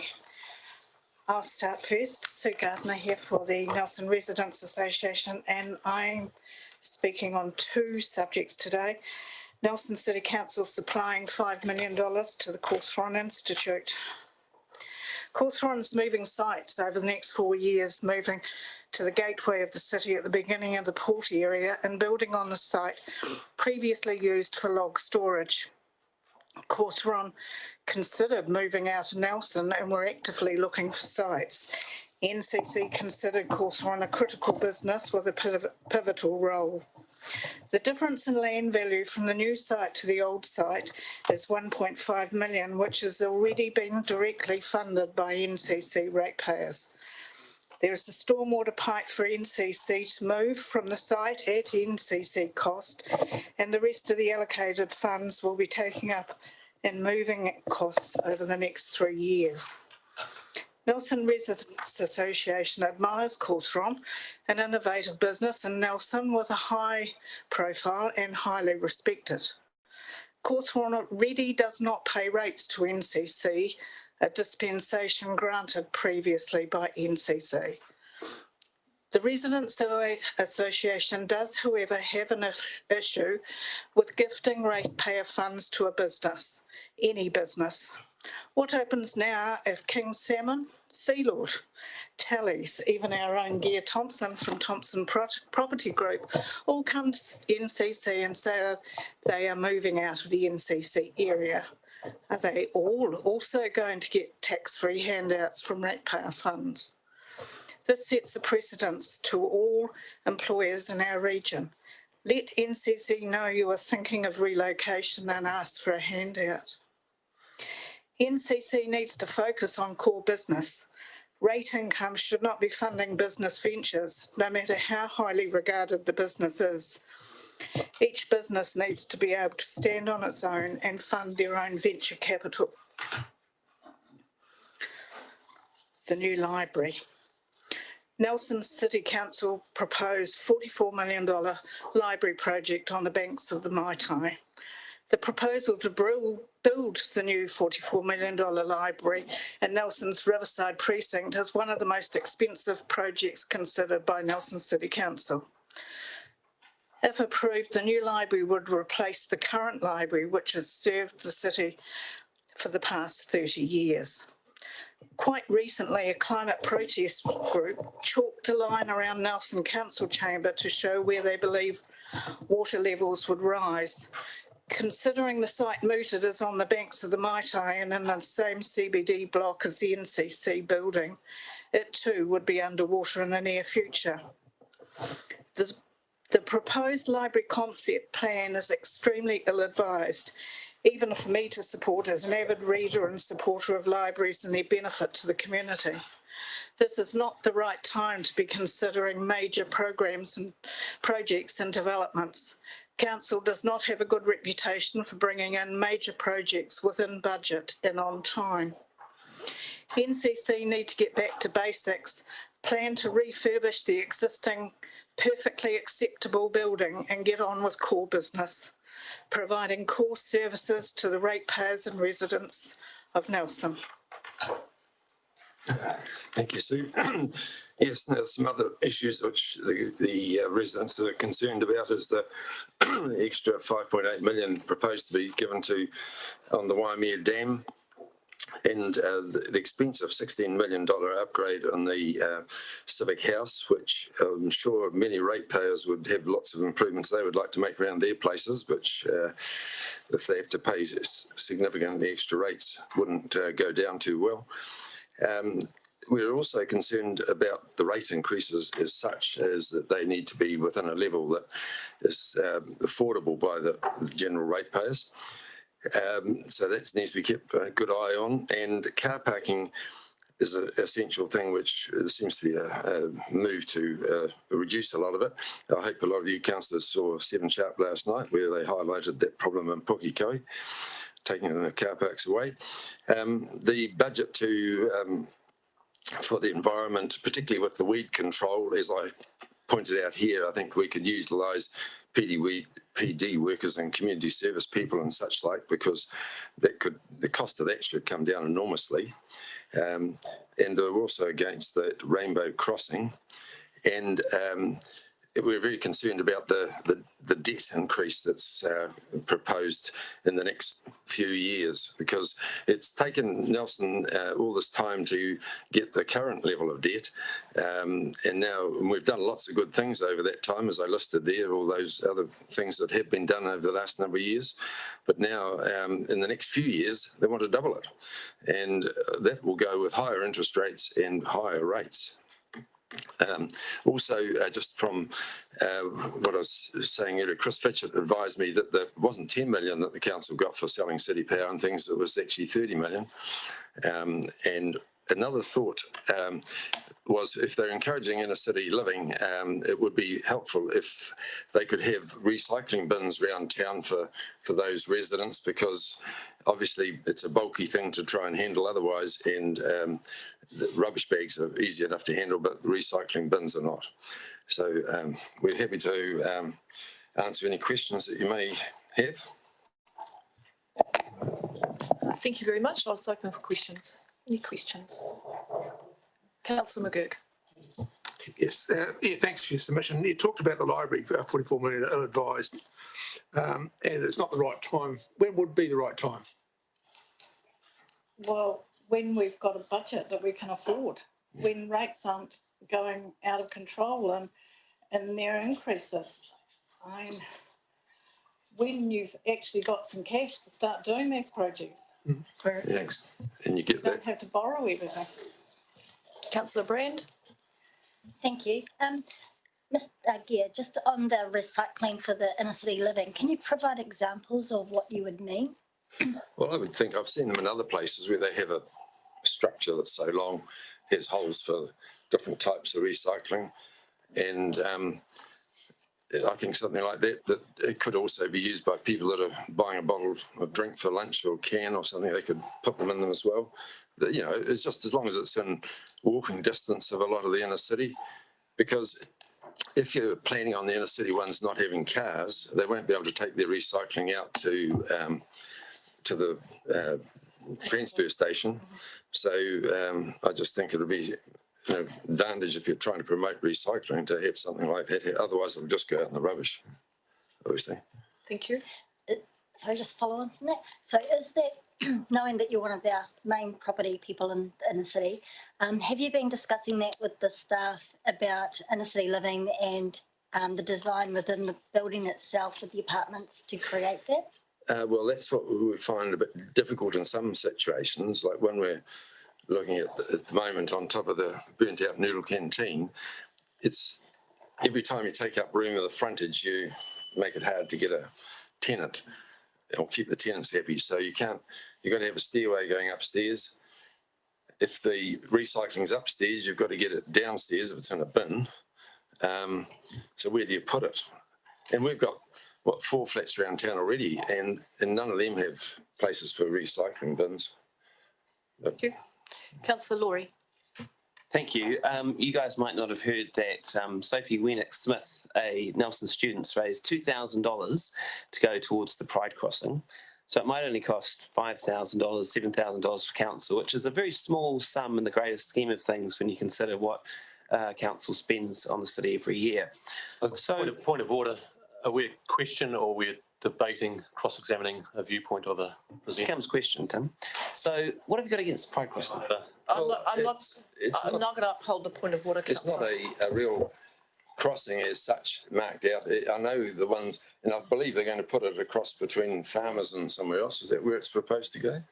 That was the original suggestion, but it's still to be decided. They're not and those crossings aren't legal crossings either in the true sense of the word, because they're not a proper pedestrian crossing. But it's too, even if you get sponsorship for part of it, it's still 2 ratepayers' rates going on that, and I'm sure a lot of them wouldn't be very happy about that. It's not a thing that a vast number of people would think is a priority. Another issue too is Turn that. your microphone on, please. Thanks. Sorry, the infrastructure committee voted for that. Is that what you call infrastructure? It's not something that I would have considered was an infrastructure committee matter. I mean, I would have thought sewage and water and rubbish was an infrastructure matter, not crossings. Right, thank you. Thank you. Thank you. I don't think there's any other questions. So thank you very much for your submission. Really appreciate that. Thank you. Thank you for coming in to speak to us today. Councillors, I will just ask a couple of things that you do keep your questions, succinct. So not too much lead in. We're thanking all of the submitters. So I'll just do a thanks again today, collective thanks on behalf of all of us for the fact of all the work you've put into your submissions and for coming in to speak to us. And the other thing I'll just ask is if you could not be talking around the table to each other, particularly while people are presenting. And it's really important that we show everyone respect when they come to the table. Oh, excuse me. Now, next submission is Tony Haddon. Excuse me, Tony.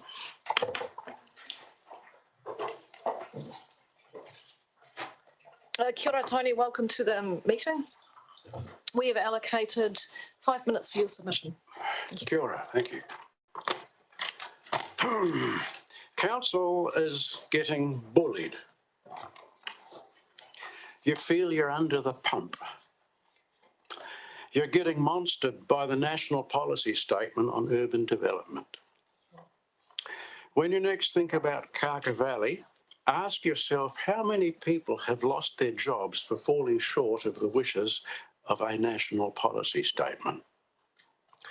Ask yourself how squashed in little Nelson City is supposed to comply with the same urban development wish list imposed on more spacious localities such as Palmerston North, Ashburton, New Plymouth, Timaroon, Invercargill, Westport, Whangarei, Hastings, or a host of other towns who also face this problem. Nothing in the National Policy Statement decrees all the regional housing development has to occur in our little town. Nelson City's movers and shakers, apparent obsession with competing in all things with Richmond, is unhealthy and exacerbating the crammed roads transport issue. Ask yourself why our little city, known for its topographical setting, virtually unique in the country, should forfeit a backyard jewel in an attempt to temporarily fix a housing issue forced upon us largely by government immigration policy, particularly when it doesn't need to.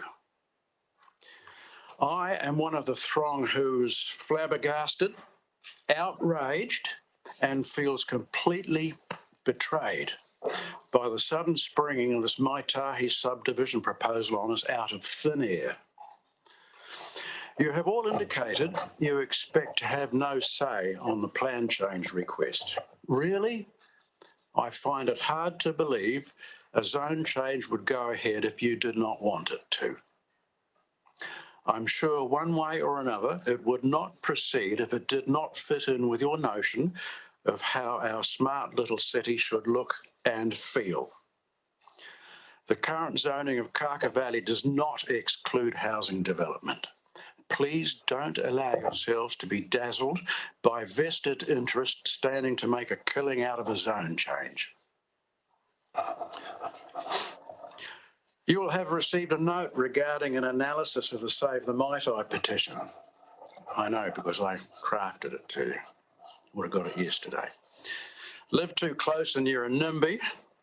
Live too far away and you don't count. And it's not NIMBY, by the way, it's NINBY, not in Nelson's backyard. Remember that. I don't recall your election margins.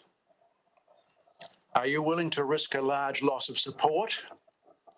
Do you really want to be known as the ones who ruined the Maitai? I ask that Council make no future budgetary provisions for infrastructure that supports urban development anywhere in the Maitai Valley. I ask Council to ensure that all infrastructure costs of subdivisions that are proposed through rezoning rural land to urban classifications are met in full by the developers. I ask Council to prioritise new housing in areas where it will not place additional load on infrastructure that will be at risk from sea level rise. For example, greenfield development, if it has to occur, should be in the Barnacote Range foothills where wastewater can rely on gravity to reach the inevitably required new land-based treatment plant. I ask that Council makes a budget allocation in this LTP to procure the Kaka Valley for incorporation into a recreation reserve or regional park in the Maitai Valley. This development would support Council's well-being and climate change goals and align with the wishes of the 11,500, it's a bit more than that now, Save the Maitai signatories. A number of you have aligned yourselves with this smart little city thing.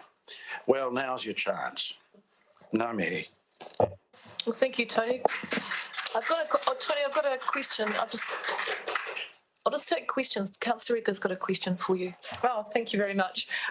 You made a comment about government's immigration policy. I was just wondering if you could expand on what your concerns were about refugees and migrants. Not migrants, well, there's a massive people come. I'm sure that our housing, I'm sure that all our houses that are being produced in Nelson at the moment, they're not all being sold to locals. They'll be sold to folk coming in from Auckland and overseas. And I just think that this migration pressure is just adding to our issue.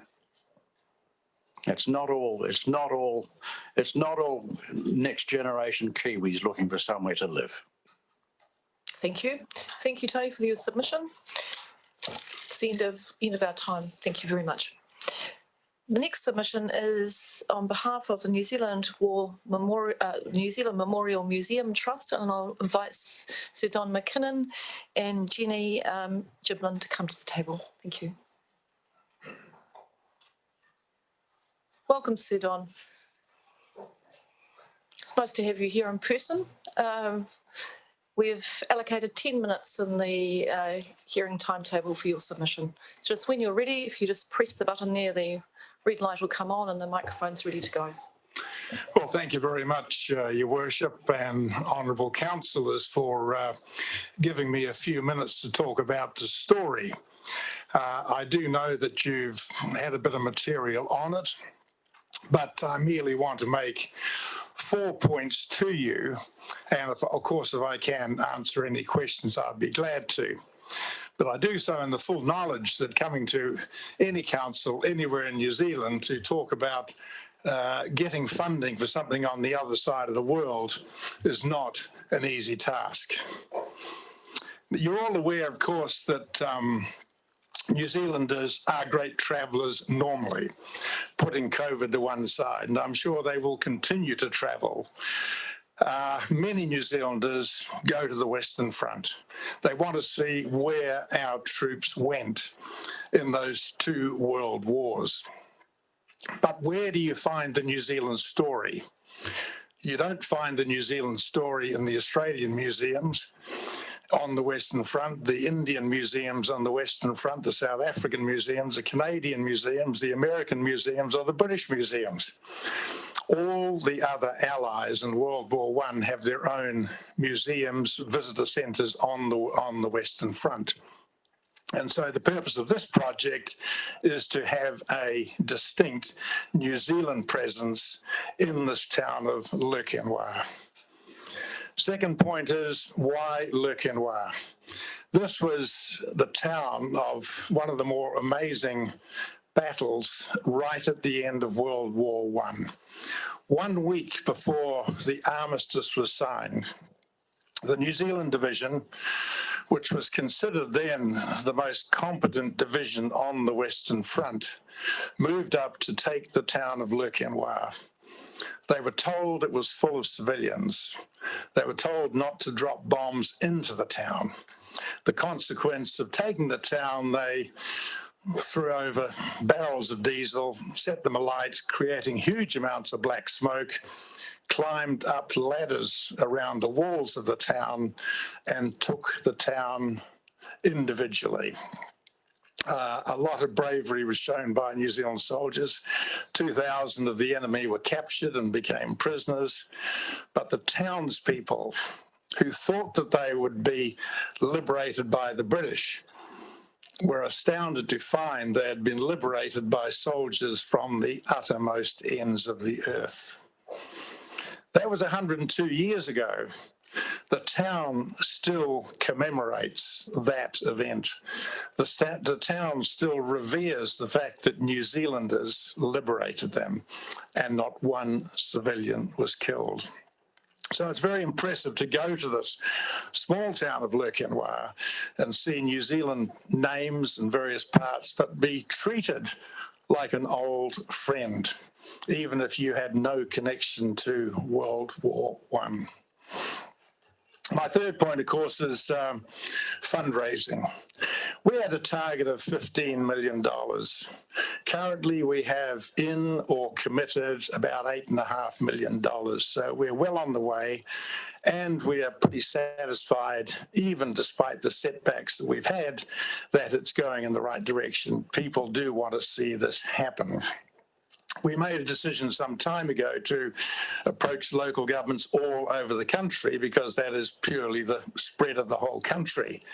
And of course, we've also talked to central government as well. But by doing this, we are giving all local governments an opportunity to decide for themselves whether they want to contribute. So far, prior to our recent submission to you and other councillors to participate in your 10-year plan, we have had commitments from about 10 councils. We did propose to councils when they said, well, how much? So we made the very sort of quick decision, $1 per citizen payable over 3 years. From those 10 councils, we've had varying amounts from 10 cents per citizen to $1.20 per citizen. So quite a variety. So this is a new approach, really taking advantage of your 10-year plan. And our request is that you look at this possibility in terms of a 3-year commitment from your council. My fourth point is, why Nelson? Why am I here? I would like to go to all 70 councils, but that's a little bit beyond me. But I do have a small linkage here. 70 years ago, I entered Nelson College in the third form, called Year 9 now, I think it is. And I was, even then, that was 1951, I was very conscious of that huge list of local people on that war memorial of theirs, both for World War I and for World War II. So it seemed to me that where I could possibly make a personal visit to local authorities and put the case in front of you, that this is something that we're trying to catch up. We should have done this in the 1920s when everyone else did it. Well, we missed. We forgot about it. We did other things. So here's a chance to rectify that. And I can say, Your Worship, that having spoken to the Mayor of Lurkenwar only last year, the year before when I was there, that, well, look, we didn't do much for the first 100 years. We're going to make it up in the second 100 years. And so it's my view that our commitment to the Western Front deserves to be a really good story told, particularly for yours and my grandchildren and their grandchildren, more than just, well, what is there now, a plaque on the wall. Thank you, ma'am. Thank you, Sir Don, for your presentation. Have you had an opportunity to stop into Tasman District Council this week as well? Tasman? Tasman, yes. They're having their long. All right. So what I will do is I am meeting with the Mayor of Tasman and the Mayor of Marlborough next Friday and 8 iwi chairs. So I'll continue this conversation at that meeting, see if we can get our Te Taihu top of the South response. Well, thank you very much indeed. That would be much appreciated. I'll now open for questions for Sir Don. Do we have any questions? Councillor Skinner. Thank you, brilliant. Yeah, leave us the bank account details, and if the Mayor follows up with TDC, I think they should be matching us dollar for dollar. Thank you. That's a very nice question. Thank you very much. I'm sure we'll be able to comply.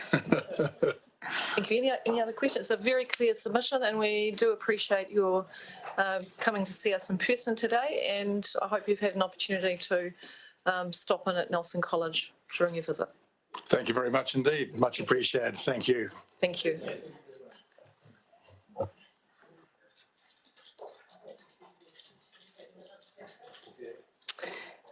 The next submitter is Diane Goodman, and I'll invite Diane to join the table.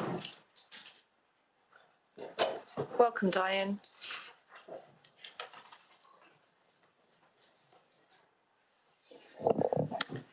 Kia ora, Diane. Welcome to our meeting. We have allocated 5 minutes for your presentation.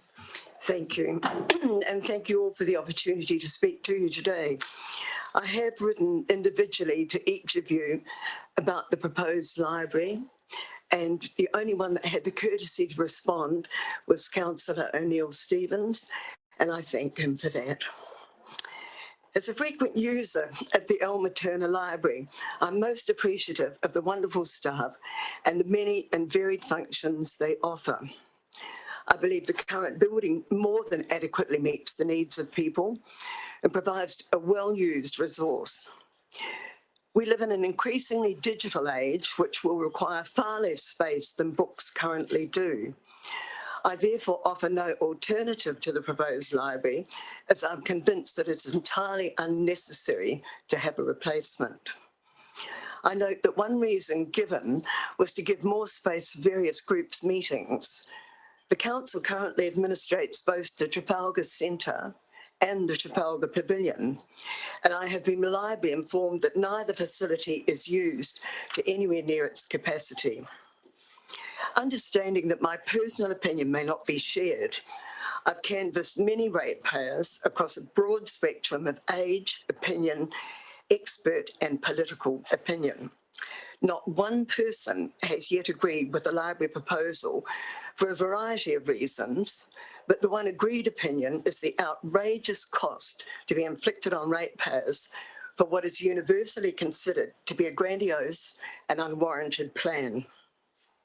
The Nelson Council was one of the first in the country to acknowledge climate change and to initiate an action plan. In doing so, why have councillors chosen a site for the library directly in the path of rising tidal influence?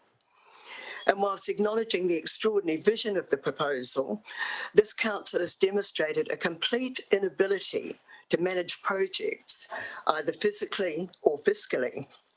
I give you the example of Green Meadows project with its attendant horrific cost overruns and a total lack of expert supervision, despite the number of qualified engineers we, the ratepayers, employ.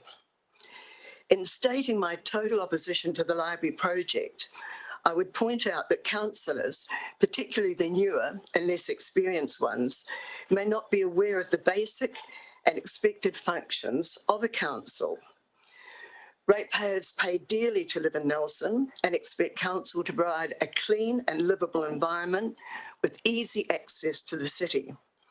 Council are expected to provide adequate city parking and a road system which allows easy access and movement around the city and its environs. Sadly, former councillors have overlooked this basic tenet and abandoned the proposed road link, which would have assisted in obviating the dreadful congested entry and exit for commuters that we currently experience. If this council is to be remembered for a practical vision for the city and decide that they have so much money to invest, may I ask that due consideration be given to upgrading the city's sewage system, which even today is causing our beautiful Tahunanui beach to be inaccessible at certain times. In closing, I thank councillors for the opportunity and also for your contribution to the city.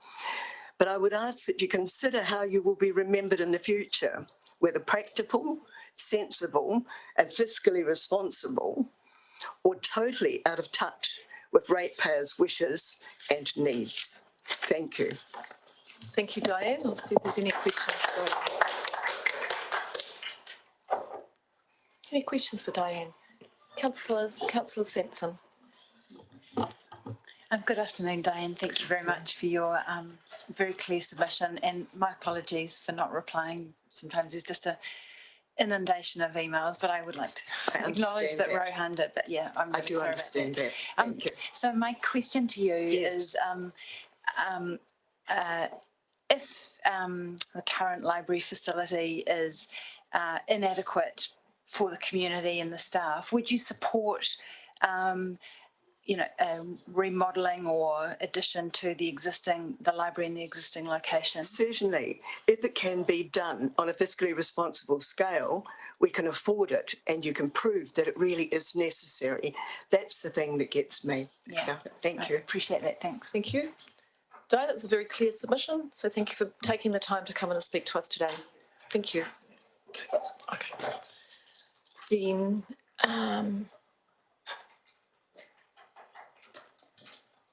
the next submission is from Mo Krishnasamy. Excuse me, Mo, can you help me with Krishnasamy? Krishnasamy. Welcome to the meeting. Kia ora. Mo, we've allocated 5 minutes for your presentation. Thank you. Thank you for having me, everyone, and good afternoon. I'm here to speak about the private plan change request for the Maitai Valley development. Who am I?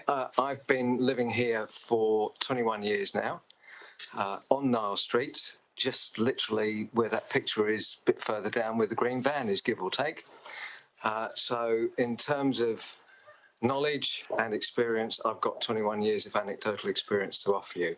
The other two bodies of information that I would like to refer to are the submissions by the people that submitted the plan change. That's their executive summary, and section C, which is their technical assessment, transportation impact report in particular.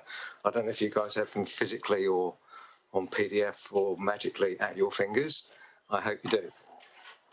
I've raised 4 kids on this street and 4 grandchildren, and I'm a very proud father, and my responsibility is to them, to those 8 people in particular. So that's why I'm here today.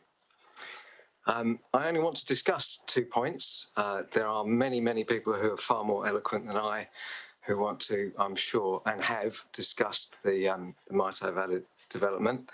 I want to talk about the traffic on Niles Street in particular, an item close to my heart, and the environmental impact. The photograph that you can see there on your screens is a photograph taken and put into the Transportation Impact Report by whichever consultant did it. And I have to say, he must have been or she must have been very, very patient to come up with a photograph like that, because that is not the reality of Niles Street, I can assure you. Unless that was at 2 o'clock in the afternoon in between cars or they stopped traffic. And I'm serious. It sounds funny, but I'm actually really serious. I can tell you right now that if you come to Niles Street in the morning rush hour period or the evening period, that street is chock-a-block full of cars. It's as simple as that. I know council would like us to back onto our drive so that we can drive forward onto the road. That's actually physically impossible and dangerous. You just can't do it. So you have to drive into your drive, and then you have to take your life into your hands and back out into the traffic. And again, not an exaggeration, it is simply fact.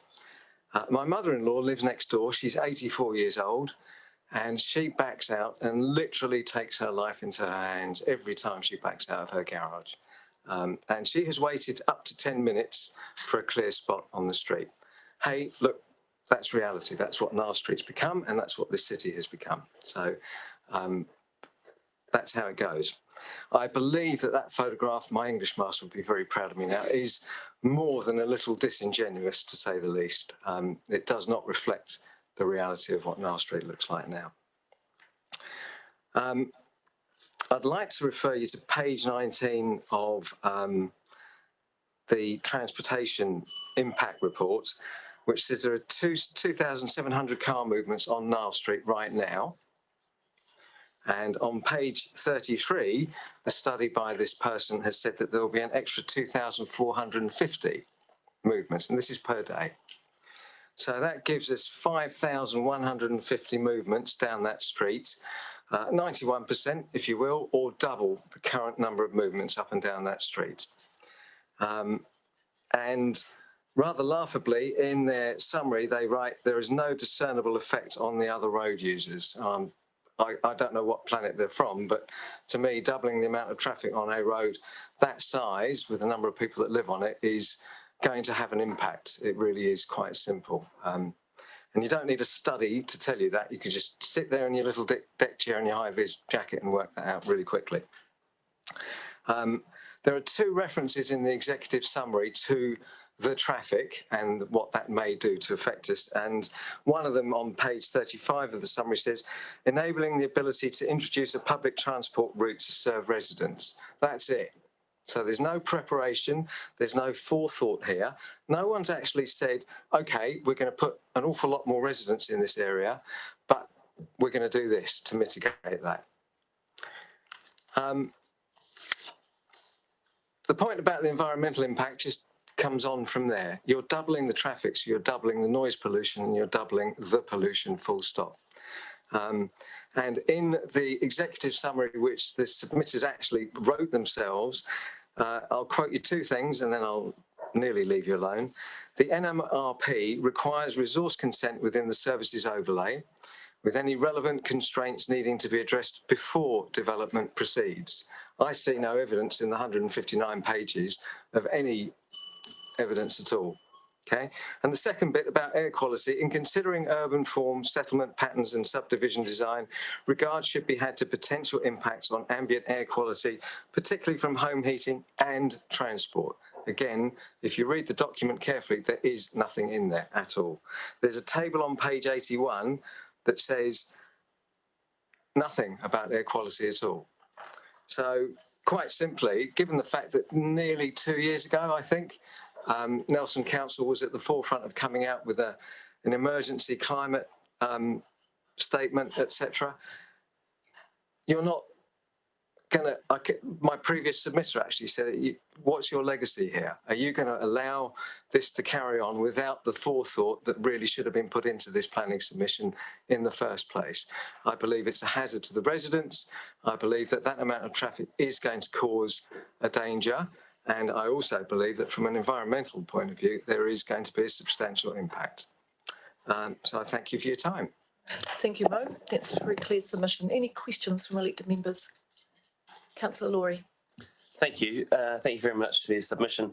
As a long-term member of the Niles Street community, were you and your neighbours surprised to discover that Kaka Valley had been identified for a big subdivision? To be honest, over the last 10 years, you hear whispers and talk and scuttlebutt. Were we surprised? Yes. As I said to you in the beginning, I think there's a wider issue, clearly, which I'm sure all of you have heard about, in terms of the impact in the green space. I'm from London, so green space is a big deal for me. We went through the whole green belt thing in London. So yes, I was very surprised, to say the least. Again, I'm from London, where I think you concentrate on the areas where you've actually got infrastructure, you've got a bus service, you've got things in place to actually build that sort of stuff, not smash it out there in the greenbelt. So through the chair, the argument for the new housing is largely built on the future growth strategy, a process that Nelson City Council went through. Do you think enough people knew that was going on when it happened? No, I don't. Did you know it was going on? I caught wind of it later from one of the Niles Street gang. In actual fact, there's a whole group of us that, meet down the pub, if I'm honest. But it's, no, I don't feel from a transparency point of view, which you do mention in all of your documents, that there was enough going on in terms of saying, hey, guys, let's, it's not just Niles Street, it's Bayview Terrace, it's Atterby Drive. There's a lot of people going to get affected by quite a substantial amount of traffic, and the impact on Branford Park in particular, given that I've just had all of my family up here and we spent every single one of the last 8 days utilising that space. And I would not let my grandchildren cross that road now, let alone with double the amount of traffic. Thank you. Thank you, Mo. Mo, just at the moment, in terms of that how busy the roads become, has it become, in your view, busier? What sort of time period? I mean, you've lived in Nelson about as long as a similar length to what I have, I think. I'm not from here. Hope that's okay. Year of Nelson, but I didn't grow up here. And I just wonder, is there what's causing? Was it like that busy when you first bought the house or first moved into the house? No, it's progressed, and that's life, isn't it? We all get busy. I think that the biggest thing is probably that most houses now, as a general rule, have 2 cars, if not 3. And I guess when I was first strolling up and down Niles Street, when we didn't even have tarmac on the pavement, you were lucky to see 1 car for every single house 21 years ago. So it's a fairly short time frame for that to change. I think 2 cars per house is now standard. Okay, thank you. Thank you very much for coming in. You're very welcome. Thank you.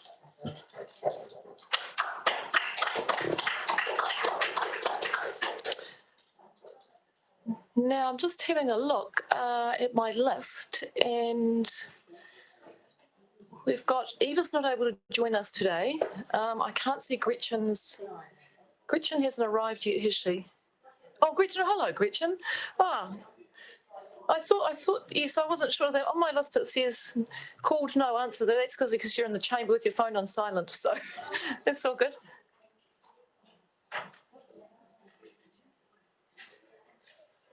Kia ora, welcome. You're next up, Gretchen Holland. Thank you very much. Oh no, that was me, not looking at the right thing. Is that right, EJ? Did I miss the green block? Just changed it now, okay. Welcome. So just whenever you're ready, we've allocated 5 minutes for your presentation. Tēnā koutou to everyone here. Thank you for this opportunity to speak to my submission. My first point is about the housing intensification. I support intensification, but only if it's done with good design and not just jamming houses into spare backyards for the sake of it, as has been done in the past. With intensification, it is even more important to keep green space areas close to population centres for residents' well-being and recreation. The Maitai Valley serves this purpose now. Housing development in its lower reaches will destroy that. Once it's gone forever. My second part is environmental. I call on Nelson City Council to make provisions in the long-term plan to budget for and purchase Kaka Valley and to create a reserve or park area to link the rest of the Maitai Valley with the Centre of New Zealand Reserve, for it to become the equivalent of Christchurch's Hagley Park and New York's Central Park. These parks didn't get gobbled up for housing because there was an easy way out when their cities suffered calamities and population explosions. Auckland City has numerous regional parks operating as working farms, education centres and recreation areas. It also has a housing crisis. The lower Maitai Valley from Sunday Hole down is so close to the CBD that Nelson residents and visitors, no matter their physical abilities, can easily access it and easily use it. A perfect fit for Nelson's relatively new City for All Ages strategy. When did you last visit the Lower Maitai area? When did you leave your car, look at and listen to the river, swim in it? I know you have. I know it. Walk beside it, scuff your feet in the gorgeous autumn leaves and talk to other users.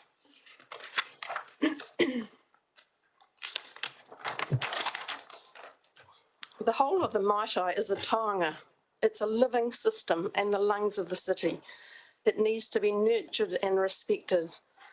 When I say Maitai, I mean the valley and the river. I call on Council to rethink the Maitai's identity and budget to develop kinship with it. I dare to dream along the lines of the Whanganui River in Te Uruwiura. Not to have stormwater of 750 houses pouring into it. Not to have the vehicular traffic noise, dog noise, leaf blower noise of 750 houses drowning the bird song and tranquility. I also worry about the cat population of 750 houses next to the Centre of New Zealand Reserve. I'm a pest trapper on that reserve and I wonder if it's worth my while doing it really. I object to any residential subdivision in Maitai Valley, but specifically the proposed Kaka Valley and Orchard Flat developments. Ko Maite te awa, ko Maite te whaurua. The Maitai is my river, the Maitai is my valley, and my heart is there. Kia ora and thank you. Oh. Thank you, Kia ora, very much for your presentation. Are there any questions for Gretchen? It's a very clear submission. It's very clear. Thank you, Gretchen. It's no. Oh, Councillor Fulton. Gretchen, I'm really sorry, but there seems to be this. I can't find Orchard Flat in the plan change. Can you tell me specifically where Orchard Flat is and what you mean? I believe there was an area designed over the other side. I think it's Council Reserve, and it is odd that it was in that. I'm not. Okay, sure, I just can't find the it other called side that. of the river from Ralphine Way. Okay, thank you. So it's along Ralphine Way. Thank you. It's on the other side of the river. Thank you very much. You. All right, thank you, Gretchen. Council, we're just going to move past the resolution to extend the meeting beyond the 6 hours. But it's not on the plan. And then we're going to take a little break. I'm not worried we're going to run out of time, but I think we're going to be okay. So I think we'll take a break now, if that's okay, and we'll come back at maybe 5 past. Would that be right? 15 minutes? And hopefully that'll work okay for us. Oh, sorry, yes, because that's right. No, that'll be right. About 5 past. Thank you very much.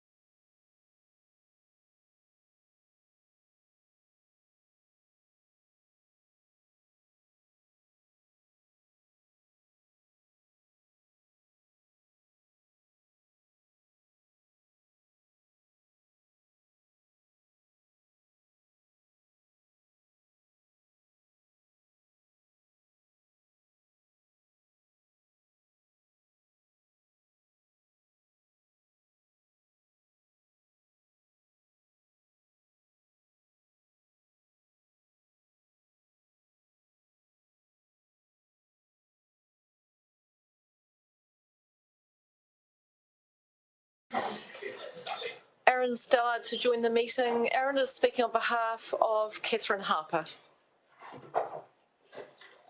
Welcome, Aaron. I was speaking for 3:20. Can we make it 3:20 in case people haven't got that time?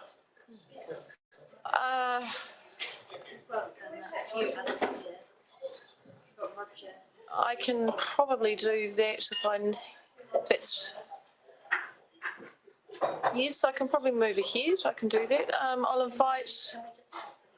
Oh, yes, we just need to pass the resolution, EJ, that I didn't do earlier.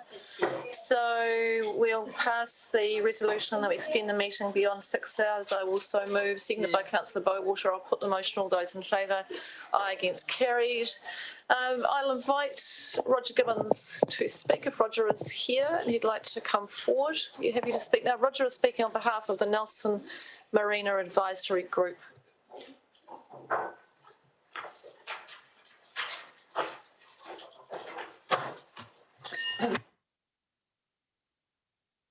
Welcome, Roger.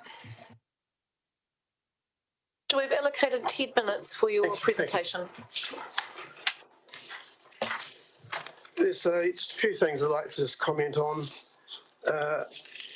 And basically the map there, I sort of show you the map, which we as a group prepared within a couple of months when we were appointed in 2017.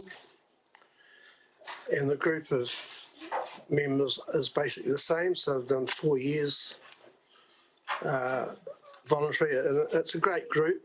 A bit frustrating the last 2 years. As you can see from the map, everything that we're sort of planning to do, we identified, not we're going to do, but identified. It's basically all flat on ground. Not many vertical things that we had proposed at that stage, except for those trade sheds, maybe long term of dry stack. And we identified the water sports, and the 2 water sports sites there. Roger, I'm just getting an indication from the elected members that they haven't got an attachment. Is that right? Just No. I gave it to the girls out there. This one. Okay. Well, we haven't got it yet, so that's all right. That's probably because we've changed the order around, and you've been very accommodating and coming. They knew I was on about 15:15. Yes, that's why. So we'll just wait. Here we go. It's on its way.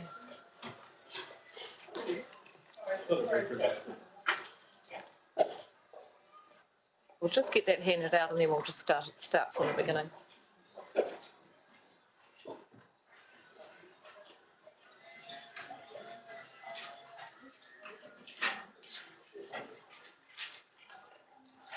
Thank you very much. Lovely. Thank you, Joe. There we go.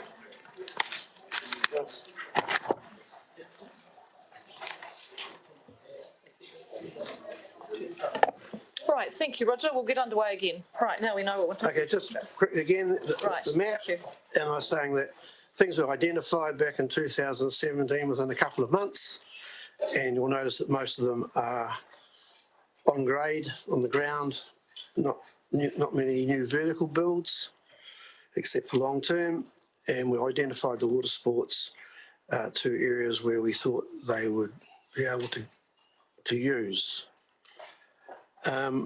We first of all did the pontoons there where the L shape is there, and that was basically to keep the boats away from the rowers, because in the afternoon the wind would blow the boats down onto the rowers, and that's worked really well. And that was installed 12 months later, and that went really well. And I've got to say that went really well because the officer we had from the council staff, the engineer officer, he was very good to work with. Excellent. Then during that time, I started to talk to the sports people, went and visited their facilities, and they are really inadequate. The old changing sheds and toilet facilities there for young kids, not good at all. So I spoke to them individually, I visited them, and then I said, look, it's going to be quite a few dollars. The council in that long-term plan those days had 1.6 million in their long-term plan to upgrade the sports facilities with a proviso that they would have to provide 50%, raise 50%. The Sea Scouts said, well, our sub's only about $1 and young kids, so I said, well, let's look at it. What they're mainly wanting was the rowers were running out of room with all their boats and they need to be where they can launch them. So I spoke to them individually, and they were the other clubs, the Sea Cadets, the Sea Scouts, mainly who occupy that building. If you compromise and move, come over into the Totally Boating building, then that allows the water sports, the rowing club to expand sideways and go over there. Because really, we're only talking about boat sheds to store these boats, which are expensive boats. So that went quite well. And then the council appointed a project guy for that.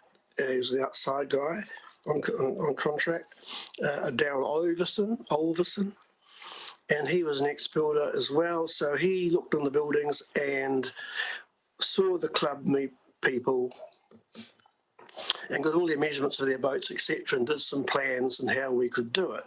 Well, our plan was to get these people into these buildings and using existing buildings straight away. I mean, there's no use having an empty building. That Totally Boating building down there has been empty, I think, since the council purchased it, maybe 10 years ago or more, probably more. So they all agreed. Then at night we had meetings with the principals of those, the head committee members there, of the Waka people, 2 Wakas, and once again all those sea sports people.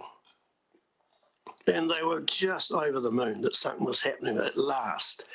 And as you'll see with those copies I've given you, is that this Water Sea Sports Review has been going on since 2013. That's just the cover sheet. At 2013, then there was a construction estimate done for doing the work on the Totally Boating and the other building, and one of them was 900,000. And one was $1 million, so it didn't look too bad. They all agreed, and they thanked us very much that we were making some progress. Unfortunately, since then, nothing's happened, and my credibility is gone. It's gone, and it's embarrassing when I talk to the Waka people. What's happening? What's happening? I say, hands up. So we were looking forward to getting this work underway, and then I met a capital projects person in the foyer here at the council, and I said, well, I'm going to get on with the thing, with the water sports thing. Nah, not doing it. Going to pull it down and build a new one. I said, it's millions of dollars. Yep. So that's where it stopped, and that was about 2018, towards the end of 2018. And I said, it'll cost. So away they go, get a consultant, which this council is pretty good at doing, employing consultants, and priced it out. It was $5 million. So they have to go around and tell these people, Andrew Petheram, I think, to deliver this message, and they virtually fainted. So then it ground to a halt, and from that time it just carried on, and then it got reviewed again and came up again. The council wanted to have a new building. Up it went again, and this time it was, I think they've had 3 shots at it. Now the last one, which is a surprise to us, we read in this plan, you're going to go ahead, and the building is going not go ahead, you propose something like $7 million. Now, we'll take the money from the berth holders, all those guys down there paying $5,000 a year rates. So from our point of view, it's very disappointing that no pre-knowledge that this was going to be addressed again, and the water sports people still haven't got anything. So for several years, we have been discussing with the council that the marina should be run independently. It just got to be independent. It's just a drama how it's run. there's not many marinas in New Zealand that are run by the councils. Over the way here at Port Marlborough, they're running as an independent operation. Tauranga, Half Moon Bay, look, I could go on for all the ones I've visited, but we need to have it as a separate organisation. They pay their capital costs, they budget, they do the renewals. And we're very pleased that the council's made the decision to appoint an independent person, although that person is going to be employed by the council. But at least we'll have one person to deal with. And I've got a list of over 25 different council officers' names that I've had to deal with, or we've had to deal with. So we congratulate you on appointing Mr. Skeggs, and I think that if you give him his full support, we'll get what we all want. And the end result should be they return to the council, and we have a smart marina, because our marina would be one of the worst in New Zealand. Yep, that's about me. Thanks. Thank you, Roger. I appreciate that. And I'll open for questions. Councillor Rainey and Councillor Simpson. Thanks, Roger. Thanks for coming in and submitting. Given that this is going to be a recreational, I'm talking about the Sea Sports building, given that it's going to be a recreational facility for Nilsonians, like a lot of other recreational facilities for Nilsonians, what's your opinion on whether it should be funded, or the interest should be funded from within the marina account or outside the marina account, like other recreational facilities? Have you got any position on that? I don't see it any different to any other sports club. It's just a sports club. Trafalgar Park, out at Saxon's Field, they're all sports clubs. The demands on them will be not so much once it's up and running, but being part of the marina. In fact, there's some issue. Are those sports clubs in the right spot? The Marina Sports Club. Councillor Courtney, if you've got a very quick question, I can take it. Yes, Thank you. I'll try and cut my 3 or 4 questions down to one. Roger, thanks for your submission. Thanks for being so understanding over these years. What sort of entity do you want running the marina? I mean, I've been led to believe that we're halfway down the road towards some sort of trust or something of that nature, but we're halfway there. Where do you want us to go? A trust or a society. Tauranga is a society, and they inherit the assets, and they run it or pay the council back. They run the whole thing. They raise their money. They do the whole lot and run it as a business. And that is Tauranga, is it? Tauranga's one, Half Moon Bay, Port Marlborough. Those 3 over there are all run by a separate organisation within the port. In your judgment, that's the answer. Yep. No 2 ways about it. Yep. Thank you. Thank you, Roger. Thank you very much for coming in to present today. Thank you. Thanks for listening. Thank you. Next submission is Debbie Daniel-Smith. And I'll invite Debbie to join the meeting. My right-hand man to support me. And welcome, Brett, as well. Nice to have you here. Just holding my hand so I don't get scared of you all. Oh, I think you're quite, I don't think you'll be, you're familiar with this space, Debbie. Debbie, we've allocated 5 minutes in the timetable for your presentation. Yes, thank you. I just wanted to just add to what I'd already written, particularly around the cemetery. I was interested to know from council whether staff had put forward any ideas about more sensibly using cemetery land, so you're not extending onto land that could potentially be used for residential purposes, or maybe growing food.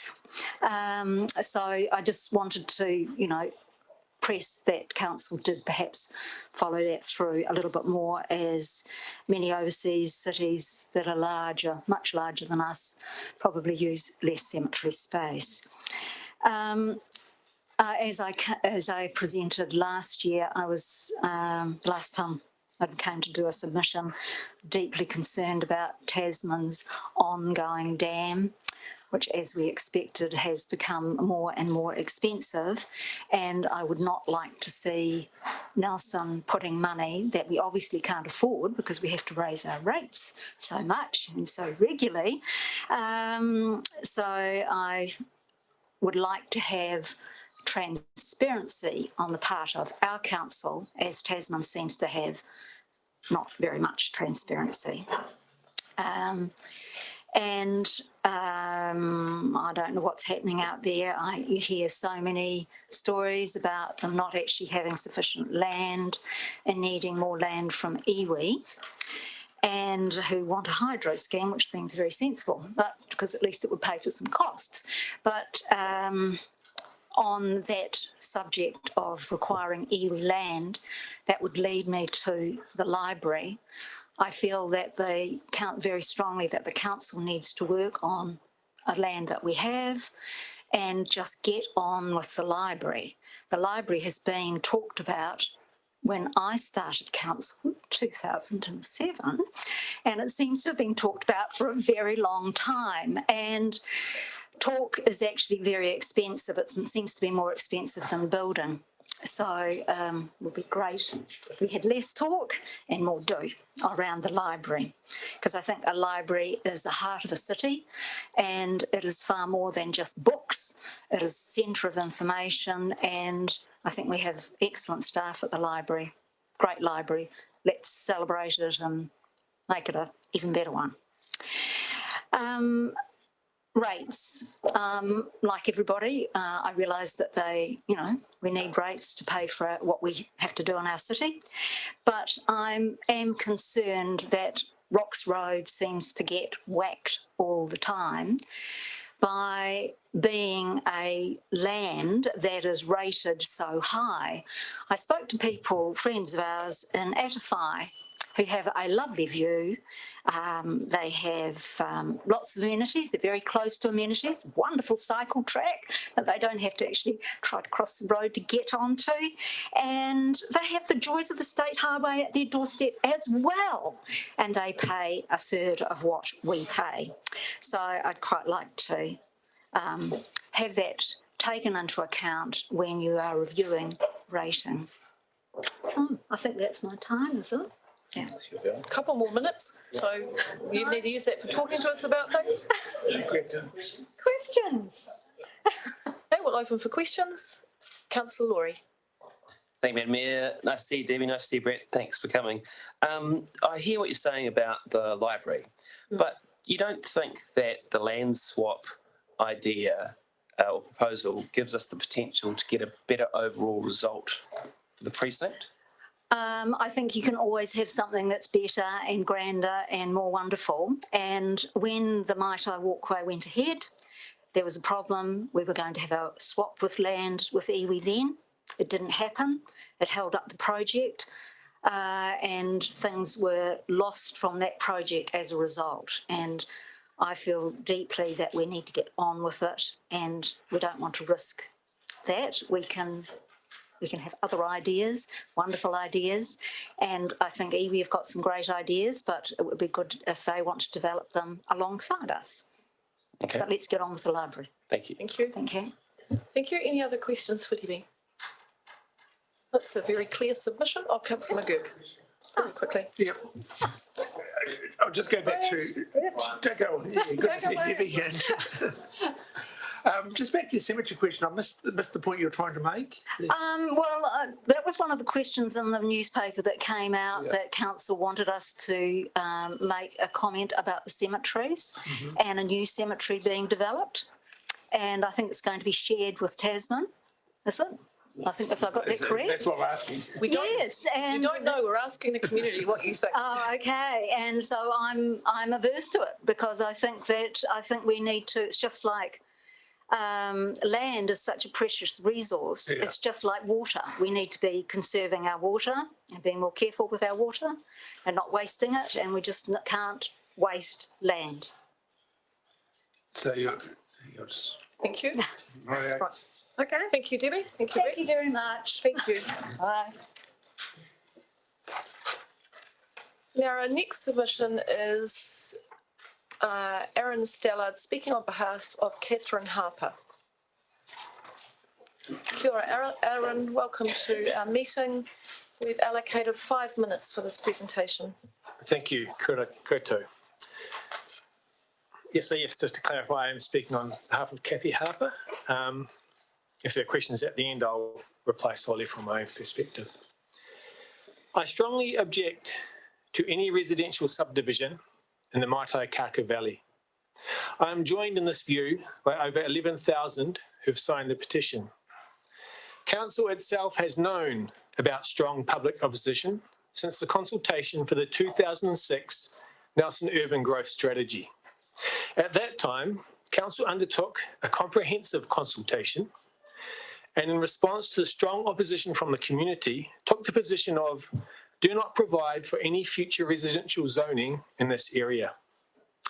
My question is this: what gave Council in 2019 the mandate to reverse this stance, to provide for 842 houses in the treasured Maitai Valley and ignore public opinion? Nothing. Council does not have such a mandate. I will return to this point later. Our last green, peaceful valley should be protected for current and future generations, for those who seek an escape from the bustle, noise and stress of the urban area with its cars and concrete, and instead wish to enjoy the open spaces and tranquility of a peaceful river valley, in which many generations have enhanced their well-being by swimming, walking, cycling, having a picnic, running or just reading a book. Many studies have shown that green open spaces are important for our physical and mental well-being. The Maitai Valley is a place of birdsong, and it's spectacular in all seasons. This is our own dark sky area where we can see the stars at night. Yesterday you heard Rod Dixon talk of the foresight and vision of decision makers in New York 200 years ago when they established Central Park, a decision for which New Yorkers and visitors to the state alike are forever grateful. I asked Council to have the same foresight and vision and to show the leadership so that future generations in this region might also have reason to be grateful. We all know that visitors and tourists love the Maitai. I would feel embarrassed and ashamed if the next time my out-of-town friends visit and go for a walk or swim up the Maitai and are greeted by the ugliness of urban sprawl, of traffic and noise, of the heartbreaking loss of the open spaces and the idyllic charm that we enjoy today. How could I possibly explain such a tragedy to them? I would rather have been making a submission to Council for the future development strategy in 2019, when Council decided to change its stance and allow subdivision in the Maitai. But at that time, I didn't know of Council's plans. Virtually nobody knew, because Council failed to explain its intentions. Indeed, it's no surprise that councillors themselves don't know the location of Orchard Flats. Consequently, during that consultation, Council received just one response in opposition to the most controversial subdivision of our time. One response. That failed consultation should have set off alarm bells at Council. I have so many questions of Council. Why did you not tell us of your intentions on such an important matter? Why is a single response considered adequate consultation? Why did Council ignore its own advice and the will of the people? If Council will not listen, it is inevitable that the many questions posed by the community will need to be answered by a judicial review. Thank you for your time. Thank you. Thank you, Aaron. So that's read on behalf of Kathy Harper. Kathy Harper. Thank you very much. I'm not sure that Aaron will be able to answer questions on behalf of Kathy, but as I said, I'll answer on my own perspective, or I could try. She has given me full okay. Go ahead. I'll do my worst. It's good.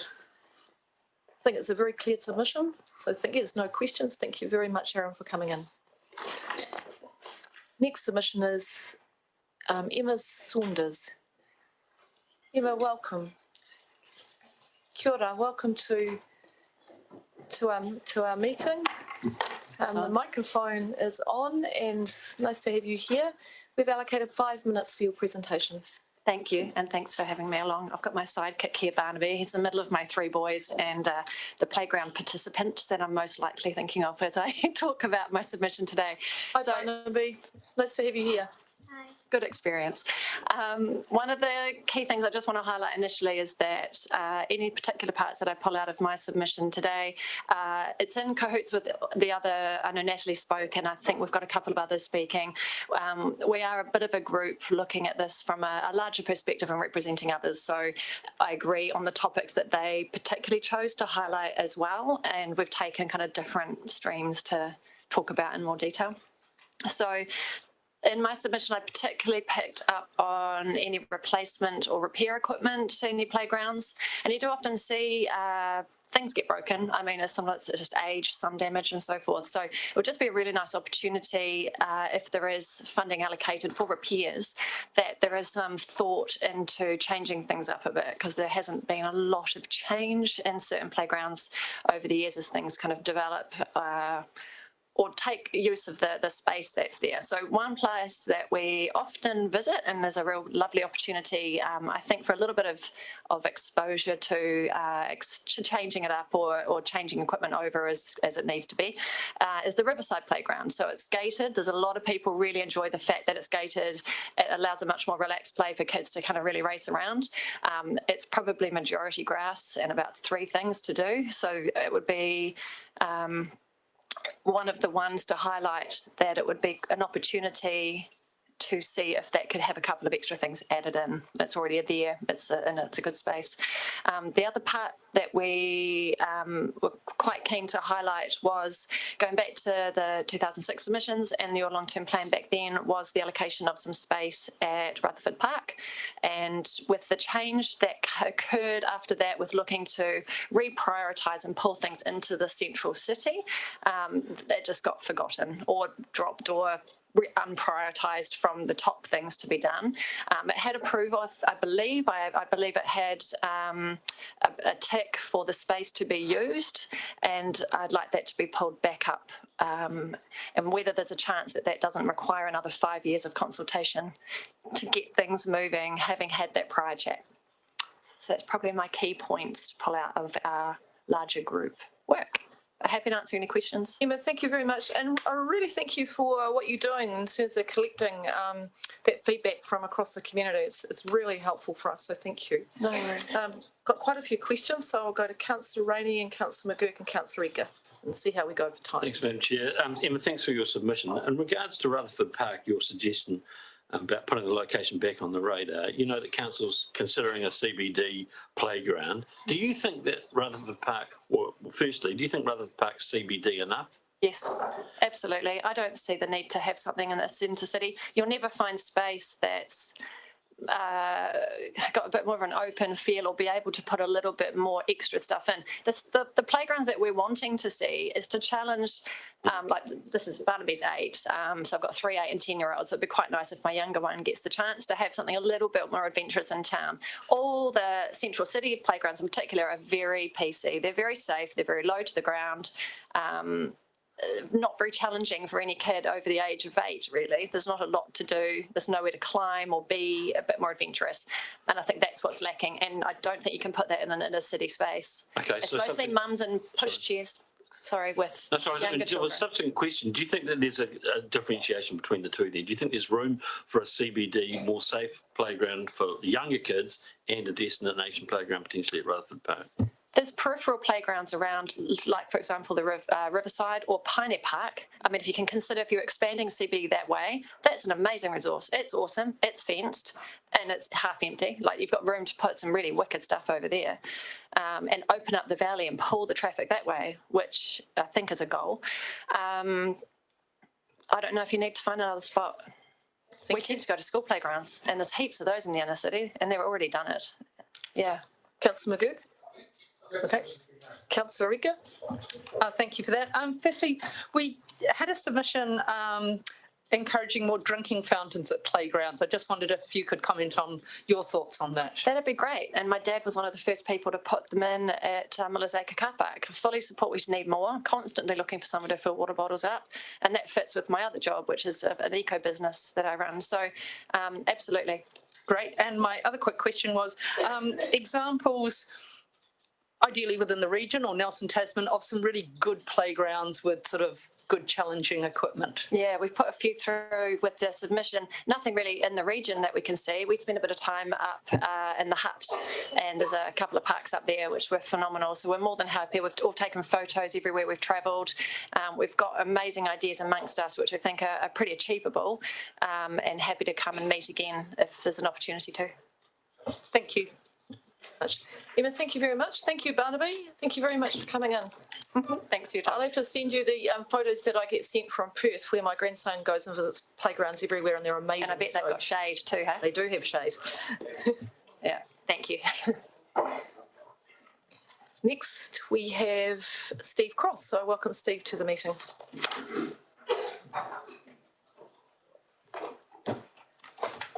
Good afternoon, Steve. Kia ora. We've allocated 10 minutes for your presentation. Thank you. So when I was preparing my submission, I had a bit of a thought at one point, and the thought was this, that I'm pretty sure when I find myself on my deathbed, I'm not going to be saying, gee, I wish I'd spent more time making submissions to NCC. And at that point, I stopped with my submission because I was getting pretty despondent anyway at that point. And I've been going through the estimates book and came across this little gem of a sand storage shed at Saxton Field, $92,700. And I just thought, this is just, I think the last time I shook my head like that was when I found out the library was going to cost 46 million.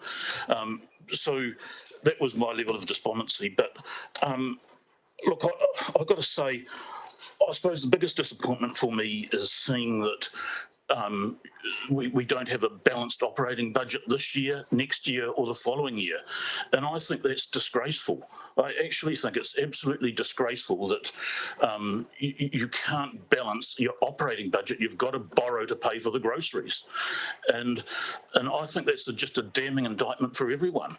And what's even worse is it's been blamed on COVID. Now, this organisation's not suffering because of COVID. There is no signs of suffering. I look at the revenue. So your revenue in 2018-19 was 116 million. It's going to be 151 million in 2022. That's a 30% increase in 4 years. So there is no signs of any hardship at this organisation that would cause you to have to run operating budget deficits. And when I look and say, well, what's the reason why you can't balance your budget? And there's several reasons. One is the $5 million you're giving to the irrigators in the Waimea Plains. And then the corporate welfare to the Cawthron. But also salary costs have just absolutely blown out here totally. So there's been a 53% increase in the last 5 years. So we've gone from 17.9 million and it's going to be 27.5 in 2022-23. But everywhere I look, and I hope some of you do go through the estimates book and look at where your costs are going. You actually go through line by line and look at it.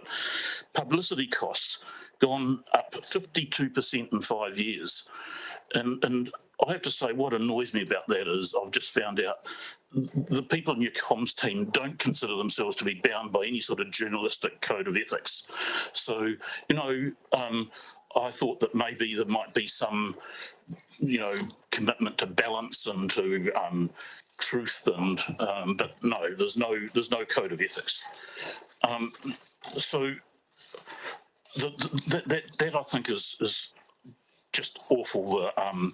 The failure to have a balanced budget, and what's even worse is, you know, everyone now seems to think there's this magic box of money called the emergency fund, where you can go and raid it at will to balance your budget, and it's like some you know, cookie jar or something that's sitting there. Well, it's a cookie jar that's got a couple of big IOUs in it at the moment, and you know, we were some years ago, quite rightly, I think.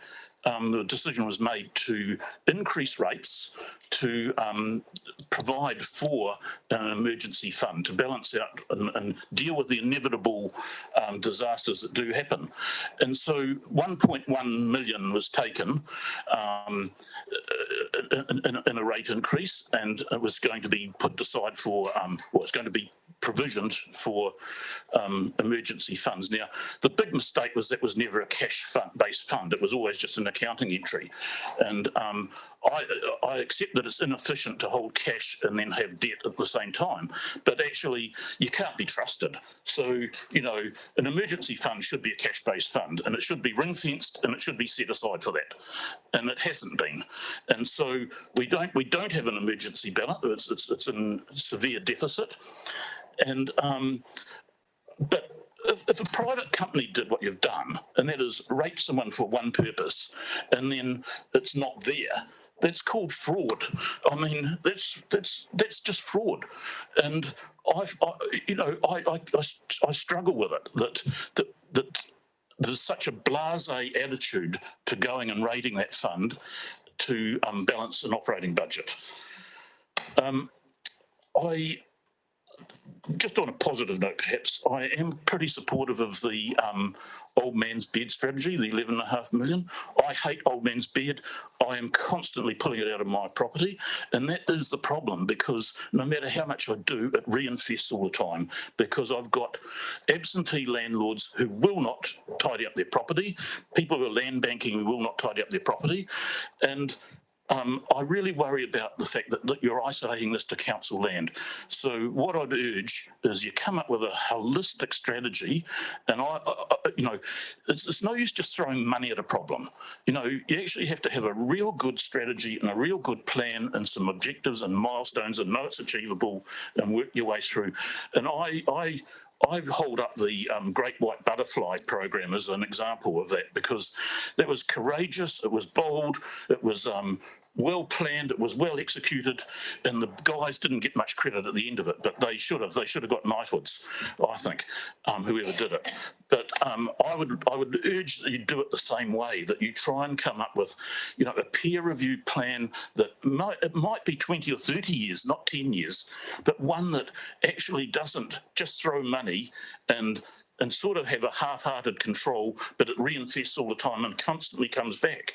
You know, you need to tackle this, and it needs to be a peer-reviewed plan that is well-founded, and we all go as a community at it.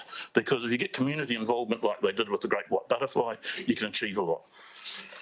The food collection proposal, now, this is quite complex, but I find this is one of the things that drives me crazy as well, because it's a really sketchy thing at the moment, and you're being asked to approve a whole lot of money. And again, this is something that needs to be fleshed out a whole lot more, and a whole lot of analysis done around it. And, you know, we seem to have gone away from doing cost-benefit analyses, but believe me, even when you're doing environmental expenditure, you should do it, because you want to make sure you're getting the most bang for your buck.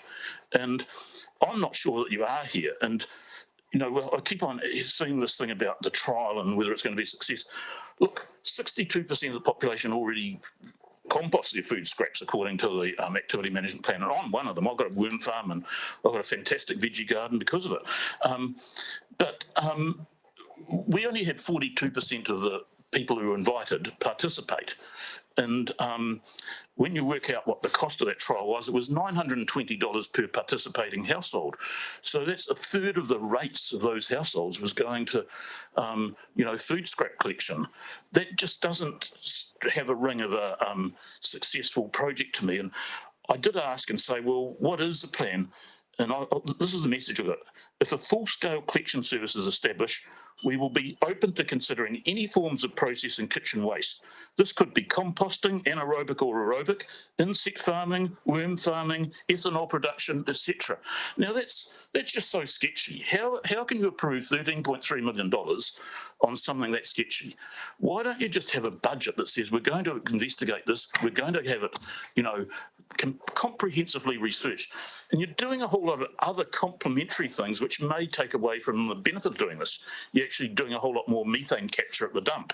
So that actually takes away a lot of the benefit that you might have been getting from this. I'm going to jump quickly. Since Roger's in the room, I can't avoid going back to my old hobby horse, which is the marina, which I've been banging on for years. And look, I agree with a lot of what Roger said. That marina is something that you might have seen in East Germany prior to the wall coming down. It's pretty appalling, but and it's a failure from multiple areas. It's a failure from governance. It's a failure from on a financial point of view because a good example, $1.5 million has just been spent on the hard stand, or 1.6 million. And as a ratepayer, I'm quite angered that there's been no attempt made to recover that from users. So that was, we have two policies in our revenue and finance policy, one which says polluter pays and the other one says user pays. Well, that is the purest form of a user pays facility as you ever see, no attempt made, and yet that's been known about for several years, and the business case that was prepared for that said we will need to increase marina fees to cover it. Hasn't happened. And I'm tired of hearing, sorry Roger, but we'll have a debate afterwards, but I'm tired of hearing saying the marina pays its way as a cash cow. I've done the analysis here out of the estimates book, and it shows it doesn't, we're having to fund it out of debt constantly for the next 10 years. And that's even if you take out the Seascout building. We haven't revalued the assets ever, so the depreciation charge is not enough to renew and replenish those assets. It is, it's just going to be like your social housing, and I've talked about this for a long time, that you're going to build up a time bomb that is unfunded. And it's got to be sorted. It has to be sorted, and it has to be sorted in a comprehensive way. And I would be very in favour of a trust running it and running it on a financial basis. But the first thing you've got to do is you've got to get a depreciated replacement cost valuation done, because no one knows what the hell that's worth. Thank you. Look, we've got right to the end of the time, but I'm conscious Councillor Brand's been waiting, and she has had very few opportunities for questions today. Councillor Brand. Thank you. My question, Marina, you said here it's business as usual, but are you aware that we've hired and brought that plan and put the strategy in place to bring that back in-house as of the 1st of July, but we've already employed the marina manager, Nigel Skeggs? Yeah, so I know there's things happening, but it's going at snail's pace. And, I don't know why that is holding up actually giving cost recovery on some of this expenditure, and that should be. That is, the 1.6 million, it's just gone into a black hole. It's not, there's no attempt being made, and there could have been quite easily to actually recover that cost. Okay. And I don't know why why am I paying for that? Okay. Are you aware that Nigel Skeggs in his role is to address a lot of the concerns that you have raised, and that he has started work on that? Yeah, I am aware there's work going on. Okay. And so in your perspective, what time frame is realistic for him, as he has just started, to provide answers to your questions? Well, I'd say it could be sorted out in 3 months. Okay. And you think that's realistic? Sorry? And you believe that's realistic? Oh, totally. I mean, actually, that's generous. I mean, I've been involved in similar things like this. I wouldn't have spent 3 months to get a valuation done. You actually put in a financial model and, start but I know things are a lot slower here, you know. It's, I'll go to Councillor Rainey. I know he's been waiting to ask questions. Thank you very much, Madam Mayor. Just on the marina, there are some that would say that it's a community asset as opposed to a marina like Roger might have commented on say, Waikawa, for instance. And my question would be, I want to know whether you think it should be one or the other. You know, there's no $100,000 berths down there to purchase. It really lies within the reach, and I say this very carefully, of the average boat owner, because it's still expensive. I would have thought a lot of Nelsonians would think, but that's the point. It is $5,000 or $6,000 a year to moor a boat there, as opposed to hundreds of thousands. Do you think it should be a community asset, or do you think it should be run more or like a company, I guess? Well, you know, I quite like the boating club model, which is, I mean, you know, if you look at Mana Marina, there's a whole, I mean, Roger knows a whole lot too, but they were all operated by boating clubs or cruising clubs, and yes, look, if you want to spend $100,000, you can buy the lease for an extended period of time, and that happens, and that's a good way of funding these things. And you know, yeah, I don't have any problem with. It's just a piece of real estate. At the end of the day, it's a piece of real estate. That's how you think about it. And that's why I'm opposed to it being a closed account, by the way. It's a piece of real estate, and it should be treated the same as every other bit of real estate you got. But the problem is council mismanages every bit of real estate it's got. Thank you, Steve. I just want to say I really appreciate genuinely the work that you put into your submissions. I find them really helpful. So I thank you. I'm sorry that you're thinking about your deathbed now. We're starting to write them. But thank you very much. Our next submission is Joanna Plowes, and Joanna is welcome, Joanna, to the meeting. You're our next submitter. Joanna's got a tabled document, so I'm not sure if we've got that circulated yet or not. So could we? Almost bringing Tēnā koutou. So yeah, it's just further to my submission, and I can read some of the points out anyway. Yeah. All right, that's well. Good eye, Joanna. Thank you. We've allocated 5 minutes for your submission. Right. Thank you. Yeah, I don't need to go because you would have seen my original submission. I just want a couple of points from that I just want to highlight is trying to wait, that we definitely wait for the passing of the Government Climate Change Adaptation Act, so to guide our own Nelson's plan. You know, I strongly suggest that we wait for that. And the other major issue too for me is not rezoning and building on the Kaka Valley. It's our last major green space. Green spaces are so beneficial, and that isn't more highlighted than, for me, than the launch of this book I went to recently. Well, the launch, it was actually published last year, Nature and Wellbeing in Aotearoa, New Zealand, how important our green spaces are. Not that many people have, especially these days, have access to national parks. So therefore, our town nature is really, and our green spaces are really, really important.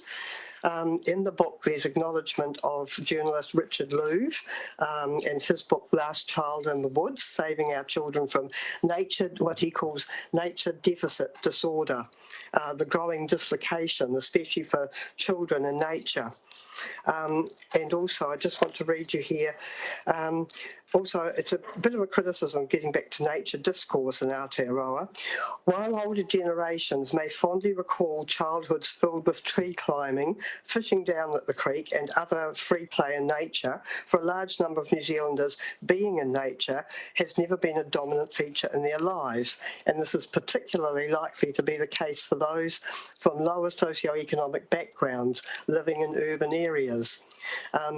So this book is a series of stories, and it's from families, and how important nature and green space has been for them, and even from the point of view of helping to heal quite serious illnesses.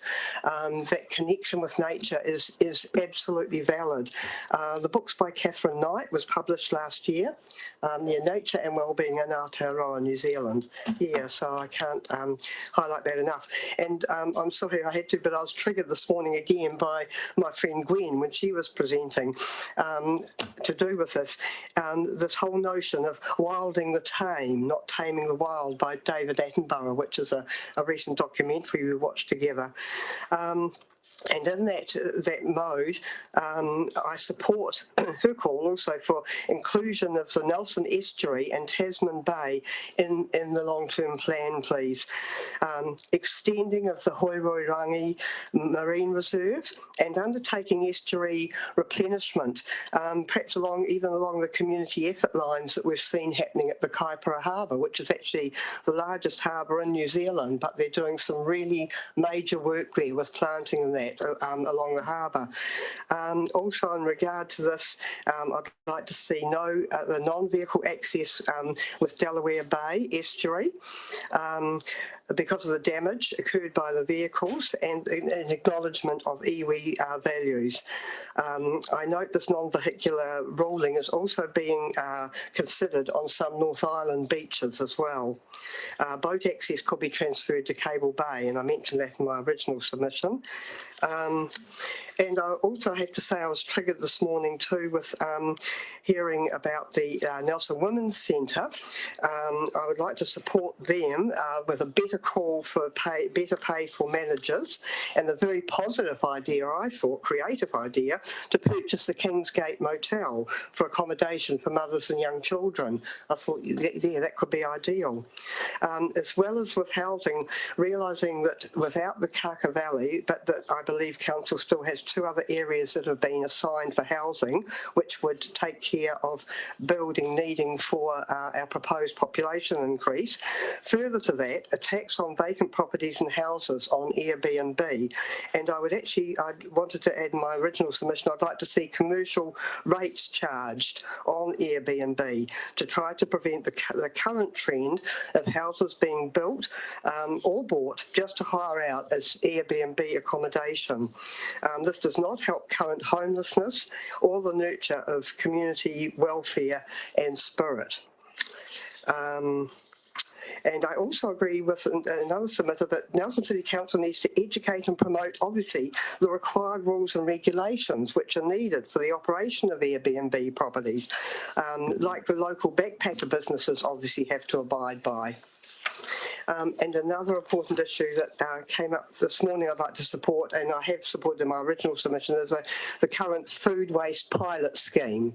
I think that's absolutely great, and we need to keep food waste out of the general waste stream, and although preferable, most people either don't know how or have the time to make a proper compost at home in their garden. It is an art. And one of the best artists is actually sitting there as well, if you want her advice. I know I've helped to do hers. Yeah. Great. Thank you.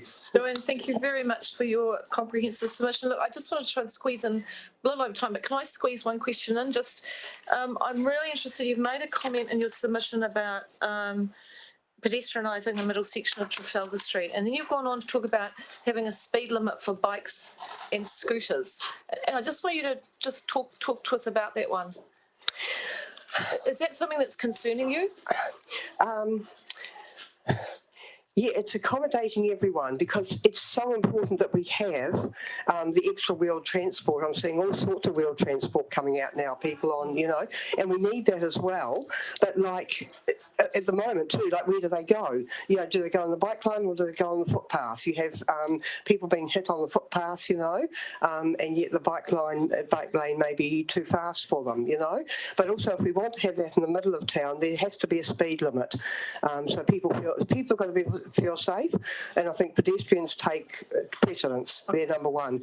I've heard ideas about having public transport, maybe having a small bus or something going up and down. So, and you'll note arthritis too. I'm waiting for a hip operation now, so I'm well aware of disability.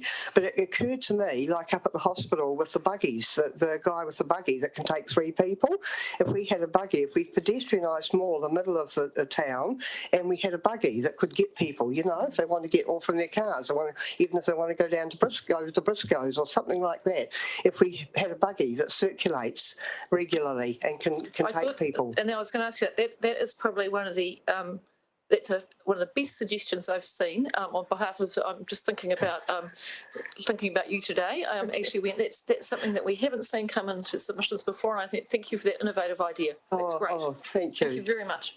Yeah, she's electric. Thank you very much, Joanna. Nice to see you. All right, we're just waiting for the next submitter. It's not due till 4 o'clock, so I'll just suggest that we have a small break. Don't disappear, and then we'll see if Naomi gets here. All right, so we'll just adjourn for a couple of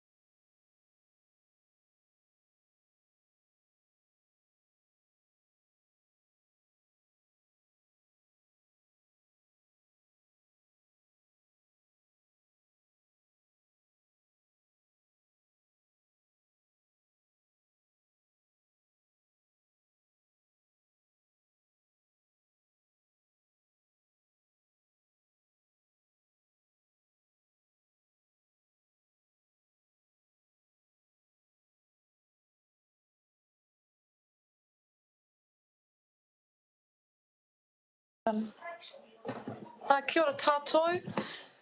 I think we have finished with submissions today. We haven't been able to get hold of anyone else that's indicated that they need to speak, so we'll finish the meeting for today. So a few other things that we need to cover off just in terms of housekeeping, so I'll just hand across to Ms McDonald. Thank you. And just to ask if you have any questions, can you email those through to me? If it's possible by midday tomorrow, because there's not much time and there's quite a lot of questions coming in, so staff really need as much time as possible to turn those around and get them back to you. Tomorrow midday, if that's possible. It's not possible, end of tomorrow. Okay, thank you. And the other thing is that the room is being used tomorrow, so if you could take all your papers home. Now, the courier is coming to do a run, so if you want to put your papers in the blue bag, they can lug them back to your place for you, but we just need to have the room cleared. Thank you. Okay. So, Nikki, just in terms of process from here, do you want to just run through what we're up to? So you've got a deliberations report to get ready. So just give us a sense of how you're going to present back the report. So there'll be a deliberations report which will deal with some of the main decisions that council has to make. Attached to that will be a document which is a sort of a summary of key decisions, which will go out to all submitters when we respond, so they can see the main decisions we made. And then there'll be a spreadsheet attached as well, which will have all those specific issues people have raised and a response from staff to, you know, and so that will go into their letters. So you'll be able to see everything that we're responding to submitters with. And obviously some parts of your decision making won't be captured in the deliberations report because there'll be a separate report. So there'll be one on DCs, there'll be one on the library, and there'll be one on the new company model. Okay, questions? Councillor Sanson. And what's the time frame around us getting those things? Is it like the normal, we get it on the Friday before the meeting the following week? Yes. So all of that information comes then? Yes, although hopefully we'll be able to get you answers to your questions, or at least the bulk of them before that. Okay, thanks. Okay. So it will be quite a meaty document to get through, so you'll need to make sure you've got plenty of time to cover it today, that you've got time in your diary so that you can get through that, because there will be quite a lot of reading for that. What I will ask is that, again, if there are if you read through, when you get that report, the normal processes, if you've got questions from that, really helpful and actually quite important we get as many of those conversations going before, you know, so the officers can be prepared as we go into the deliberations process. But I'm very conscious that that's a lot for you to process through. So I'll be making sure that on day one, we do a sort of a, let's go through the whole thing, work out if there are any more information gaps that are still there, and then the officers have got some time. So it's a slightly more, it's harder to do your full preparation for this one. I absolutely accept that. Okay, any other questions on that process before we finish off? Just in terms of getting those, any notes, questions through to Nikki, I highly recommend the efficiency of Councillor Riga, who's taking a photograph of her handwritten notes and then emailing them through. So you don't feel you need to write them all out, so just you can do it that way. Okay, thank you all very much for participating through this. Yeah, so notes, yes, not your notes, your questions. No. That's all right, I think. So just running through, thank you all very much for your participation in the hearing. I want to, just before I close off and we'll close with karakia, I just want to really acknowledge, are the administration advisors still outside? Could I invite the administration team to come in, please? If we could just have the administration team in the room.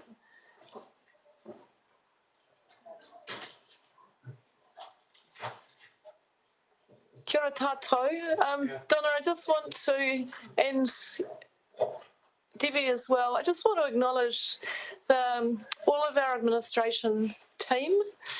for the massive amount of work that you have done to support the long-term plan process, preparing all this material as it's come in, getting the submissions in order, getting them loaded up, being really kind to me and giving me them all in order for the day, because it's made a huge difference to me chairing. I really appreciate that. And for the wonderful way that you've engaged with the public as you've gone through and set up the hearing times and then had to phone them and see if you can juggle them around. And I just want to say to you personally that I get a lot of really positive feedback from our submitters about the way that you have looked after them through this process. So we are really, really grateful to you all. So thank you so much.